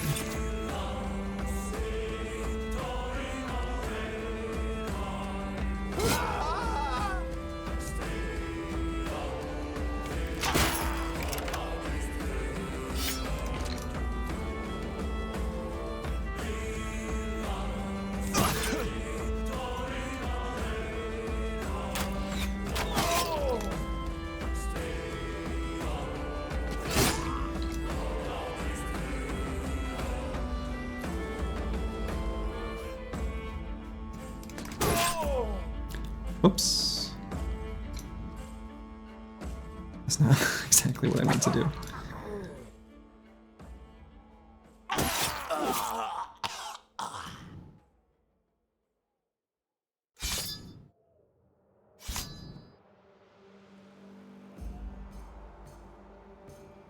Let's see what that guy does. We still have an Undone. I'm not going to pull that other shield out though.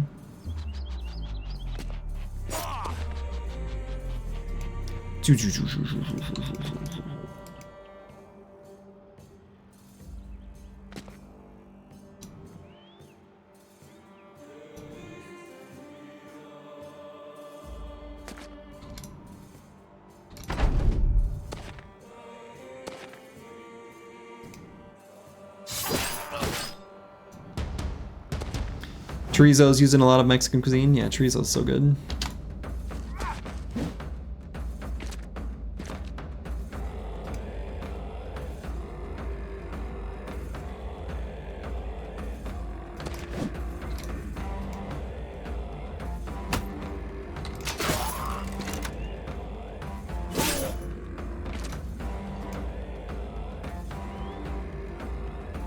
Oh, do I go up and use the lightning sword? Oh, let's wait. Let's see where that guy goes.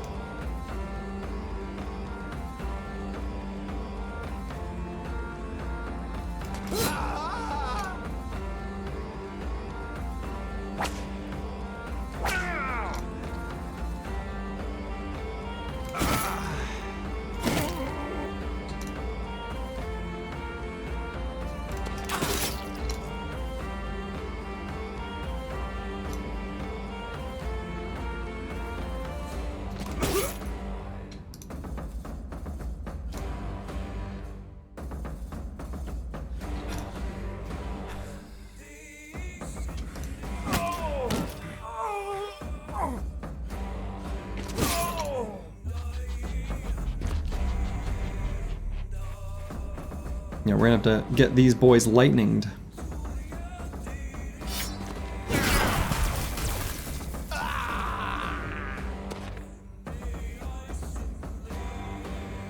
Actually might push this one.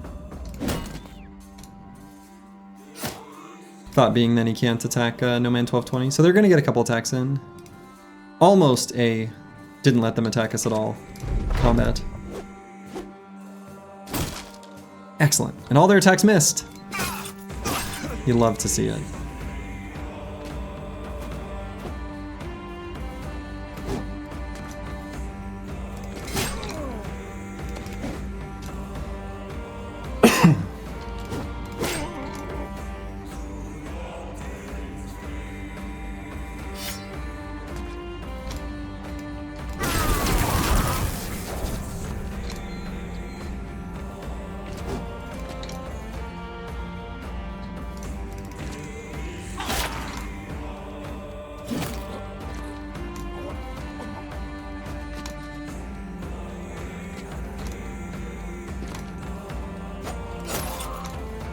Alright, got him fleeing.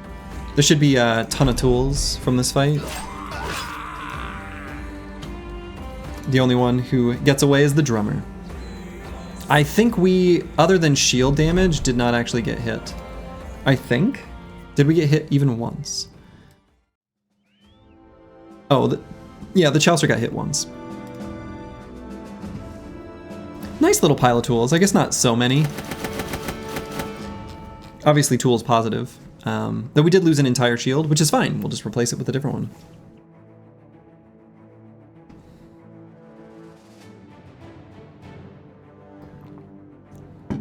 I don't know, I'm very curious about the British and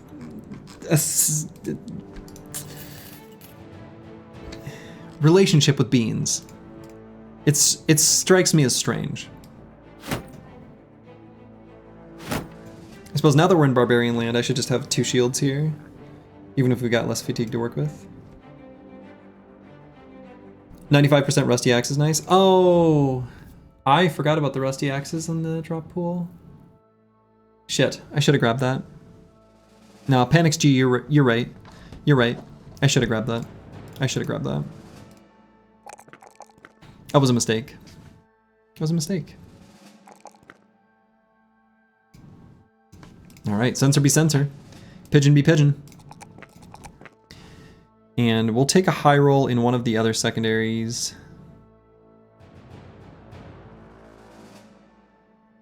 Do I want it to be...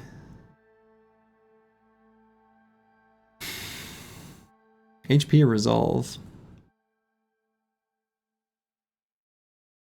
Need both.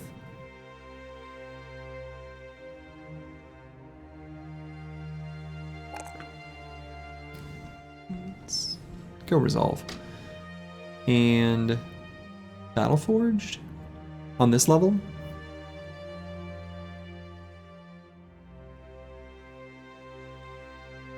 Sure. Keep the thick armors thick. Melee's looking decent. Oh yeah, 77 at level 7. Very good. Hey, have a good one, Falsers. Thanks for hanging out. Fun food conversations.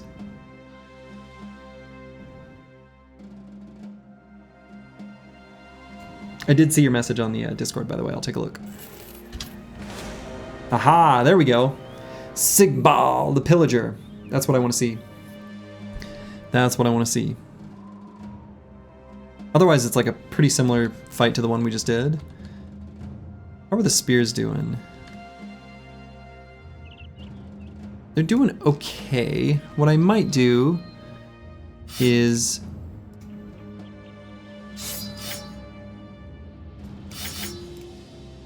give Disco Nick like a full durability one.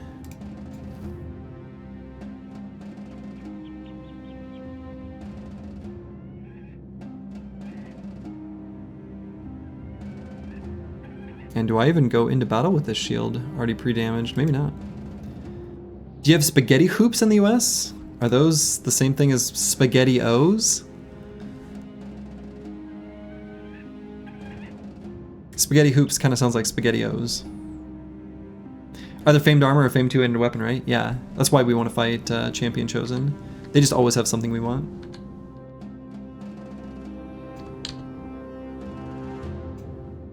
Yeah, let's get there before nighttime. And let's see. Pasta, hoops, and a tomato sauce. It's the same sauce we put beans in. Yeah, it's probably the same thing as SpaghettiOs. It's not great. Not sure.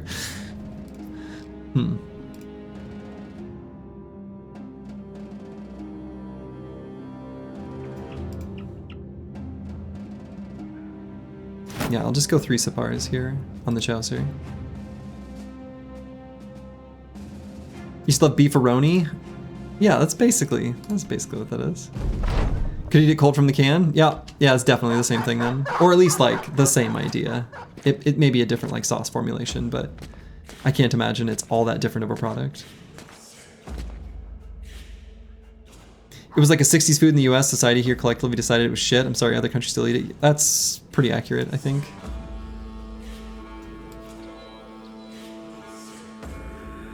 Okay, I guess this camp is a little different from the last one because there are more Reavers, fewer Chosen. Sigbal the Pillager looks like a named body armor. Okay. I'm into this. Sounds good. Seems cool. So I guess we'll do a similar thing to the previous, where we just sort of did a feinted retreat.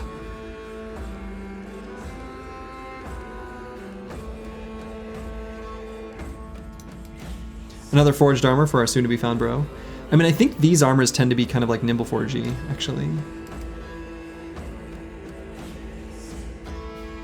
Could try to kill this guy before he gets an attack with this throwing weapon.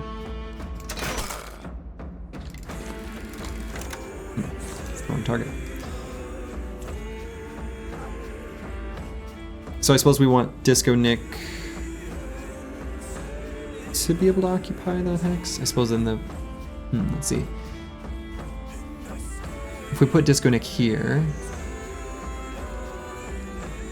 then the Chaucer here, that seems not good enough. Maybe the Chaucer here, occupy the champion.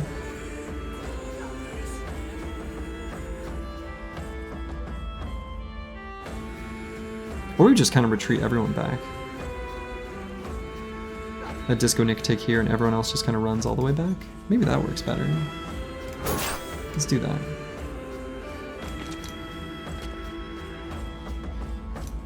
We'll hold there, see where they go.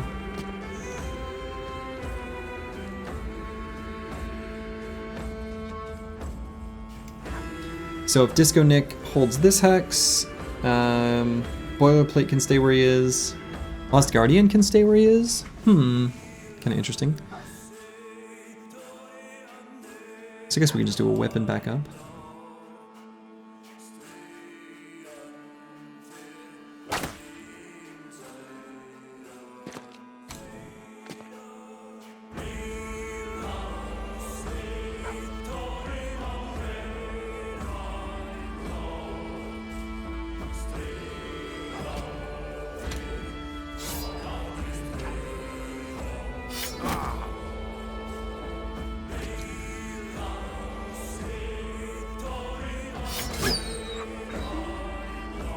Poor doggy.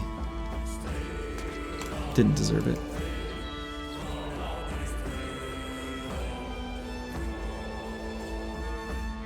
I guess one interesting option is we could put Falsers right in this gap. Have him blast.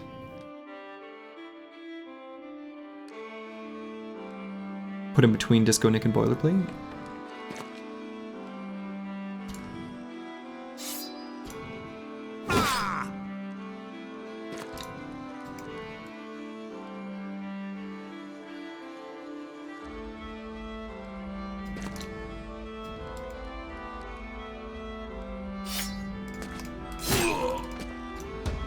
Oh, maybe I shouldn't have done that with No Man 1220, actually. He's fast, but then we'll just have to like start out combat by retreating. In the first half of the round, which I kind of don't want to do. Oh well.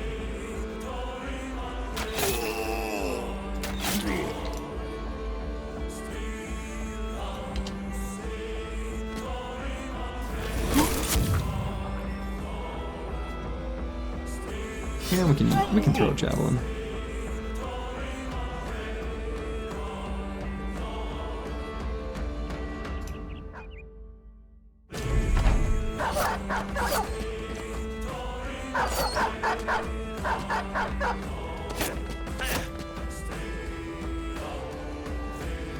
Yeah, so unfortunately I think to avoid letting these two chosen with like the cleavers, we don't want them to attack No Man 1220. So I guess we kind of gotta go to here.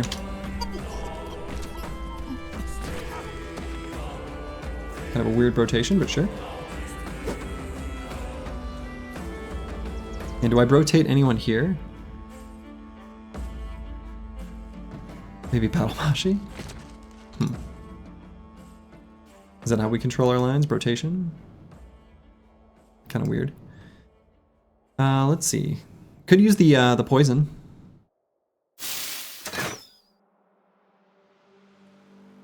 Is that a famed hammer? Nope. We're talking about on the Chosen. That's a famed body armor.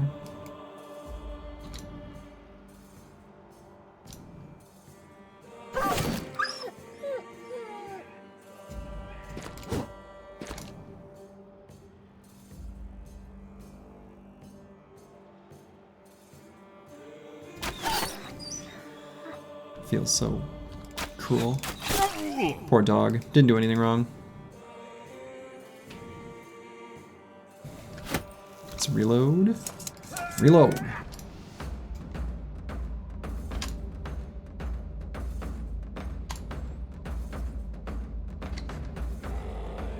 Spears should be fine, but let's make sure we got like proper ones.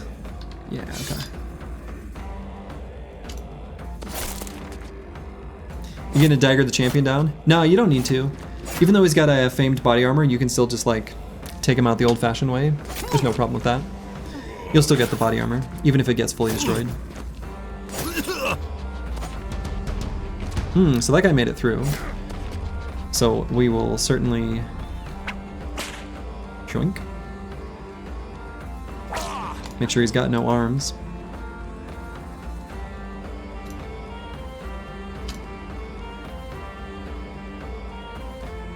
Dean Dice will give him the biz. Biz delivered. Now we could put Aesthetic Gabe here. One of the enemies that isn't this guy will be able to attack him, but I think that's okay. Sometimes you gotta give them a little bit. Otherwise they go a little too crazy with the flanking. Alright. You got me.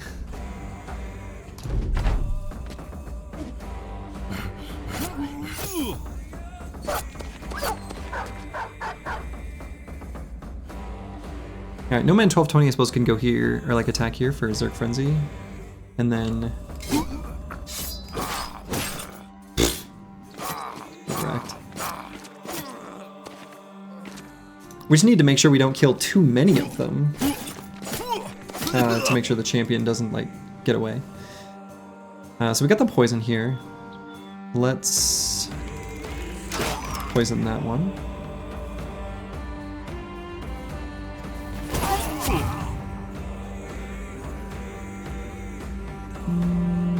Reload.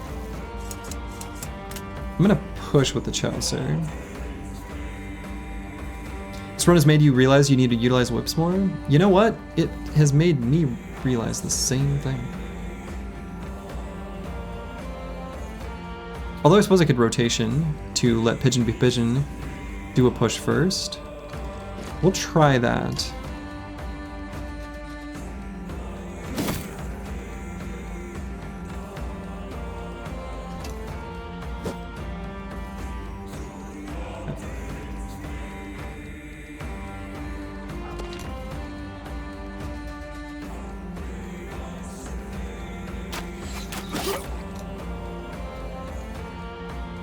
So just in case this push doesn't succeed like we want.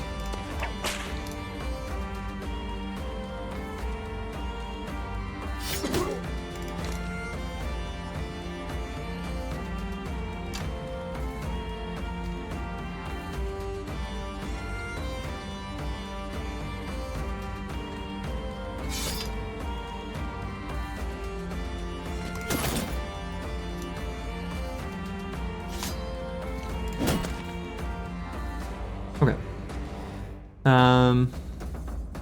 Probably still need to go to this hex, or maybe this one?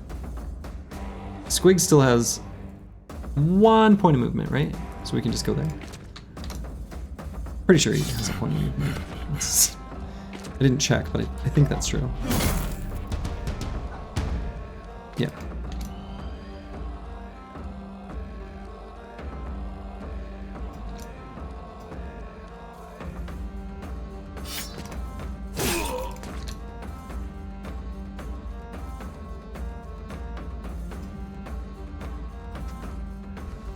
They shouldn't be running yet.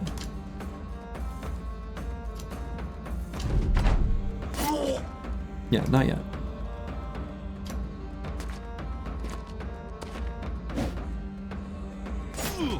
Going for a big flank.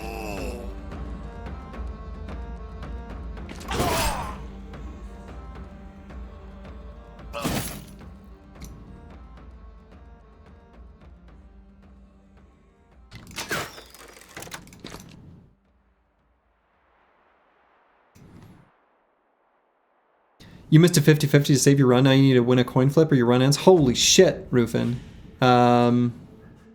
Oh no.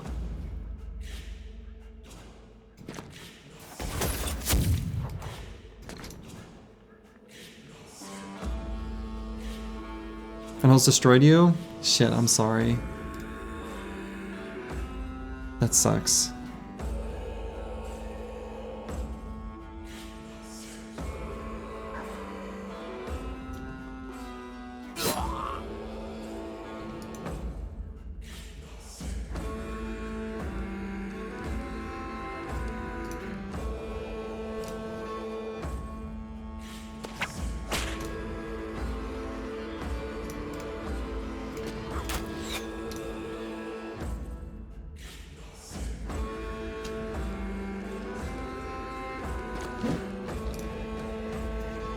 Let me know what happens.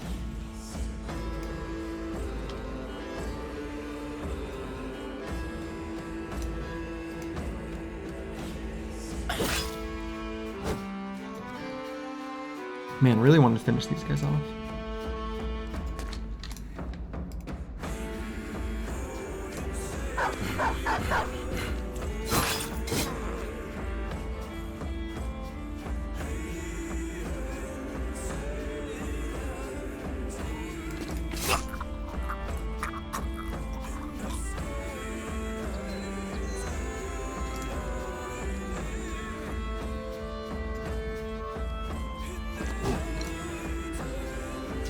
Alright. Gotta make sure that that guy's locked down.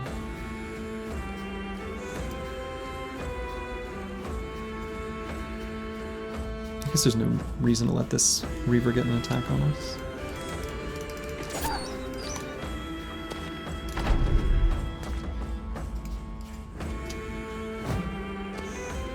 So these guys are gonna get some attacks, which sort of sucks. Come on.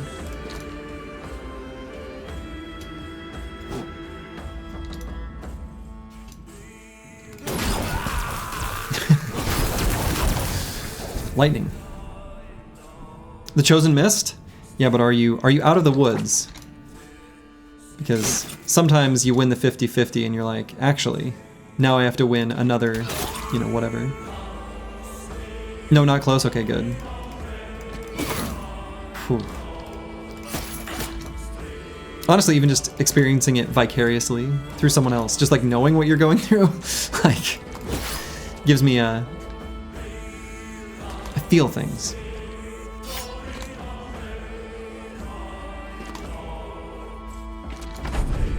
You love to see it, that's right. You love to see it.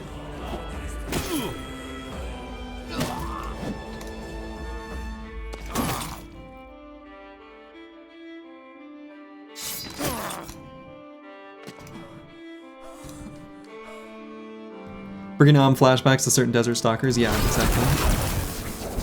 I hope that if the lightning kills, that still counts as like a proper kill. Now that I think about it, it's not like a bleed, is it? Because I didn't hear the ching ching ching ching ching of the bounty hunter. Okay, we did still get the armor. Oh shit, it's pretty good. It is fully damaged.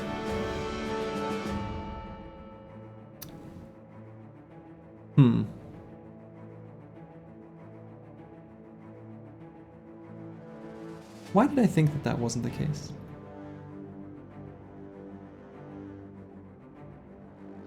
Min roll? Min roll of durability, but pretty nice weight. 308 is still really good.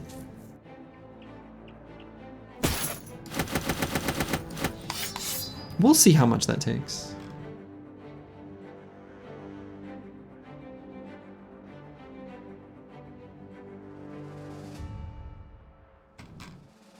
We'll see how much that takes to repair. I'm curious.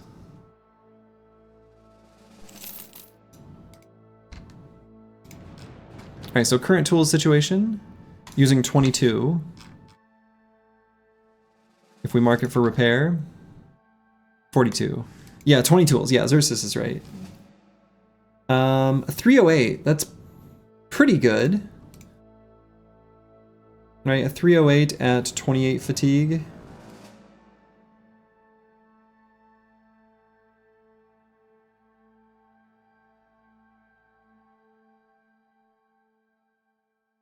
We are blessed when it comes to armor. Holy shit.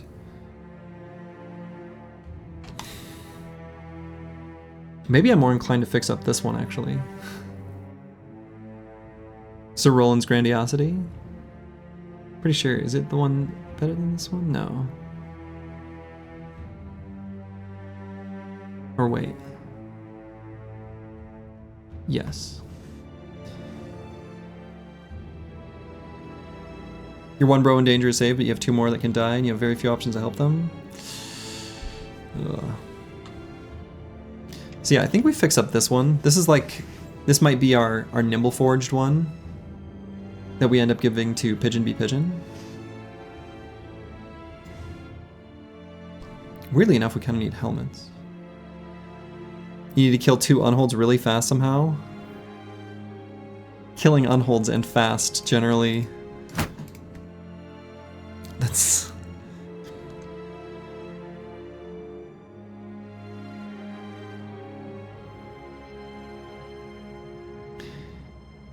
$300 but not light enough for Nimble Forge is actually not that good.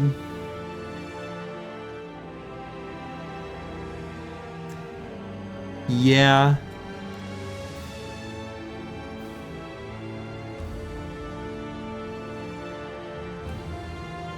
Might be true. Actually, I wonder if...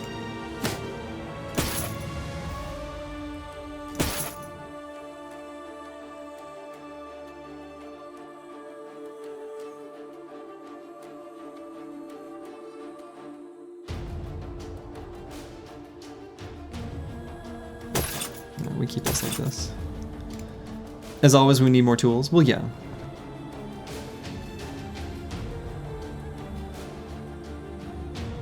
But, I mean, the tool situation is not bad.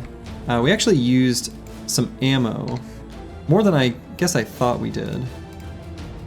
So it's almost like our ammo situation kind of needs to be shored up.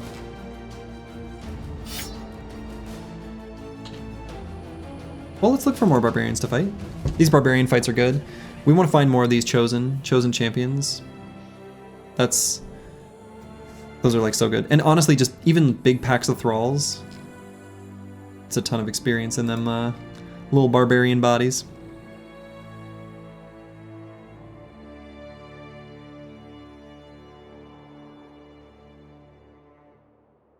Take a step on this little mountain here as it becomes dawn. Oh, don't even need to.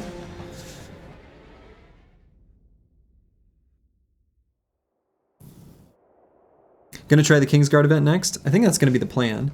We're gonna kind of fart around up here and make our way over to this little section of road. That's the idea. So we've got a few armored unholds and a few frosty armored unholds. There's a lot of armored unholds. Plethora of reavers. The problem with the armored unholds is just like that they're armored unholds. That's a lot. It is a lot. It is a lot. Reavers are a lot easier to take down. You don't get as much value from spear walls from fighting Reavers, just because they have throwing weapons.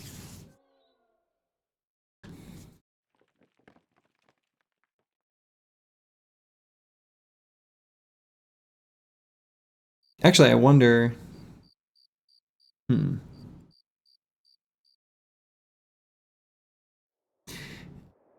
This might be kind of cheese, but I almost wonder if there are so many enemies here that, given the number of unholds, I wonder if we enter this combat and we start running away, if it's likely that, or not running away, but like retreating to the edge of the battlefield, if it's likely that one or more of the unholds turn. Like, this doesn't feel balanced to me. It kind of depends on how many each of these few are, but I very easily could see an unhold going rogue because they're like not within whipping range. This is the same camp that you're fighting right now? Does that mean I shouldn't do it?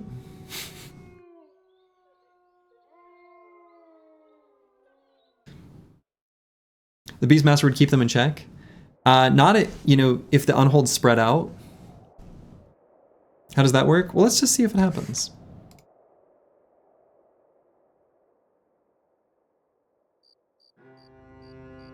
Won't they just follow him? Yeah, but so here's what we're gonna see. So it kind of depends on how they move. Oh, this terrain is kind of garbage for running to the edge of the battlefield. We might not be able to do it.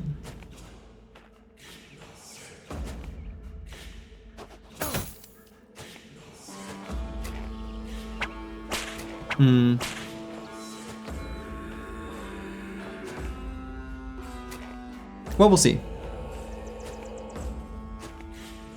So we're gonna back up 4 hexes.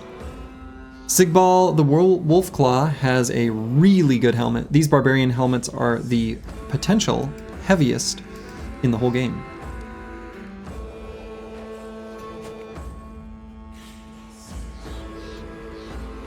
And we're gonna run back 4 hexes.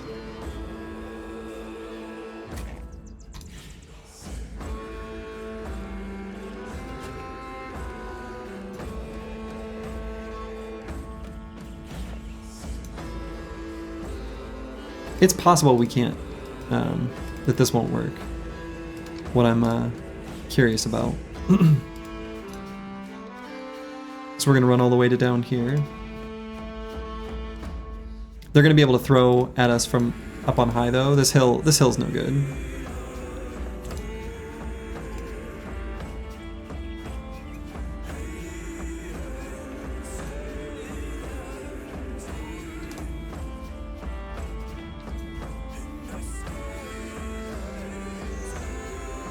Just in case it gets a little bit cramped.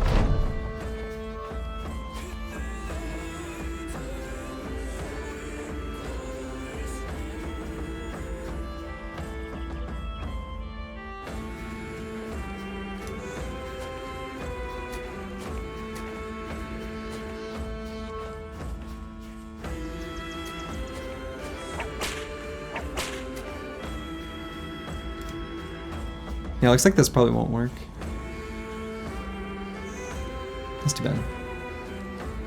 I got it for Pathfinder? Oh, yeah. Never leave home without it. We are going to get attacked, though, a little bit. With some ranged weapons.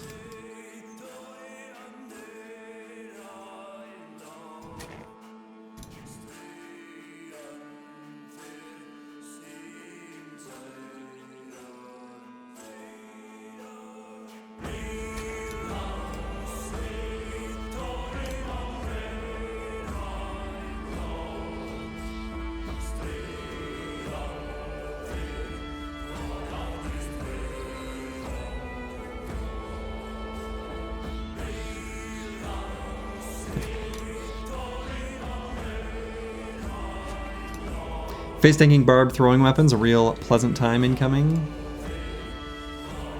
Yeah, everybody loves this.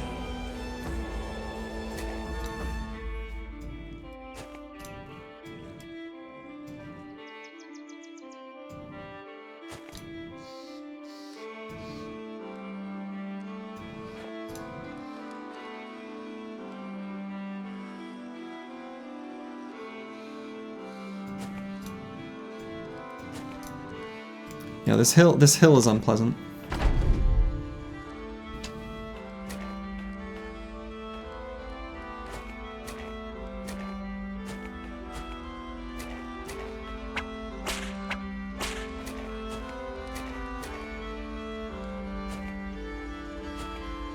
Yeah, we didn't arrange ourselves right to fight this anyway.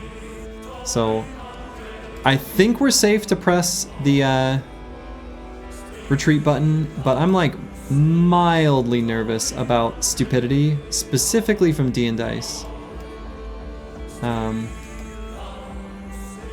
This should be the most straightforward of retreats ever, but like,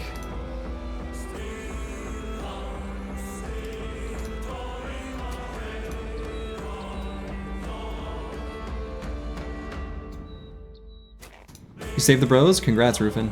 That's good.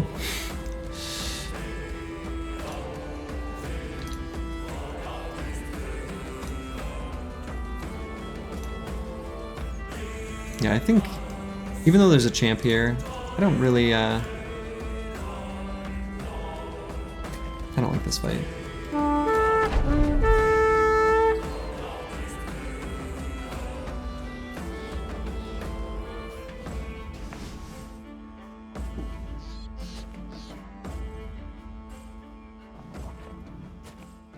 This is the type of fight that with just one Indom tank, you can't reliably hold on to all the unholds. And it's too easy for the unholds to do an alley-oop, throw one of your bros into a danger kill zone. So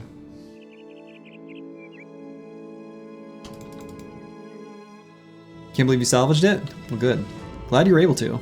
Sounds pretty hardcore. And actually, I guess I better keep making my way towards Tangval to make sure we don't miss the next event trigger.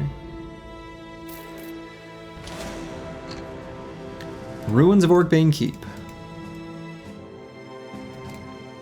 Okay, let's see what's here. If I'm this far north, I wonder if it can't be brigands anymore. I wonder if this, like, literally has to be undead.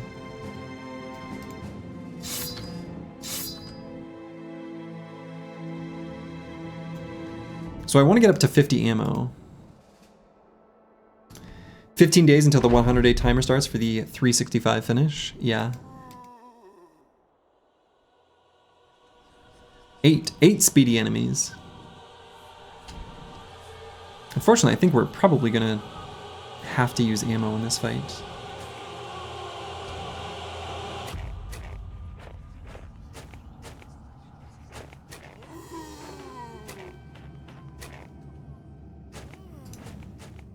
They've got units spawning from the top area. Will they have a necro up there too? That's the real question.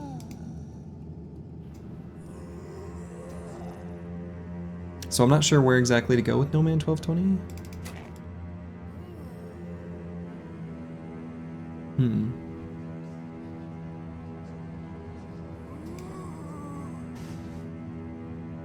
So we want to have boilerplate.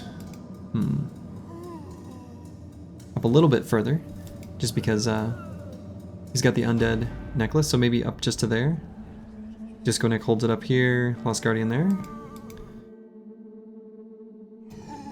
So if I'm going to do that, I guess we'll bring No Man 1220 back. Okay, 2 necros. Another one of these. Yeah, we're using ammo. I think that's just how it is. It feels like such a long range attack. So that's max range.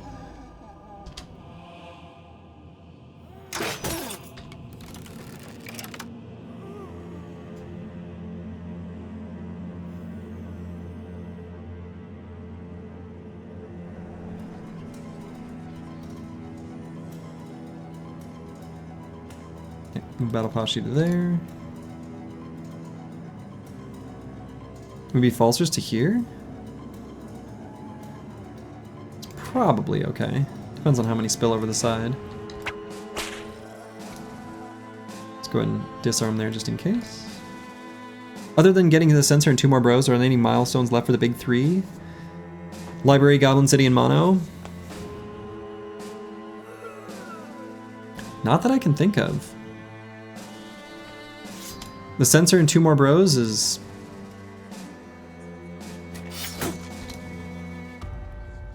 That's gonna be all we should need.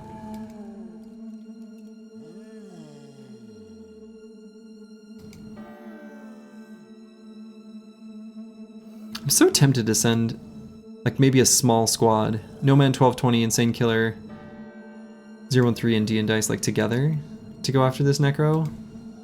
Because like the vast majority of enemies are here.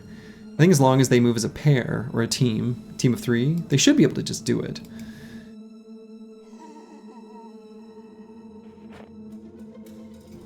Like, there's not even that many enemies.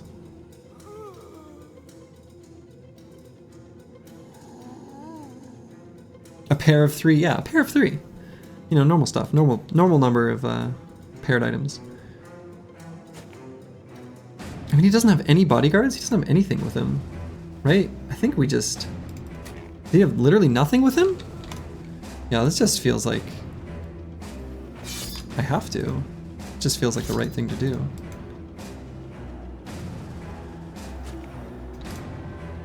Maybe just 2. I don't know. We'll see. We'll keep the Chaucer back for now.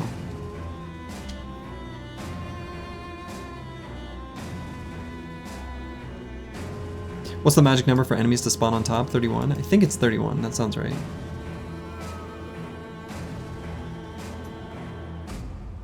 Alright, I don't love the Geist positioning.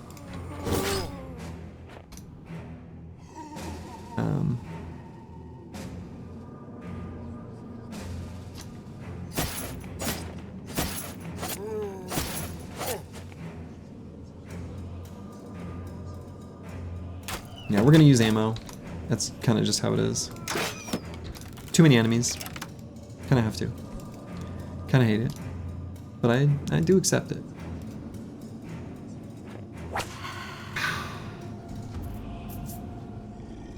Misha Sniper.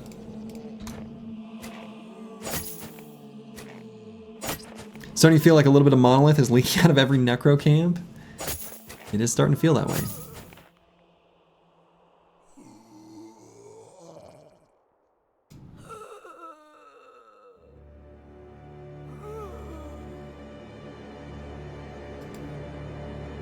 You need to have some information. If a bro takes slow damage from an injury, cut artery, but he hasn't proc 9 lives, does he get saved by 9? Yes, but the injury does not go away. So he'll gain hit points, but the injury still keeps ticking away.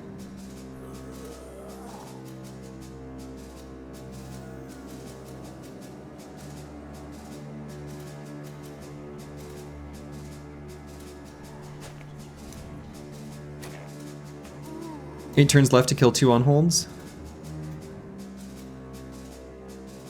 Should be enough time. Depending on, you know, a lot of factors, but...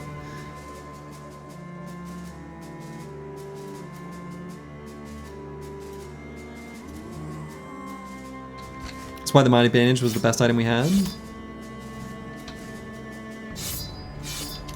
Bandages are good.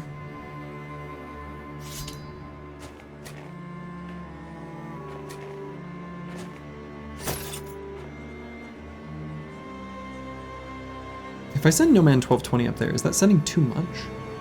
Might be sending too much.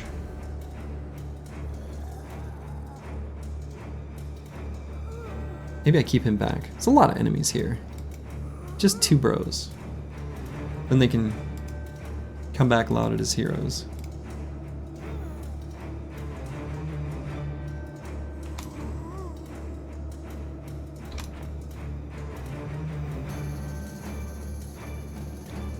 Yeah, you can't get them. Once you lose your bandage there, that's all you get.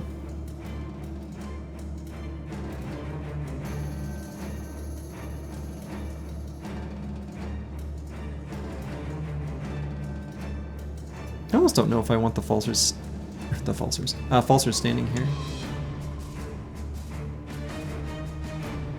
Like, is this the best place for him? Kinda not really. Guess it's fine.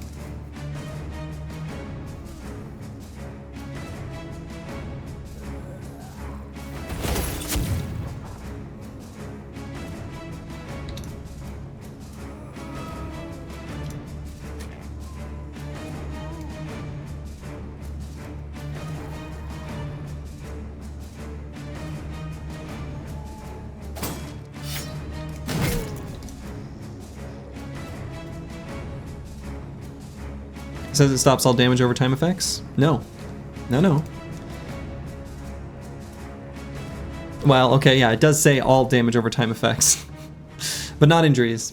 The injuries keep ticking. I'm positive of the Saggy. Despite what the tooltips say. Let Slurgy be your tooltip. Alright. Not loving what could happen with these guys' screams. To be honest. It's a lot of them.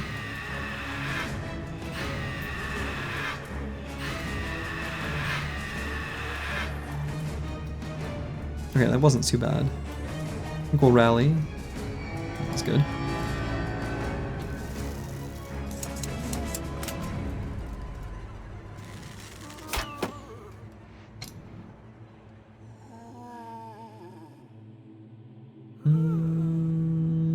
Let's wait here a minute.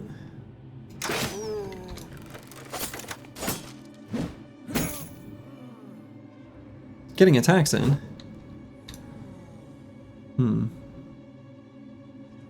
Oh, I want to run up and do a whip crack on that Geist, but might need to disarm instead.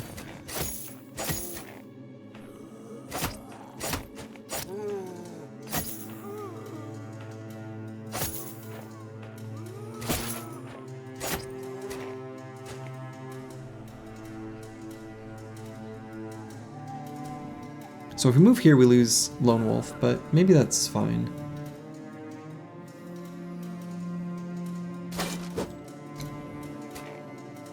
I think just getting to a slightly closer hex is maybe a good thing.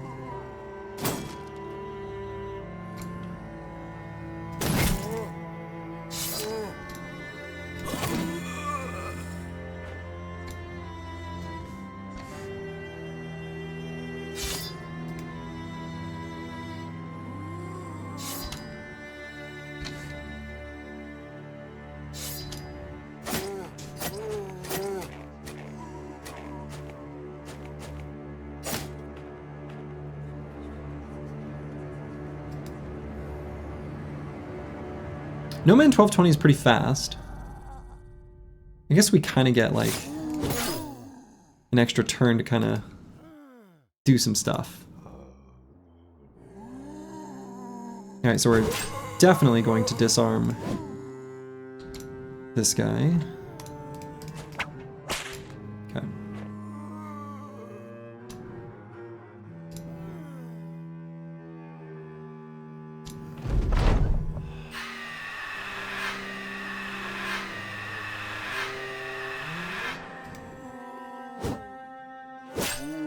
Oh, come on, really? Dang it. Really wanted, really thought that one hit would be lethal there. And we would attack and then get Berserk Frenzy, use the reach weapon, and then back up. Didn't happen.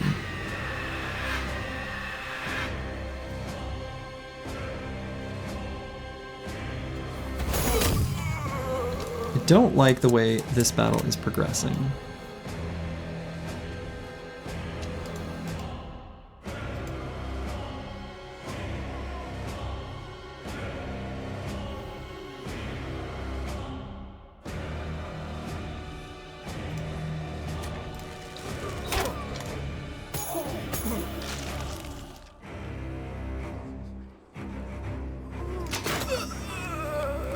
Just don't like it.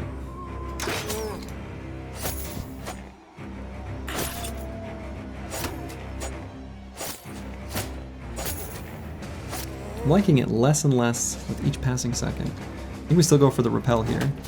Alright. Searching on a normal playthrough where bros can die me replace you think still think 9 lives is a good perk? Absolutely. 9 lives is a great perk. 9 lives is always a good perk. You can see from my Winstreak series when I was not constrained by losses and I took 9 lives as one of my most taken perks.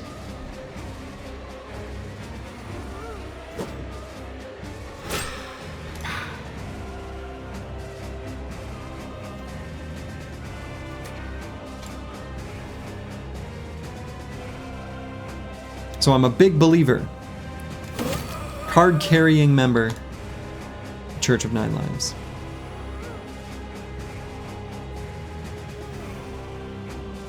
Somehow, this other zombie made it through, which really sucks. Still spearwalling, which seems goofy, but we're going to be doing our best to clear off that hex.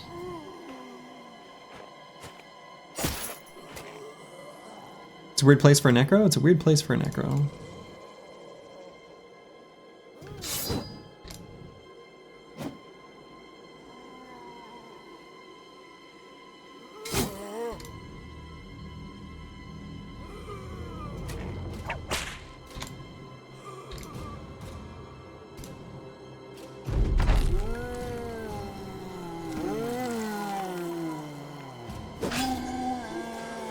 Alright, so we're killing there just so we can back up.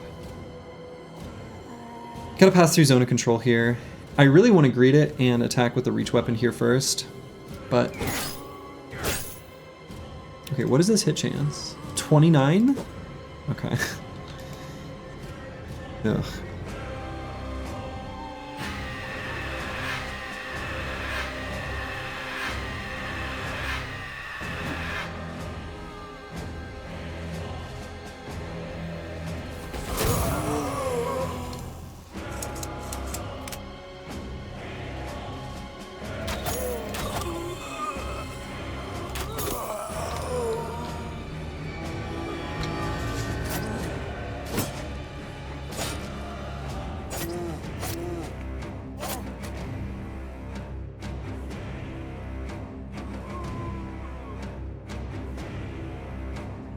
Using so much ammo.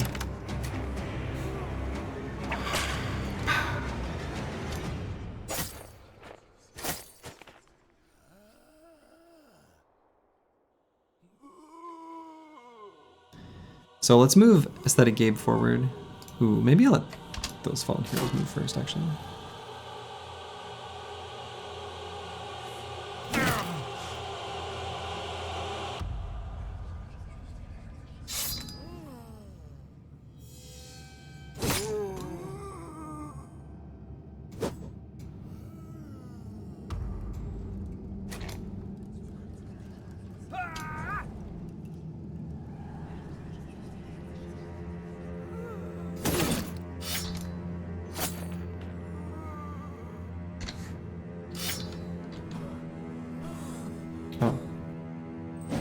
I should have checked the amount of fatigue we have left.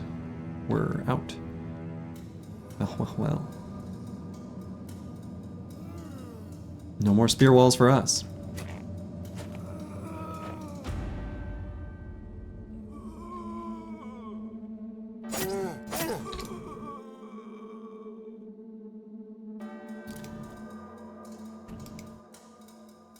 Misha Twitcher, I think I'm gonna have save fatigue. Just simply do nothing.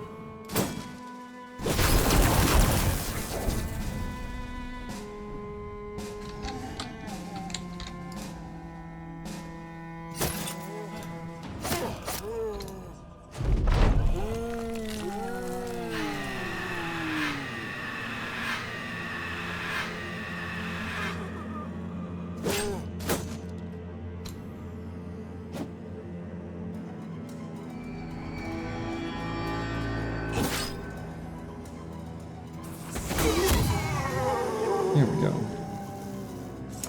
You wanted to do one quick 30-minute fight before bed? That was 2 hours ago? Yeah, I've been there. I have been there.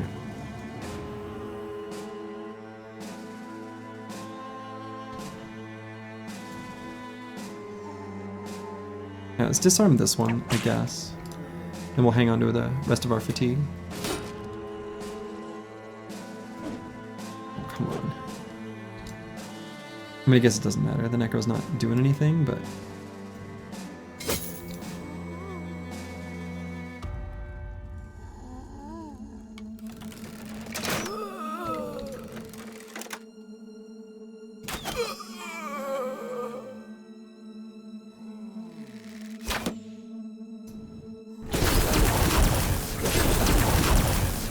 Lightning.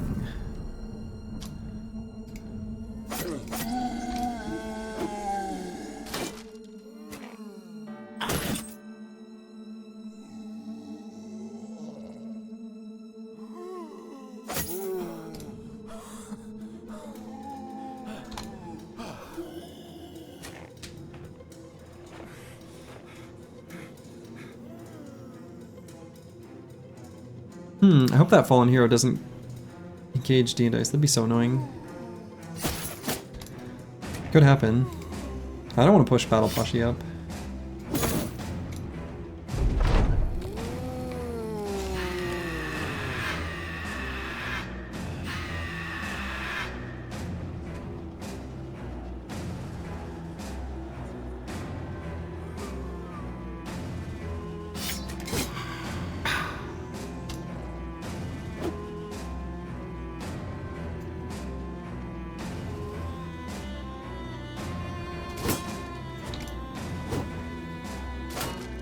yeah, having your tank can hold... I mean, sometimes you get 3, but you really can't count on it, right? You can really only count on holding 2.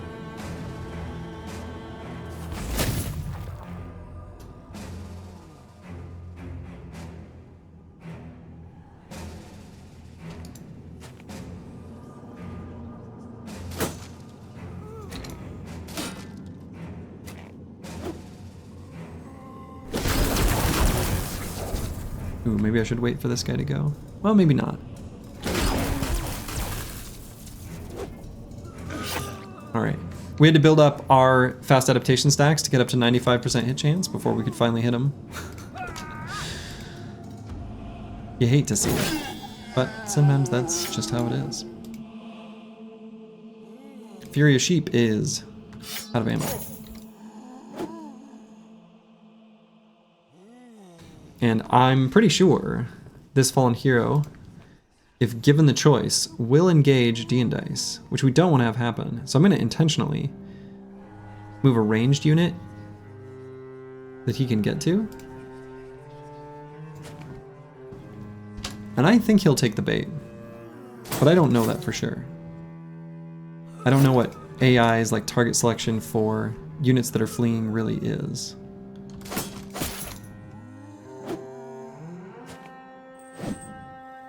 Split the difference? Oh, I suppose they don't have Pathfinder, so we just couldn't get there. Okay. Alright.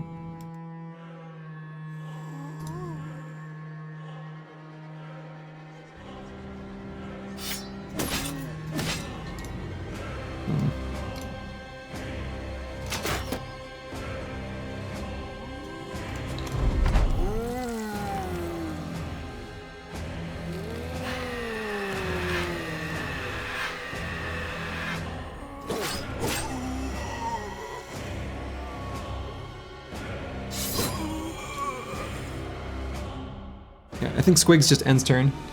We're gonna build up fatigue for any future needs. Tool cost of that fight, 134! Oh boy. Net loss as a question. I mean, of course that's a net loss. Yeah, I can't drop that much.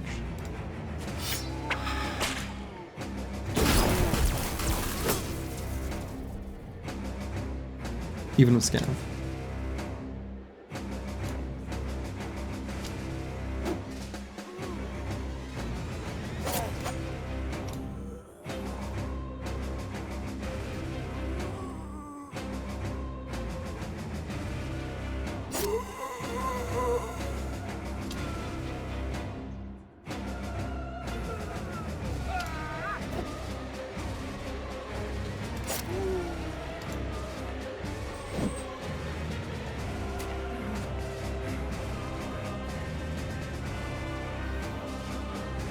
I think we can move Furious Sheep back here. I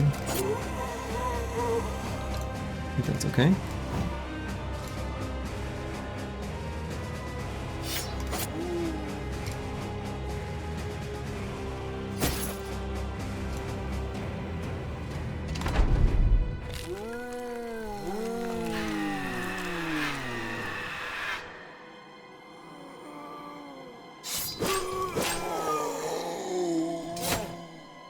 So much damage.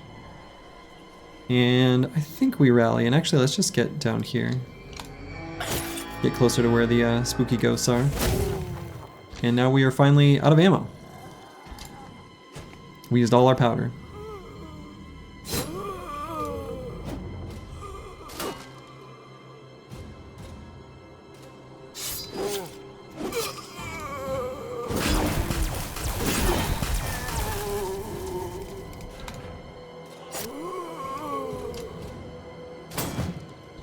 We really need Battle Posture to hit the fallen hero. It's got too much armor remaining. Even if anything else hits it, it kind of doesn't matter.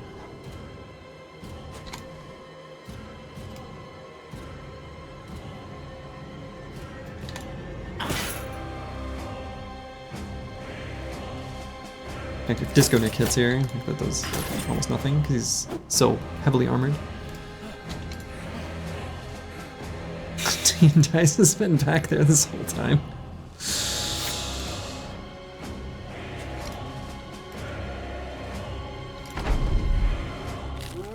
Time to sleep? Hey, good night. It's undoubtedly very late there. If it's late here, it's late there.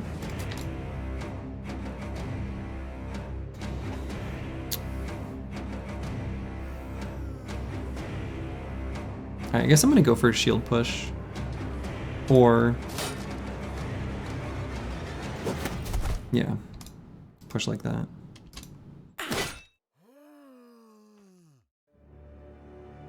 Let's get some lightning.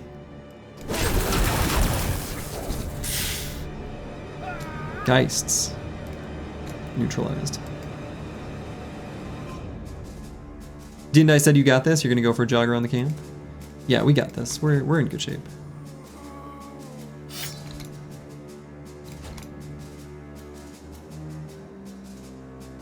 Status, got.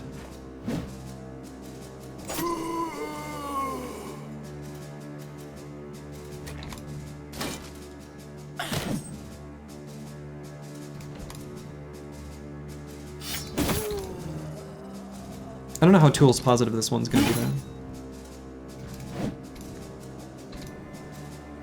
And by how tools positive, I mean, will it be?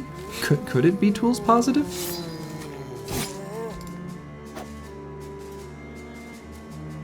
Yeah, we got the belly dancer. Got the belly dancer, Lord Jingo.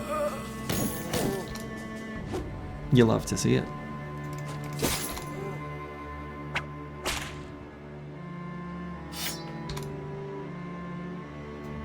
Did he roll good? No. No, he didn't. But he's still like just a strong background and like a strong brother. Yeah, he rolled just the way Dovcool intended, you know? Dovcool had plans for us. Similar to Dovcool's previous plans. So can't believe you found you slaying orcs instead of face down in a snowy ditch. I know. It's not what we expected. No man 1220.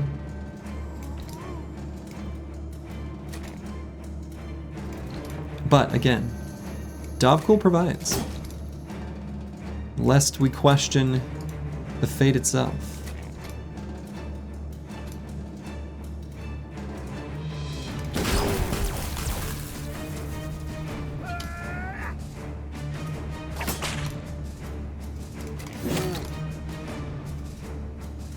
Here for a good time, not a long time?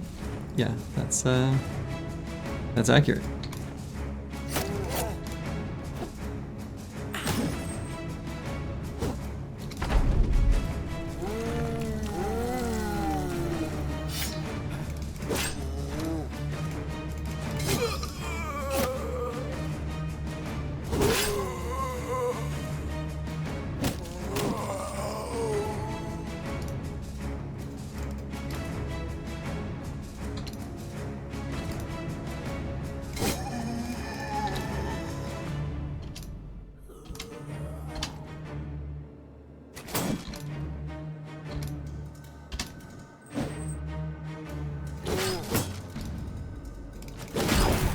Lightning. Spears. Get in there.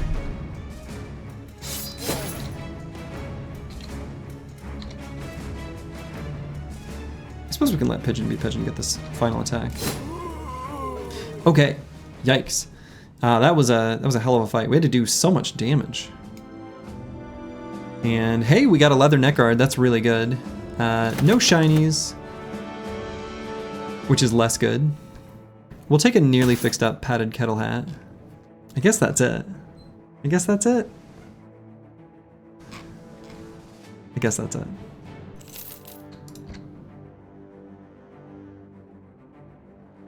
So I don't think we have an armor that we want to put that on right now.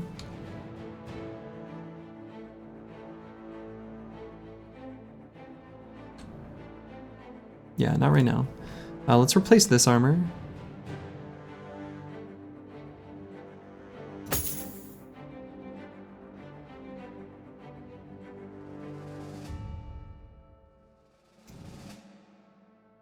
Is there an argument to be made that the power spike from the Tempro is more than what another 100 days or so of famed hunting is going to give in terms of finishing the legendary locations at least. Yeah, so what I plan on doing is, at the very least, making sure that we do the artifact reliquary and I think the sunken library while we still have this temporary brother. 100 days is a long time. So I don't know that... Let me put it this way. When he leaves, it will probably take another...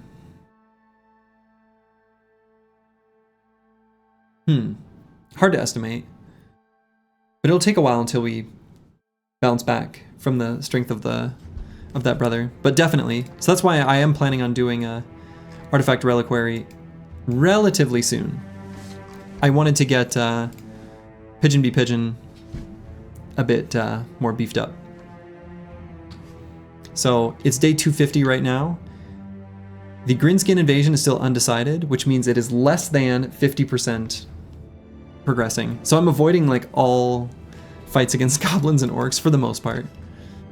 We even like skipped a camp, right? This one earlier in the stream. Your bro's kind of yoked, right? Oh yeah, dude, your bro's absolutely yoked. Would have been 90 had I taken gifted, but felt like I needed too many other things in the build to make it function. But yeah, this bro's yoked. Absolutely monster. Absolute monster. Averaging like, you know, casual 5 kills per day. No big deal. Even more than that.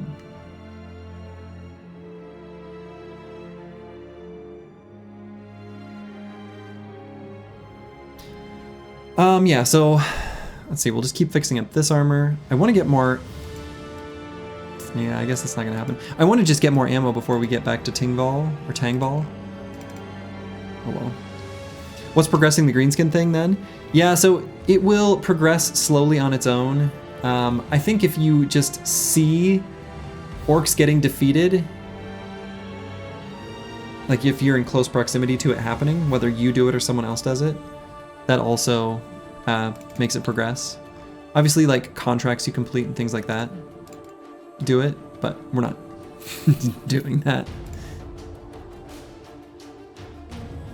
But the game does a good job of presenting it like it's some sort of back and forth. It's not. The humans always win. It's kind of bullshit.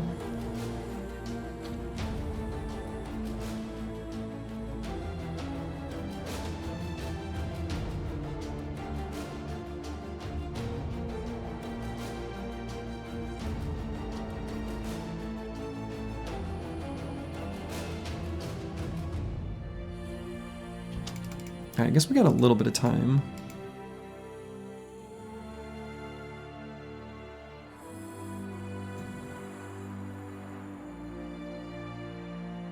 I was at least looking for some footprints.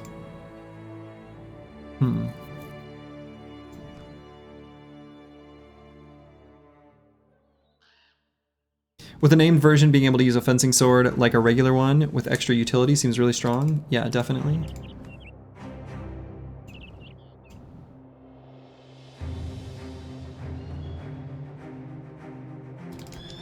I'm honestly pretty happy with the way I ended up building it.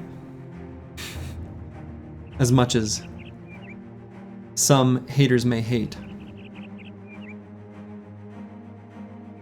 So far it's performed well and it's performed how I expected, and it's been good.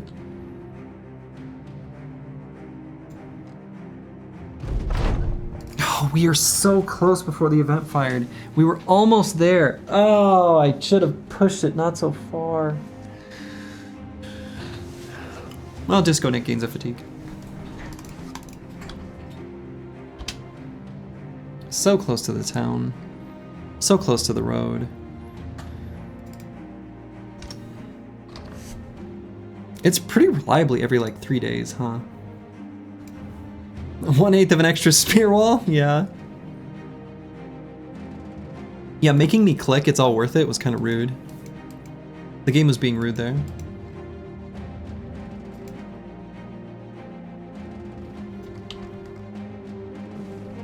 Damn.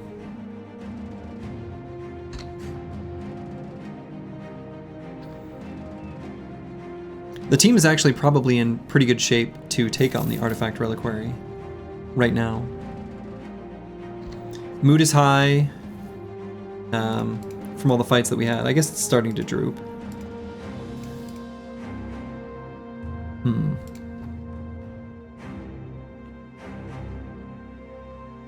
If we let the game go for another 1,000 days, could you imagine how fat we'd get from that event? Get huge. So big.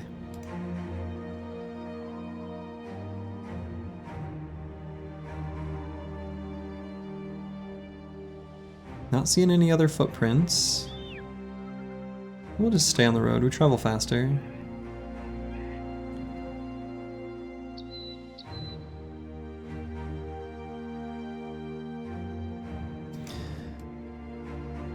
I make my way towards the artifact reliquary now. I mean, I feel like we got the progress on...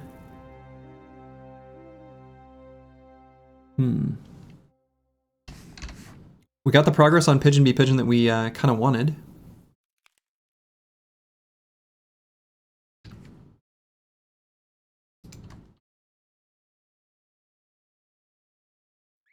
Is it time? Do I artifact reliquary now? Kind of want like at least a little tiny fight on our way. Not seeing anything. The Chalicer says yes. Absolutely.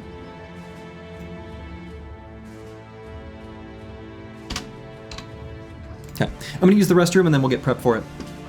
Be back in just a second.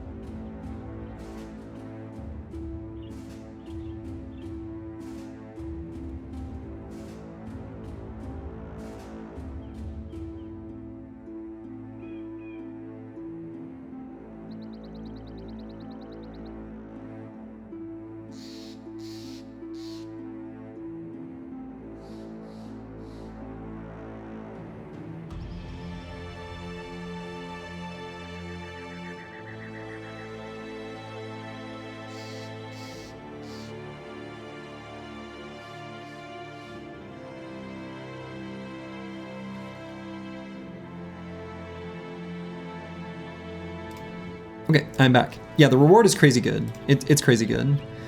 The sensor is a unique flail, very unique. And we already, I think I asked this question before. The tentacle pulls aren't affected by the goblin trophy or the orc trophy, right? But they are by Undone. I think that's it, right? Am I remembering this correctly?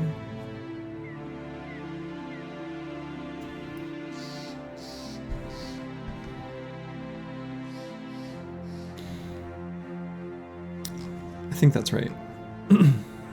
Okay, so we don't need backup shields. Nothing's gonna damage our shield durability.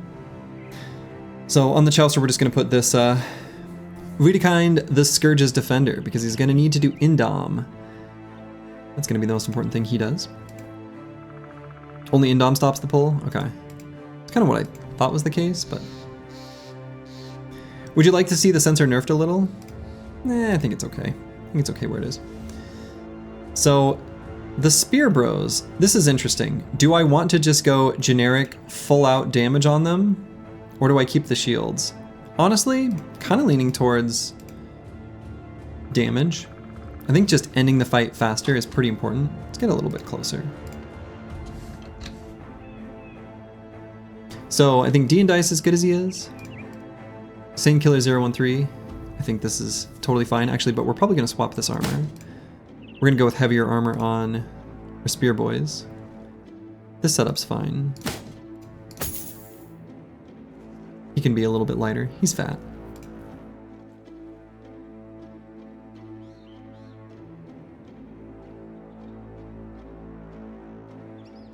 No Man 1220 is gonna be chilling back here. We're also gonna give him a whip.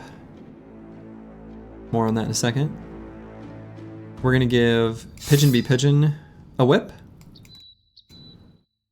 These two bros are gonna be moving towards the Grand Diviner. My plan, whether this is right or wrong, is to have a few whips, dedicated whips, just disarming the Grand Diviner, while everyone else clears the map.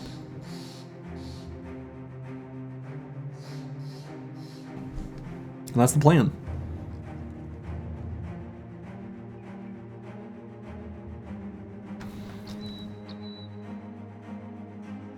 So it's a lot of like naked enemies, so actually I think the Great Axe instead of the Heavy Rusty Axe is just fine.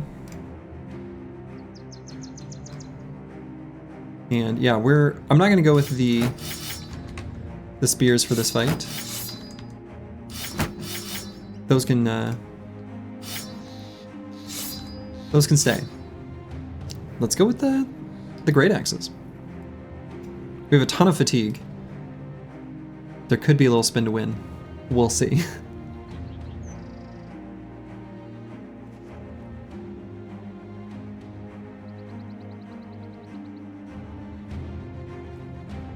We have a dog now? Yeah, we got Swimmer. We're gonna give Falsers, actually, instead of this handgun. I think this is not so useful, but what is useful is this accuracy bow. So let's make sure to give him a quiver.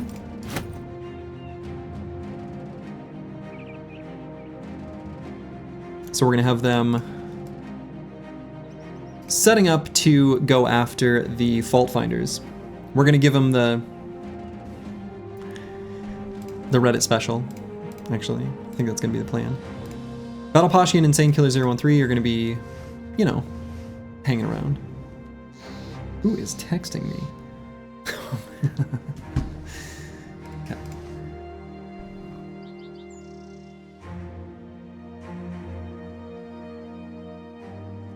And I don't know that there's any other prep that I want to do. The thing is I don't know what prep to do, is partially the situation. Like, what else do I do? I don't know. So we got one rotation here, one rotation here, one rotation here.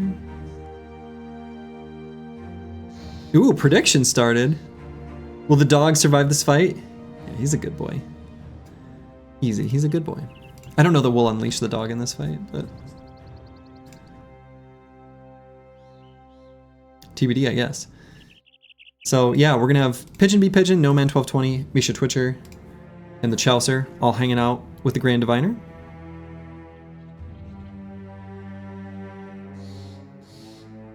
The rest of the squad is gonna go deal with the Fault Finders and Golems. I think that's pretty much the plan. That's basically it. Miasma's gonna, you know, take a toll on everyone's hit point totals, but...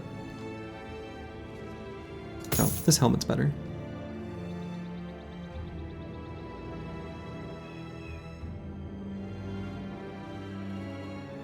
Actually, in all seriousness, I think I want to equip the helmets that don't have a vision penalty at all. I think that's kind of important, actually.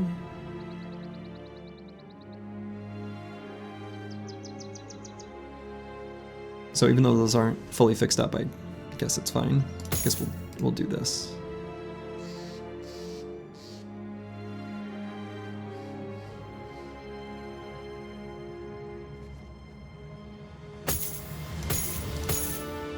So yeah, I guess that's it. I mean, I don't think there's any other prep don't think so.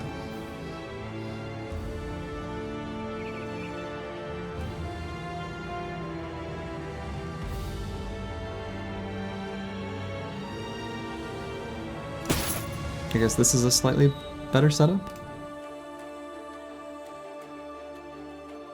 Do I want anything other than the great axes on these guys?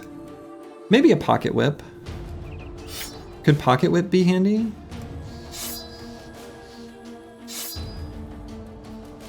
Pocket jagged pike. Pocket jagged pike too.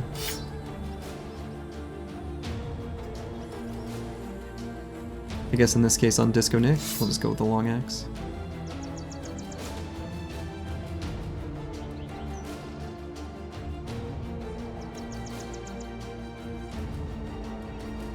Otherwise, javelins are still good.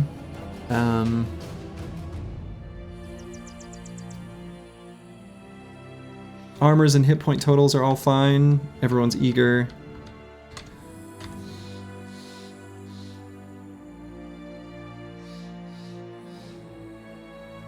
Maybe we'll put the Chaucer somewhat slightly more central.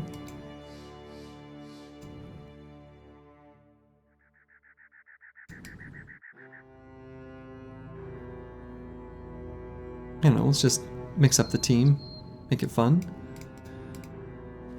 I don't know. Let's just do it. All right, I've already read this one, so no story time with Slurgy, but we've gone over that one in the first time I did it, the Lone Wolf of the Winstreak series.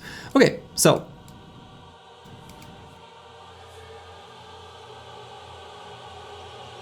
it's kind of interesting because it's basically an arena, right? 4 fault finders. So here's what I've learned about the mechanics. This is basically all I know. If you destroy the Grand Diviner, the fault finder is like, he just materializes on one of them. He's kind of hard to bring down. Like he's got some serious nimble hit point pool. You can destroy him if you need, but he'll come back confident on one of the fault finders. So like, do you want to? Maybe not. The greater flesh golems do some serious damage, but they're not such a huge deal. They do have like different amounts of armor, and if I recall correctly, it's kind of noticeable visually. Like I think this one's got the most head and body armor, and these two are mostly just head armor, something like that. The fault finders have their tentacle pull, which is of course a pain, and these flesh cradles can be corpse exploded. So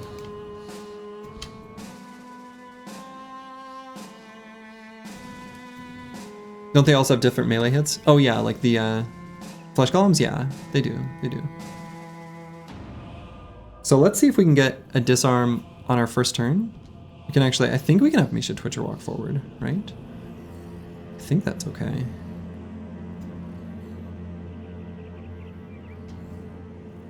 Maybe I want to know where the greater flesh golems are going first, but maybe not.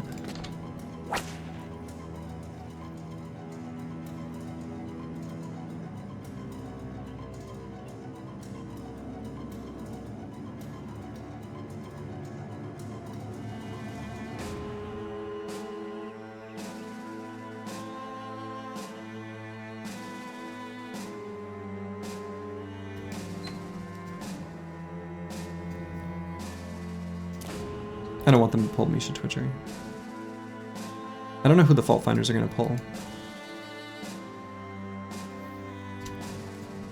Let's get the Chaucer moving up towards the Grand Diviner. He's slower than him though, so I really do want to disarm him this turn.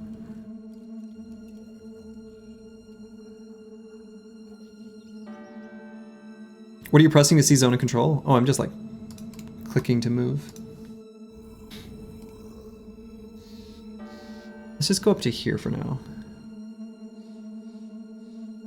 I guess if he gets pulled by the fault finders, maybe that's okay. Oh, maybe that's a mistake. Maybe the greater flesh golem will move in range of him, but maybe it won't. All right, so No Man 1220, we're gonna have him try to disarm. Missed it. Okay, so that's what I did not want to have happen. That is absolutely what I did not want to have happen. That's actually really bad, right? So he's staggered, so he's not going to go before him? Is this really bad? I think this is really bad. Did I fuck up? I think I did.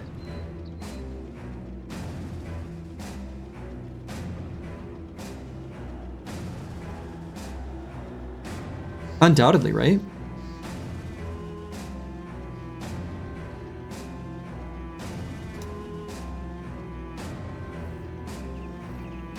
So we're gonna run right in range of the greater flesh golem, so we can get falsers up here. I don't know. Can someone be a juicier target? Not someone who we want him to attack. They do like an AoE attack. Maybe we have to take out the Grand Diviner instead of disarm him. We missed both of our disarms, right? Our third disarm is over here. Not in range. We can't get in there to... Yeah, I mean, I don't think so.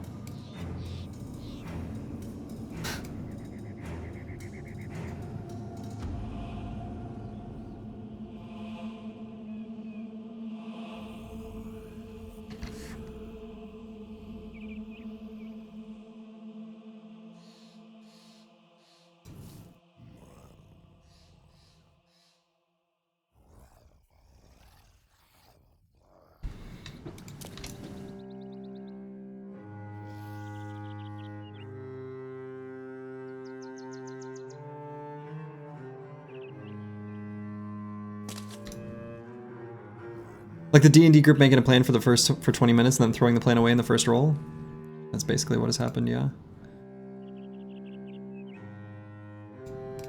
I mean, if I'm gonna put bros here, I guess we can move Curse Word. Taking care of the greater flesh golems is pretty imperative.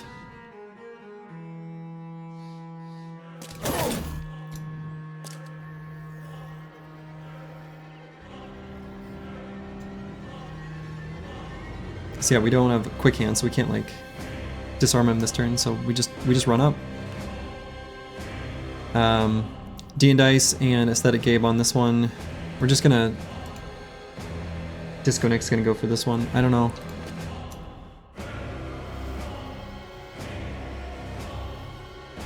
We'll get Pigeon be Pigeon closer to do disarm next turn, but.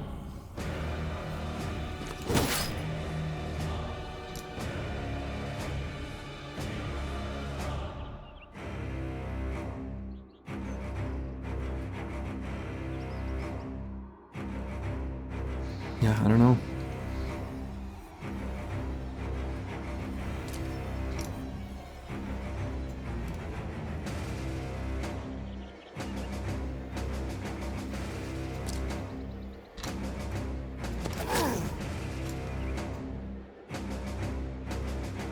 I guess we'll see what happens.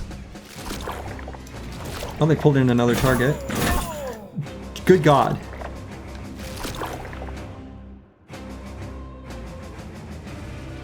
Alright, so we can rotate Falsers out.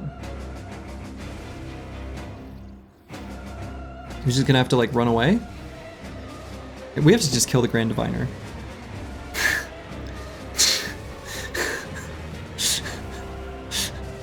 And then Falsers has to just like retreat to the back of the battlefield. Hit him in the head twice, by the way. Did not proc 9, but...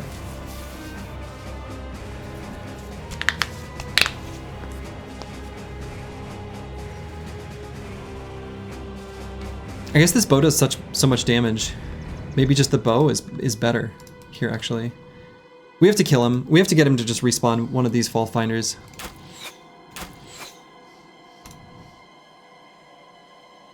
So we rotate, we pull out a shield, we end turn.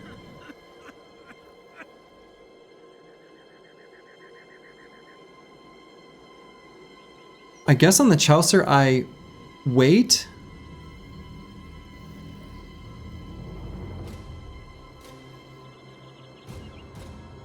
I guess. I don't know where we want to move him yet. He doesn't have taunt. How did every single one of those attacks miss? Wow. Yeah. just straight up missed every fucking... Wow, okay. Wow, alright. Alright, back to disarm plan for Grand Diviner. Otherwise we focus damage on Greater Flesh Golem. This thing has to die. Pigeon v Pigeon, disarm. Succeeded. Does Aesthetic Gabe want to wait for more armor to get destroyed? No?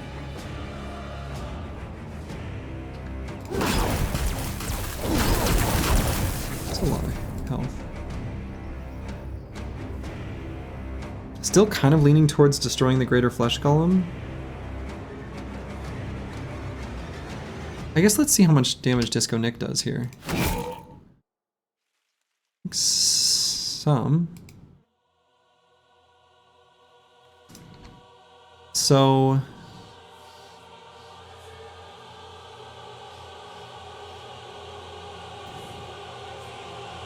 I think one dagger attack.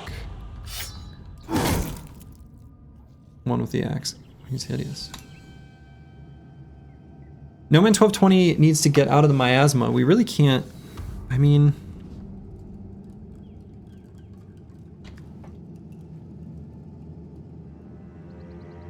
Body armor fully destroyed. We can't risk him getting pulled. Yeah, I know. I'm planning on lunging up, but I'm not sure what to do afterwards.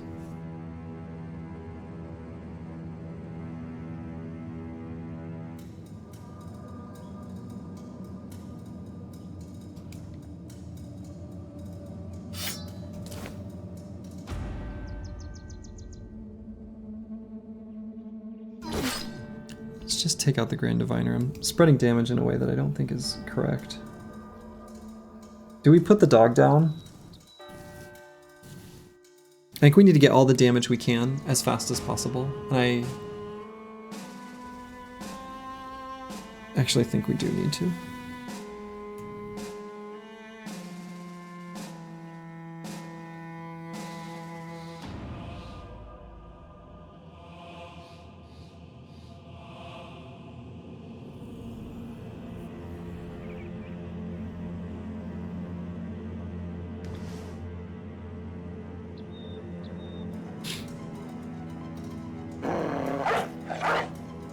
See how much damage this does. It's a pretty good attack. So Falstress needs to go all the way back. We need so that any series of pulls can't pull him into anything. He does still have 9 to proc, so...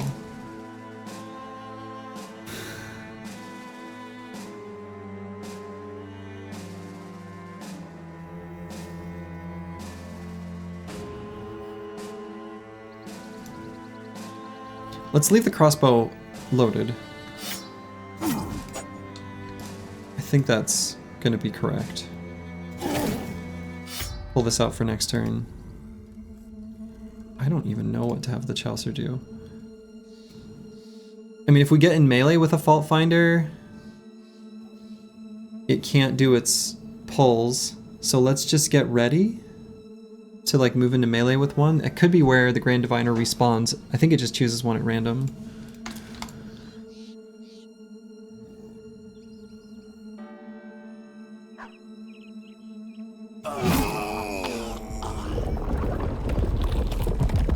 Okay. Didn't like his laughter. Oh, I'm so sorry, Battle Brother.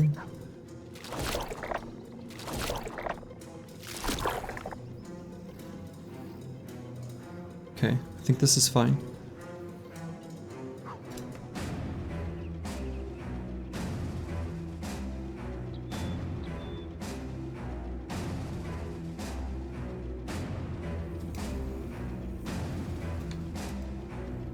I guess we wait on Furious Sheep.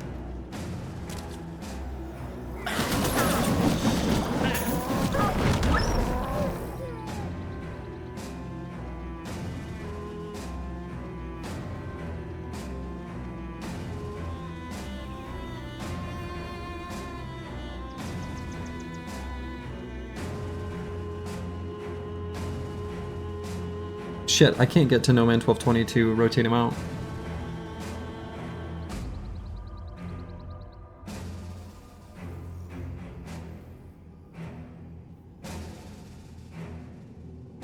Squigs is just shy of being able to do it twice.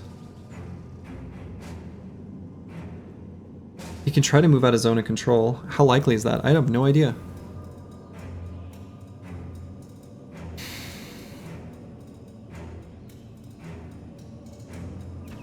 But No Man 1220's got to get out of here.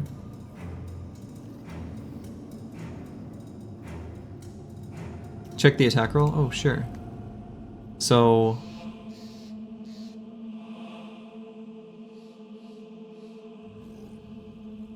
$11.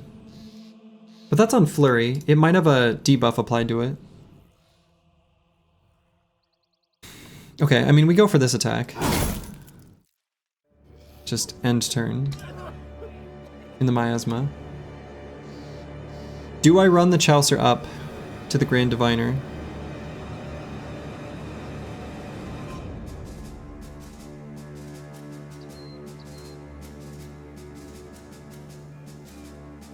Yes. Let's wait on Disco Deck? No, we don't wait. We do something. Contribute to surround?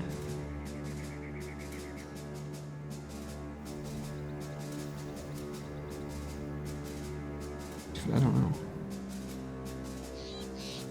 Move, hit this thing. Disco Neck's still in good shape. You gotta kill it? Yeah, I know, but Disco Neck can't contribute damage.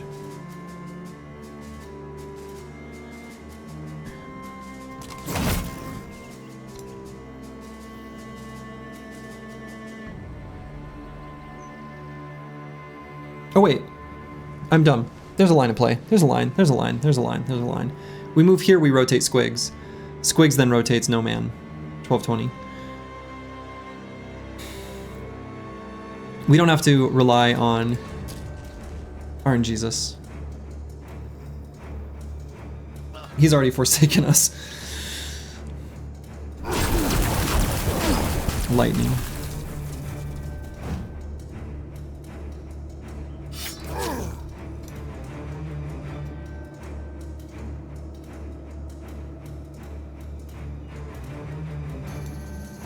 I think Falsh's is okay way back there. So I'm gonna move Furious Sheep up to attack this Flesh Golem, I guess. So we'll move Insane Killer here, I guess. So close. Oh, actually, will Curse Word do this?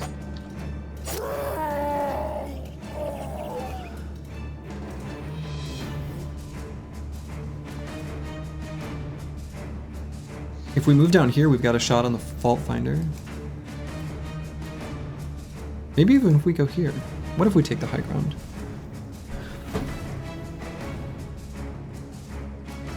I feel like this is just asking to get pulled. How bad is it if Curse Word gets pulled? It's like a medium amount of bad. We have people nearby. You can only pull them into like the Flesh Cradle. Is that so bad? It's like kind of bad. Is the chest block? I don't know. Can he one-shot a Finder? I don't know.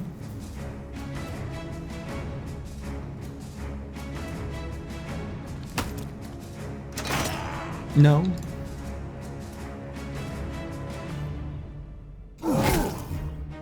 That doesn't feel like very much damage. So we're gonna wait on No Man 1220 because we're getting bailed out.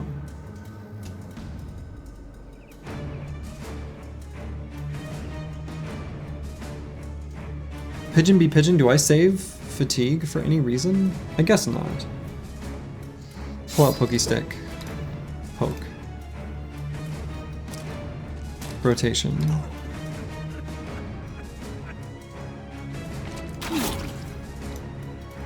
This fight sucked.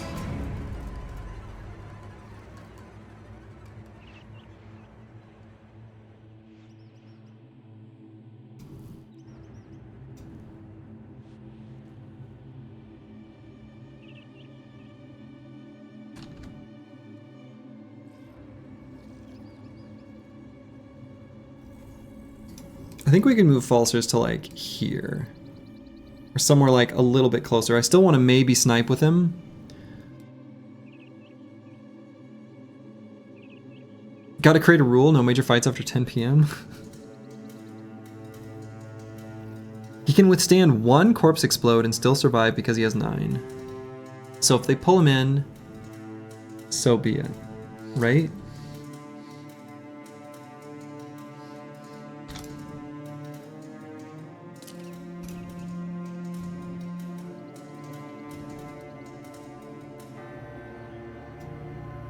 No man 1220, we're just gonna have backup completely. Got the sprained ankle.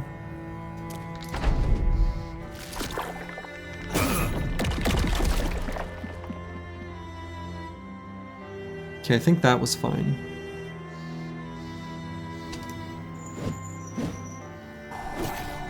Just gonna make you sweet, beautiful, beautiful, beautiful, beautiful, beautiful, beautiful person. Now we send the Chaucer in here and we Undone. The only way to free Disco Nick is by... Oh, Jesus. Destroying... Alright.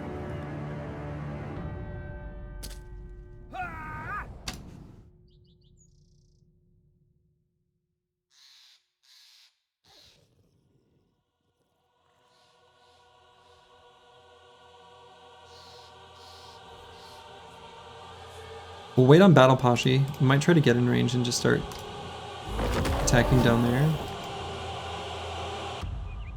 Furious Sheep, 2 quick shots. High damage, he's completely naked.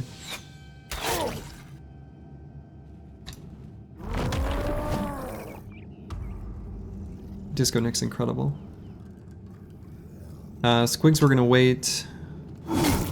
Hopefully the rest of the squad can do enough damage. Is that a Gabe?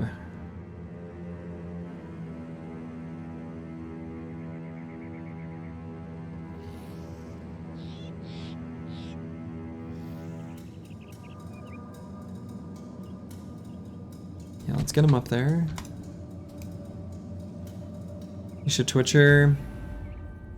See, on some of these brothers, I feel like maybe I should save fatigue. Because I have a feeling we're going to need to bail Disco Nick out at some point here soon. Like, very likely, right?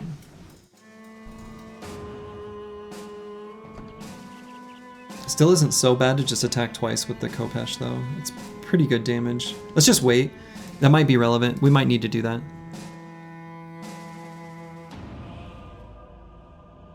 D and Dice is already so close to this Fault Finder, I feel like he should just get in there. Sainkiller 013. We'll attack here and then get in position to do future rotation.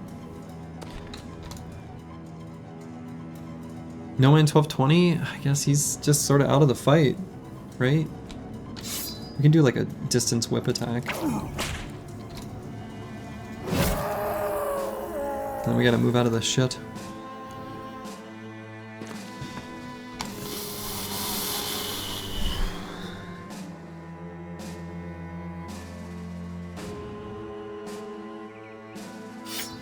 Pigeon be Pigeon, we're gonna have ready to do more whip disarms. Curse Word, we're gonna move up to this high ground, equip our high damaging Throwing Spear and miss. All according to plan. I think we take out the little flesh golem first. I don't know if that's right.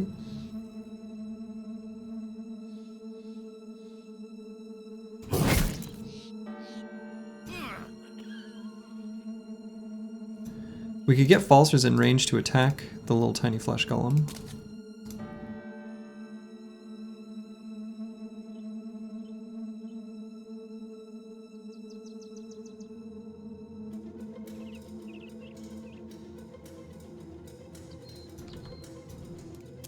Just get him up there. Now Battle Pashi. Where do we send Battle Pashi?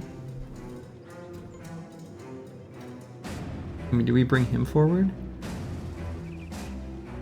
I don't know that they have that much damage over here. Even our Nimble Boy, I think he's like okay.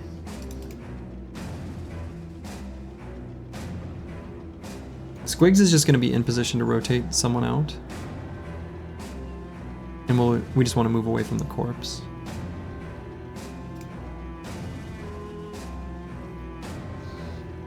So we'll go to like a central position, like here. Boilerplate, we'll just move away from the corpse. Misha Twitcher, we're going to move all the way up here. Get ready to either rotate or disarm the Grand Diviner.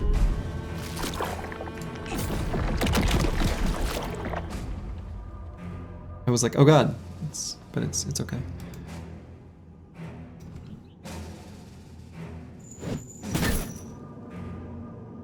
Okay, that wasn't too bad. Disco Nick. Thank god we've got our best bro on the case. No Man 1220, I don't think we're gonna end up being able to do anything. Battle Pashi, maybe? I don't know, do I attack a Flesh Golem?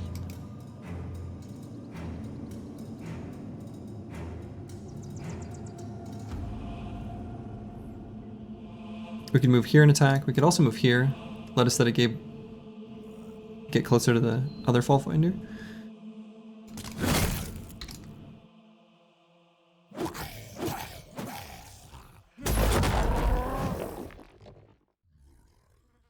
Disco Nick's on a timer, isn't he?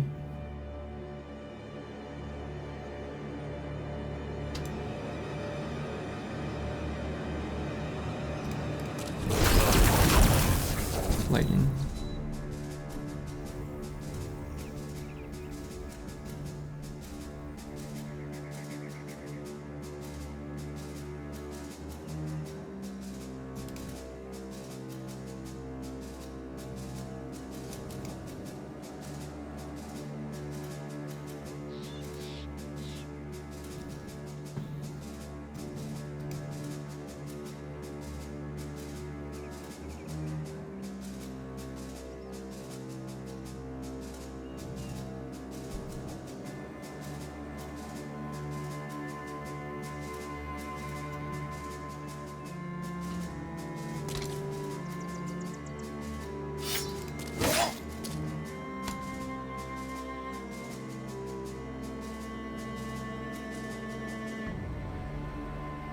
Does the north mean more damage? I'm not sure.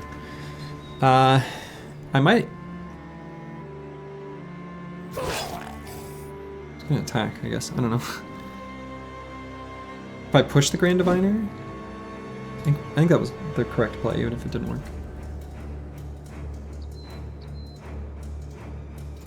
Lost Guardian, I think we get up on this high ground.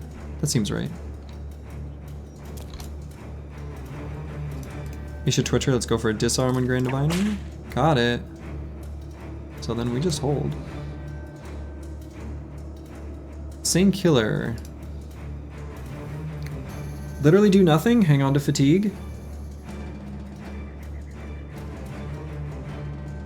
I mean, I guess Squigs is still here. So maybe not, maybe move here, attack, move Squigs over to there. Squigs can rotate if he needs to later.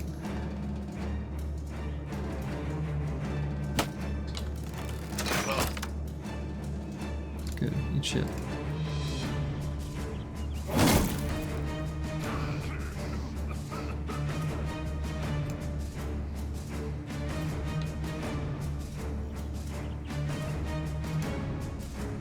Furious Sheep.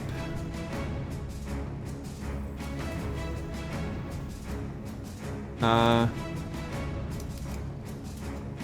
want to move him out of miasma. I guess we can do a quick shot just over top here. Warbow is so good.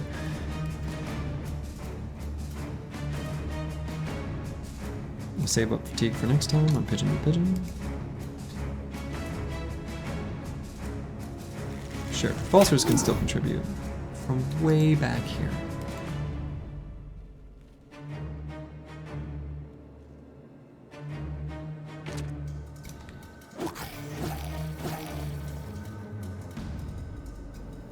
So yeah, we'll move Squigs here, just to be ready. Oh my god, there's a corpse there. That's right. Oh, the little tiny guy. Oh, Jesus. Oh, God. I'm gonna be honest, I literally forgot that was there.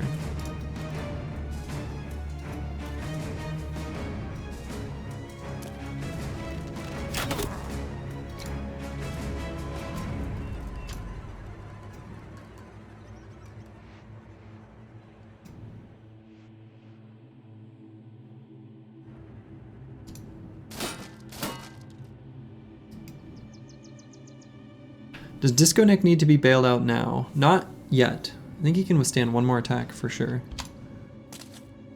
At least one more. Maybe more. Possibly more. It wasn't too bad. Does Boilerplate get up here to do more damage? Just direct to the Grand Diviner? I think he can be ready to.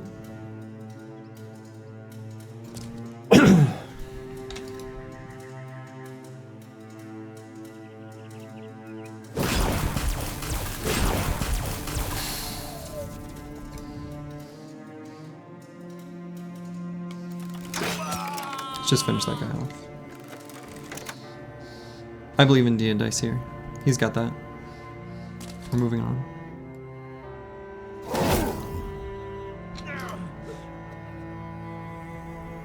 Dagger.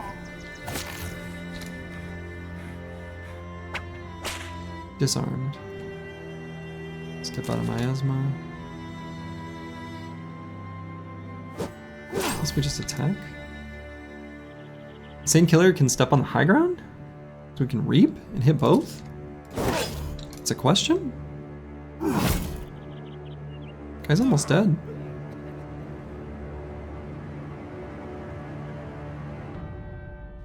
Let's do one regular attack.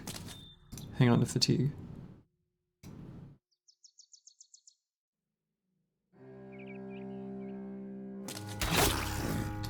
Holy shit, that Warbo does a lot of damage.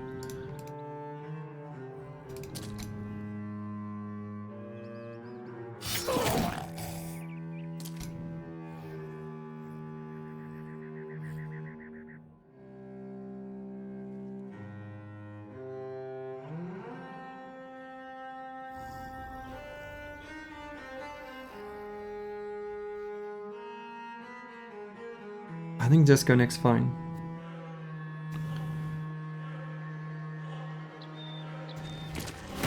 But why risk it?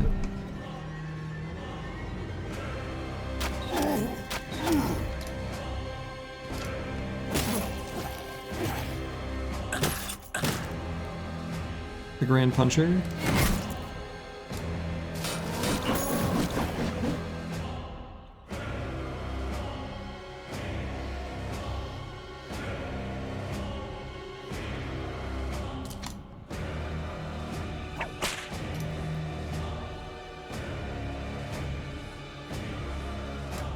You think this will be tools positive? I have a feeling it won't be.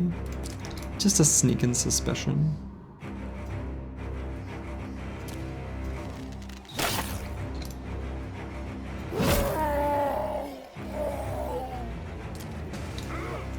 I guess that's basically all she wrote. They don't really have much else.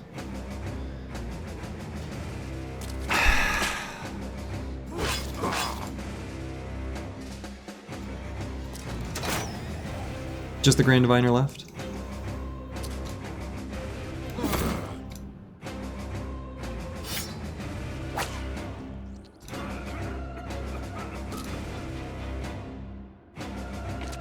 Punch him squigs.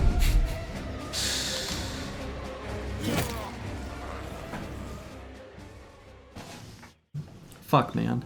That first, see, this is why I hate that fight. That first round. We almost just lost. We almost just lost. Like right away. Right away. Like almost just lost. Just like dead.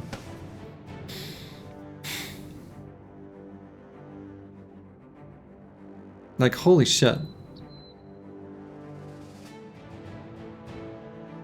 That knock to the noggin doesn't impede Falser's ability to summon. Oh my god. Yeah, it was definitely not tools positive. Oh shit. Congrats, thank you. Thank you, Battlemia. You gotta take the headpiece and robe. Oh yeah, we're taking the headpiece and robe. They're actually like good, right? The Cowl of Divination is like legit. I know exactly where we're gonna put it too.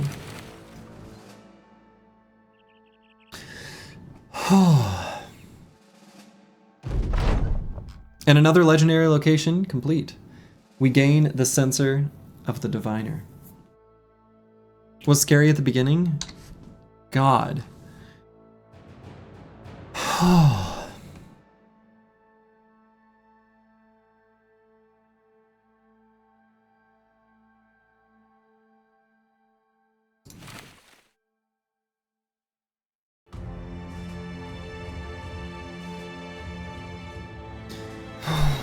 Battle Lamia, thank you for the Prime sub. Yeah. We also get what is practically a named item. Robes of the Divinator, or whatever. So if we compare these just to like Assassin's Robes, 120 at -9, 125 at -9, they're even better.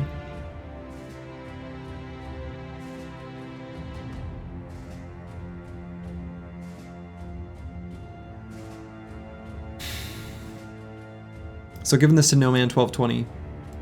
Actually, honestly, probably best for the banner. Well, I don't know.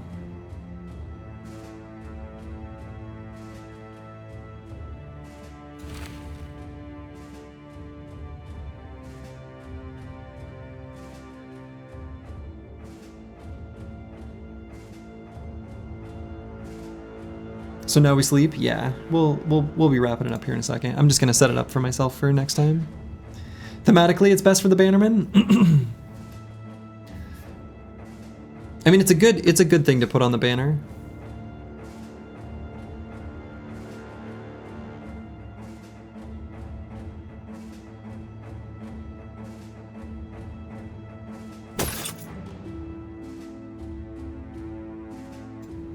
Yeah, I don't know.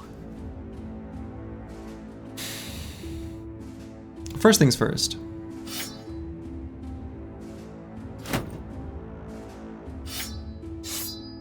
Let's put our stuff back.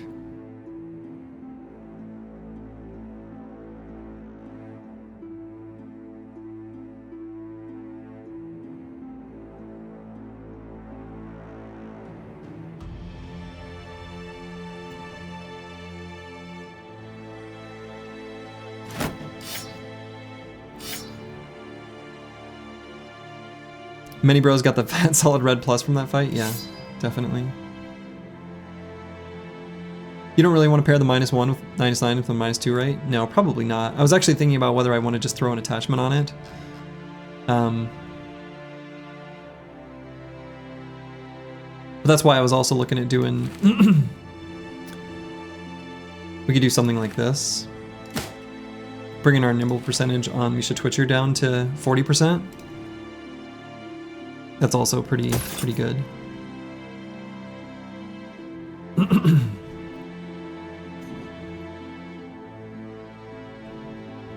Losing my voice a little bit. Did we learn that we need to take a step back in that first round? You know what's funny? Someone on YouTube comments did say that's how they start it, and they recommend doing that. And I was like, I don't know if that person from YouTube is right. I'm not sure. Person from YouTube? You were right. Or in any case, what I did was wrong. That I can say with confidence.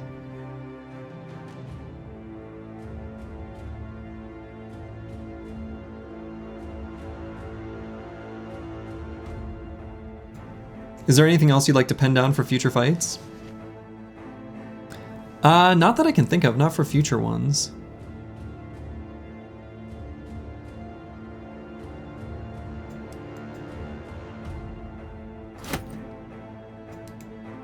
Not that I can think of.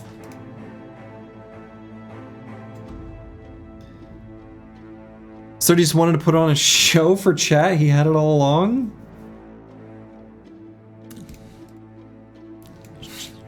Sure, yeah, definitely, obviously, of course.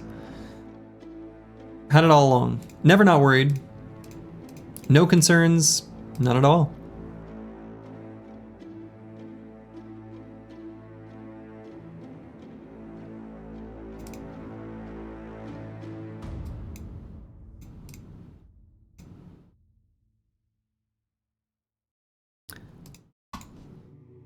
This weapon's really good, by the way. It goes without saying, perhaps, but ignore the bead of sweat rolling down the temple, yeah, and the several that are like pooled on my back, going down my crack, you know, normal stuff. Normal stuff.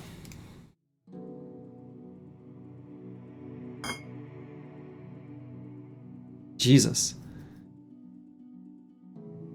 The chapter gained a level from that.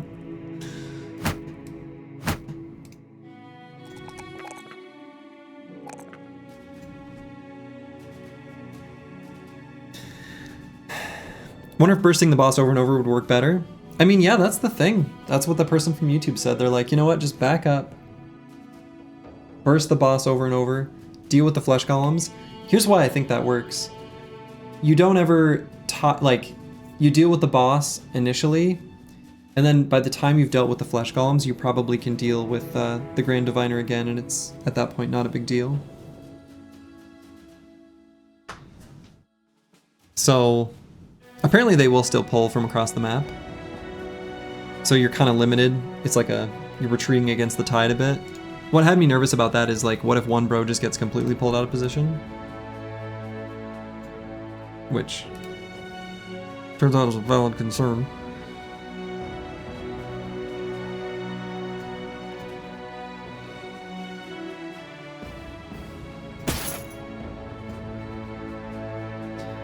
But yeah.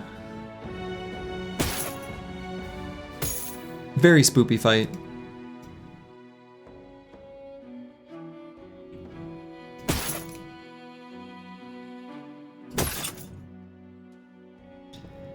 That was harrowing.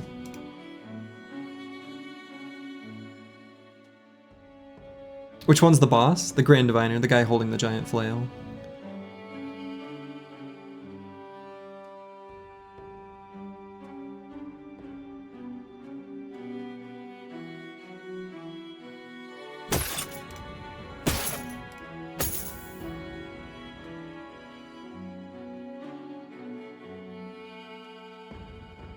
God.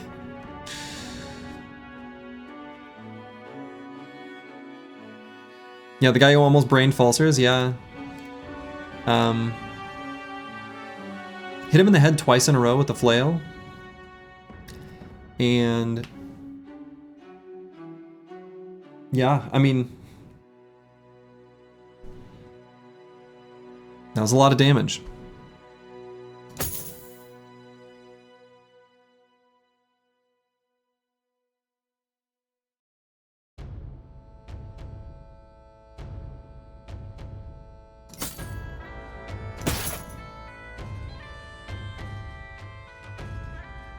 It was a lot of damage.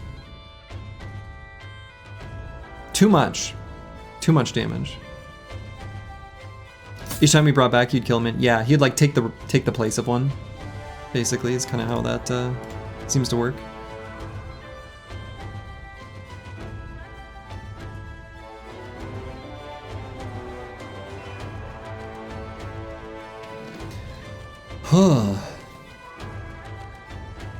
Glad he's still around to read the Run1. Right. Flail with a nightlight? Yeah, basically.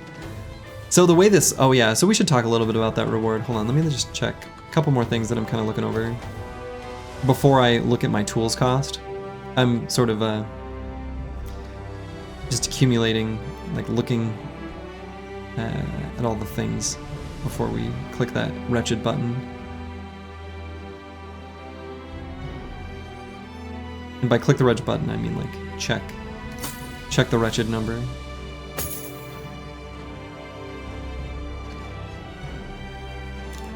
I guess it's not. Actually, I almost thought this number would be worse. Whew. So if he gets killed over and over, he'd waste turns moving around and kill off the people doing the pulling / exploding. Yeah, basically.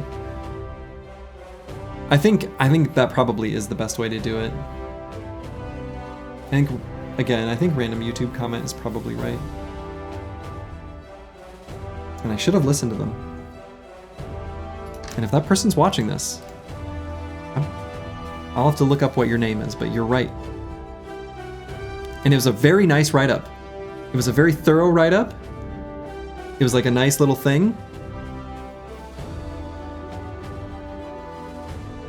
feel like I got egg on my face a little bit. And not in a good way.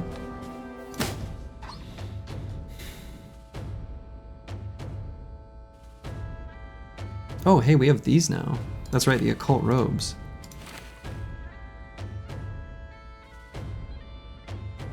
These are actually not bad.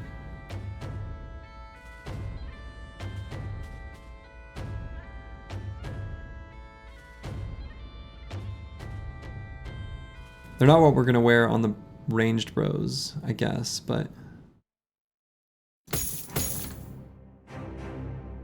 we can put one here. Actually looks pretty cool. Anything cool and normal happening? Yeah, you're alive.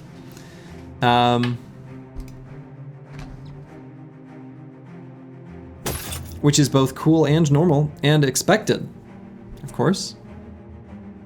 Everyone says the fight is easy, but you don't see it. I mean, that's the thing. Oh, did it really almost cast Pashi? It's a fight that I feel like I don't understand well. Next time I do it, I'm definitely doing it the way random YouTuber does.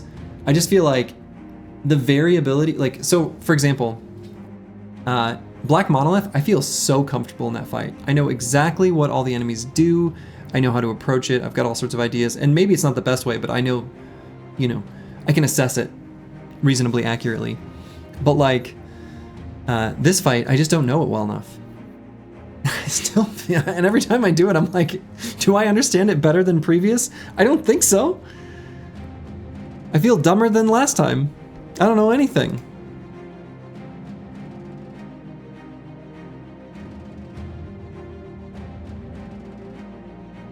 Yeah, what? Got a broken nose, broken ears, broken everything.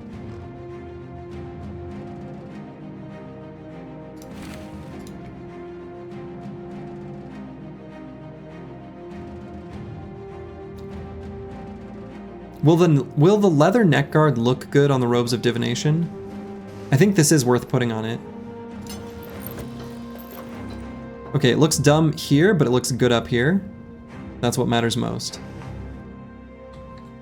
This little section right up here in the top left.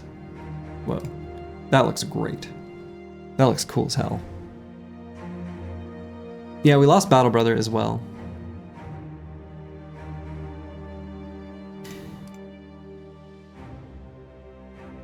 Helmet hides it well. Yeah, it hides the sort of awkwardness of the... But otherwise, that looks really good.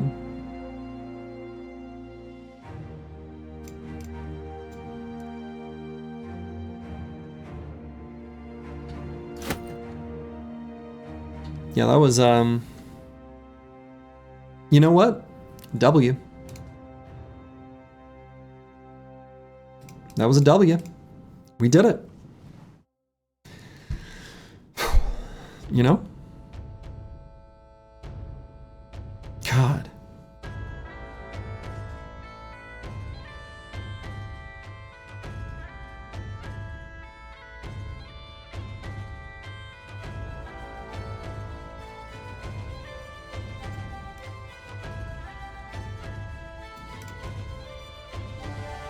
So we got the sensor and we got the Reproach of the Old Gods, so. Feeling pretty good about all that, that's for sure. Oh yeah, still haven't talked about this weapon. Alright, Censer of the Diviner. A heavy censer repurposed into a vicious flail head on a long handle. You know not what incense the Grand Diviner used to fuel his mad visions, but it burns like poison, and the weapon produces it from some unknown, inexorable source. One downside to getting this item though, we have now polluted the event pool with a string of Grand Diviner specific events that I think have no like conditions attached to them other than have the Grand Diviner. So it will be a little bit more difficult just because, again, we've just put more stuff that could happen into the event pool as far as finding new brothers is concerned. It comes with two different abilities. Sensor Strike. So you can think of these as being a bit like the Sword Lance. Pretty much the exact same, actually. This is the single target attack. And what's really great about this is it still has the flail's get around shields thing. So if you've got an enemy like back line or like you know, front line of shields, and Pigeon B Pigeon is like standing back ready to rock and roll, he can still hit them and, you know, negate their shield bonus, which is insane, just insane. 60 to 110 damage, of which, you know, up to 33 can ignore armor. Quite a bit more damage than a sword lance. In fact, if we compare it to our famed one, it's just more damage. It's just straight up better than our famed sword lance, as far as damage is concerned. It also leaves miasma in its wake, and the it has a secondary skill which does not reduce the armor penetrating damage like the sword lance's reap, and does the exact same sort of AoE pattern. Leaves miasma behind, and also though the one downside is it doesn't get the bonus armor penetration on head hits like a normal flail, so there's really no need to get Headhunter with the Sensor of the Grand Diviner. So it's good. The miasma is mostly like a downside because, you know, when you hit the enemy, you probably killed the enemy, and when you kill the enemy, you maybe need to move into that hex. But that's okay, we've got a cook. She can heal us up nice and quick after each fight from our own stinky gas clouds. So we're gonna be circling back for Flail Mastery probably next. We are going to go Nimble Forged on this brother, so we're gonna wear some much lighter armor than what we've got on right now, so that we can use the Castigate ability more. Thanks for another masterclass, brother. Well, hey, you're welcome. I don't think we can call that a masterclass. I think that was a lesson in hubris where, well, we're alive. And I think that's where I'm going to call it for the evening. I will be back tomorrow, so, whew. What a stream. Very entertaining, good. Yeah, I'm gonna go to sleep. I'm like losing my voice. Send you guys over to Some Weird Sins. He's playing some sort of new roguelike. Lovely. And I shall rest. So to all of you, wherever you are in the world, make it a good one. This remains the run. Ta-ta.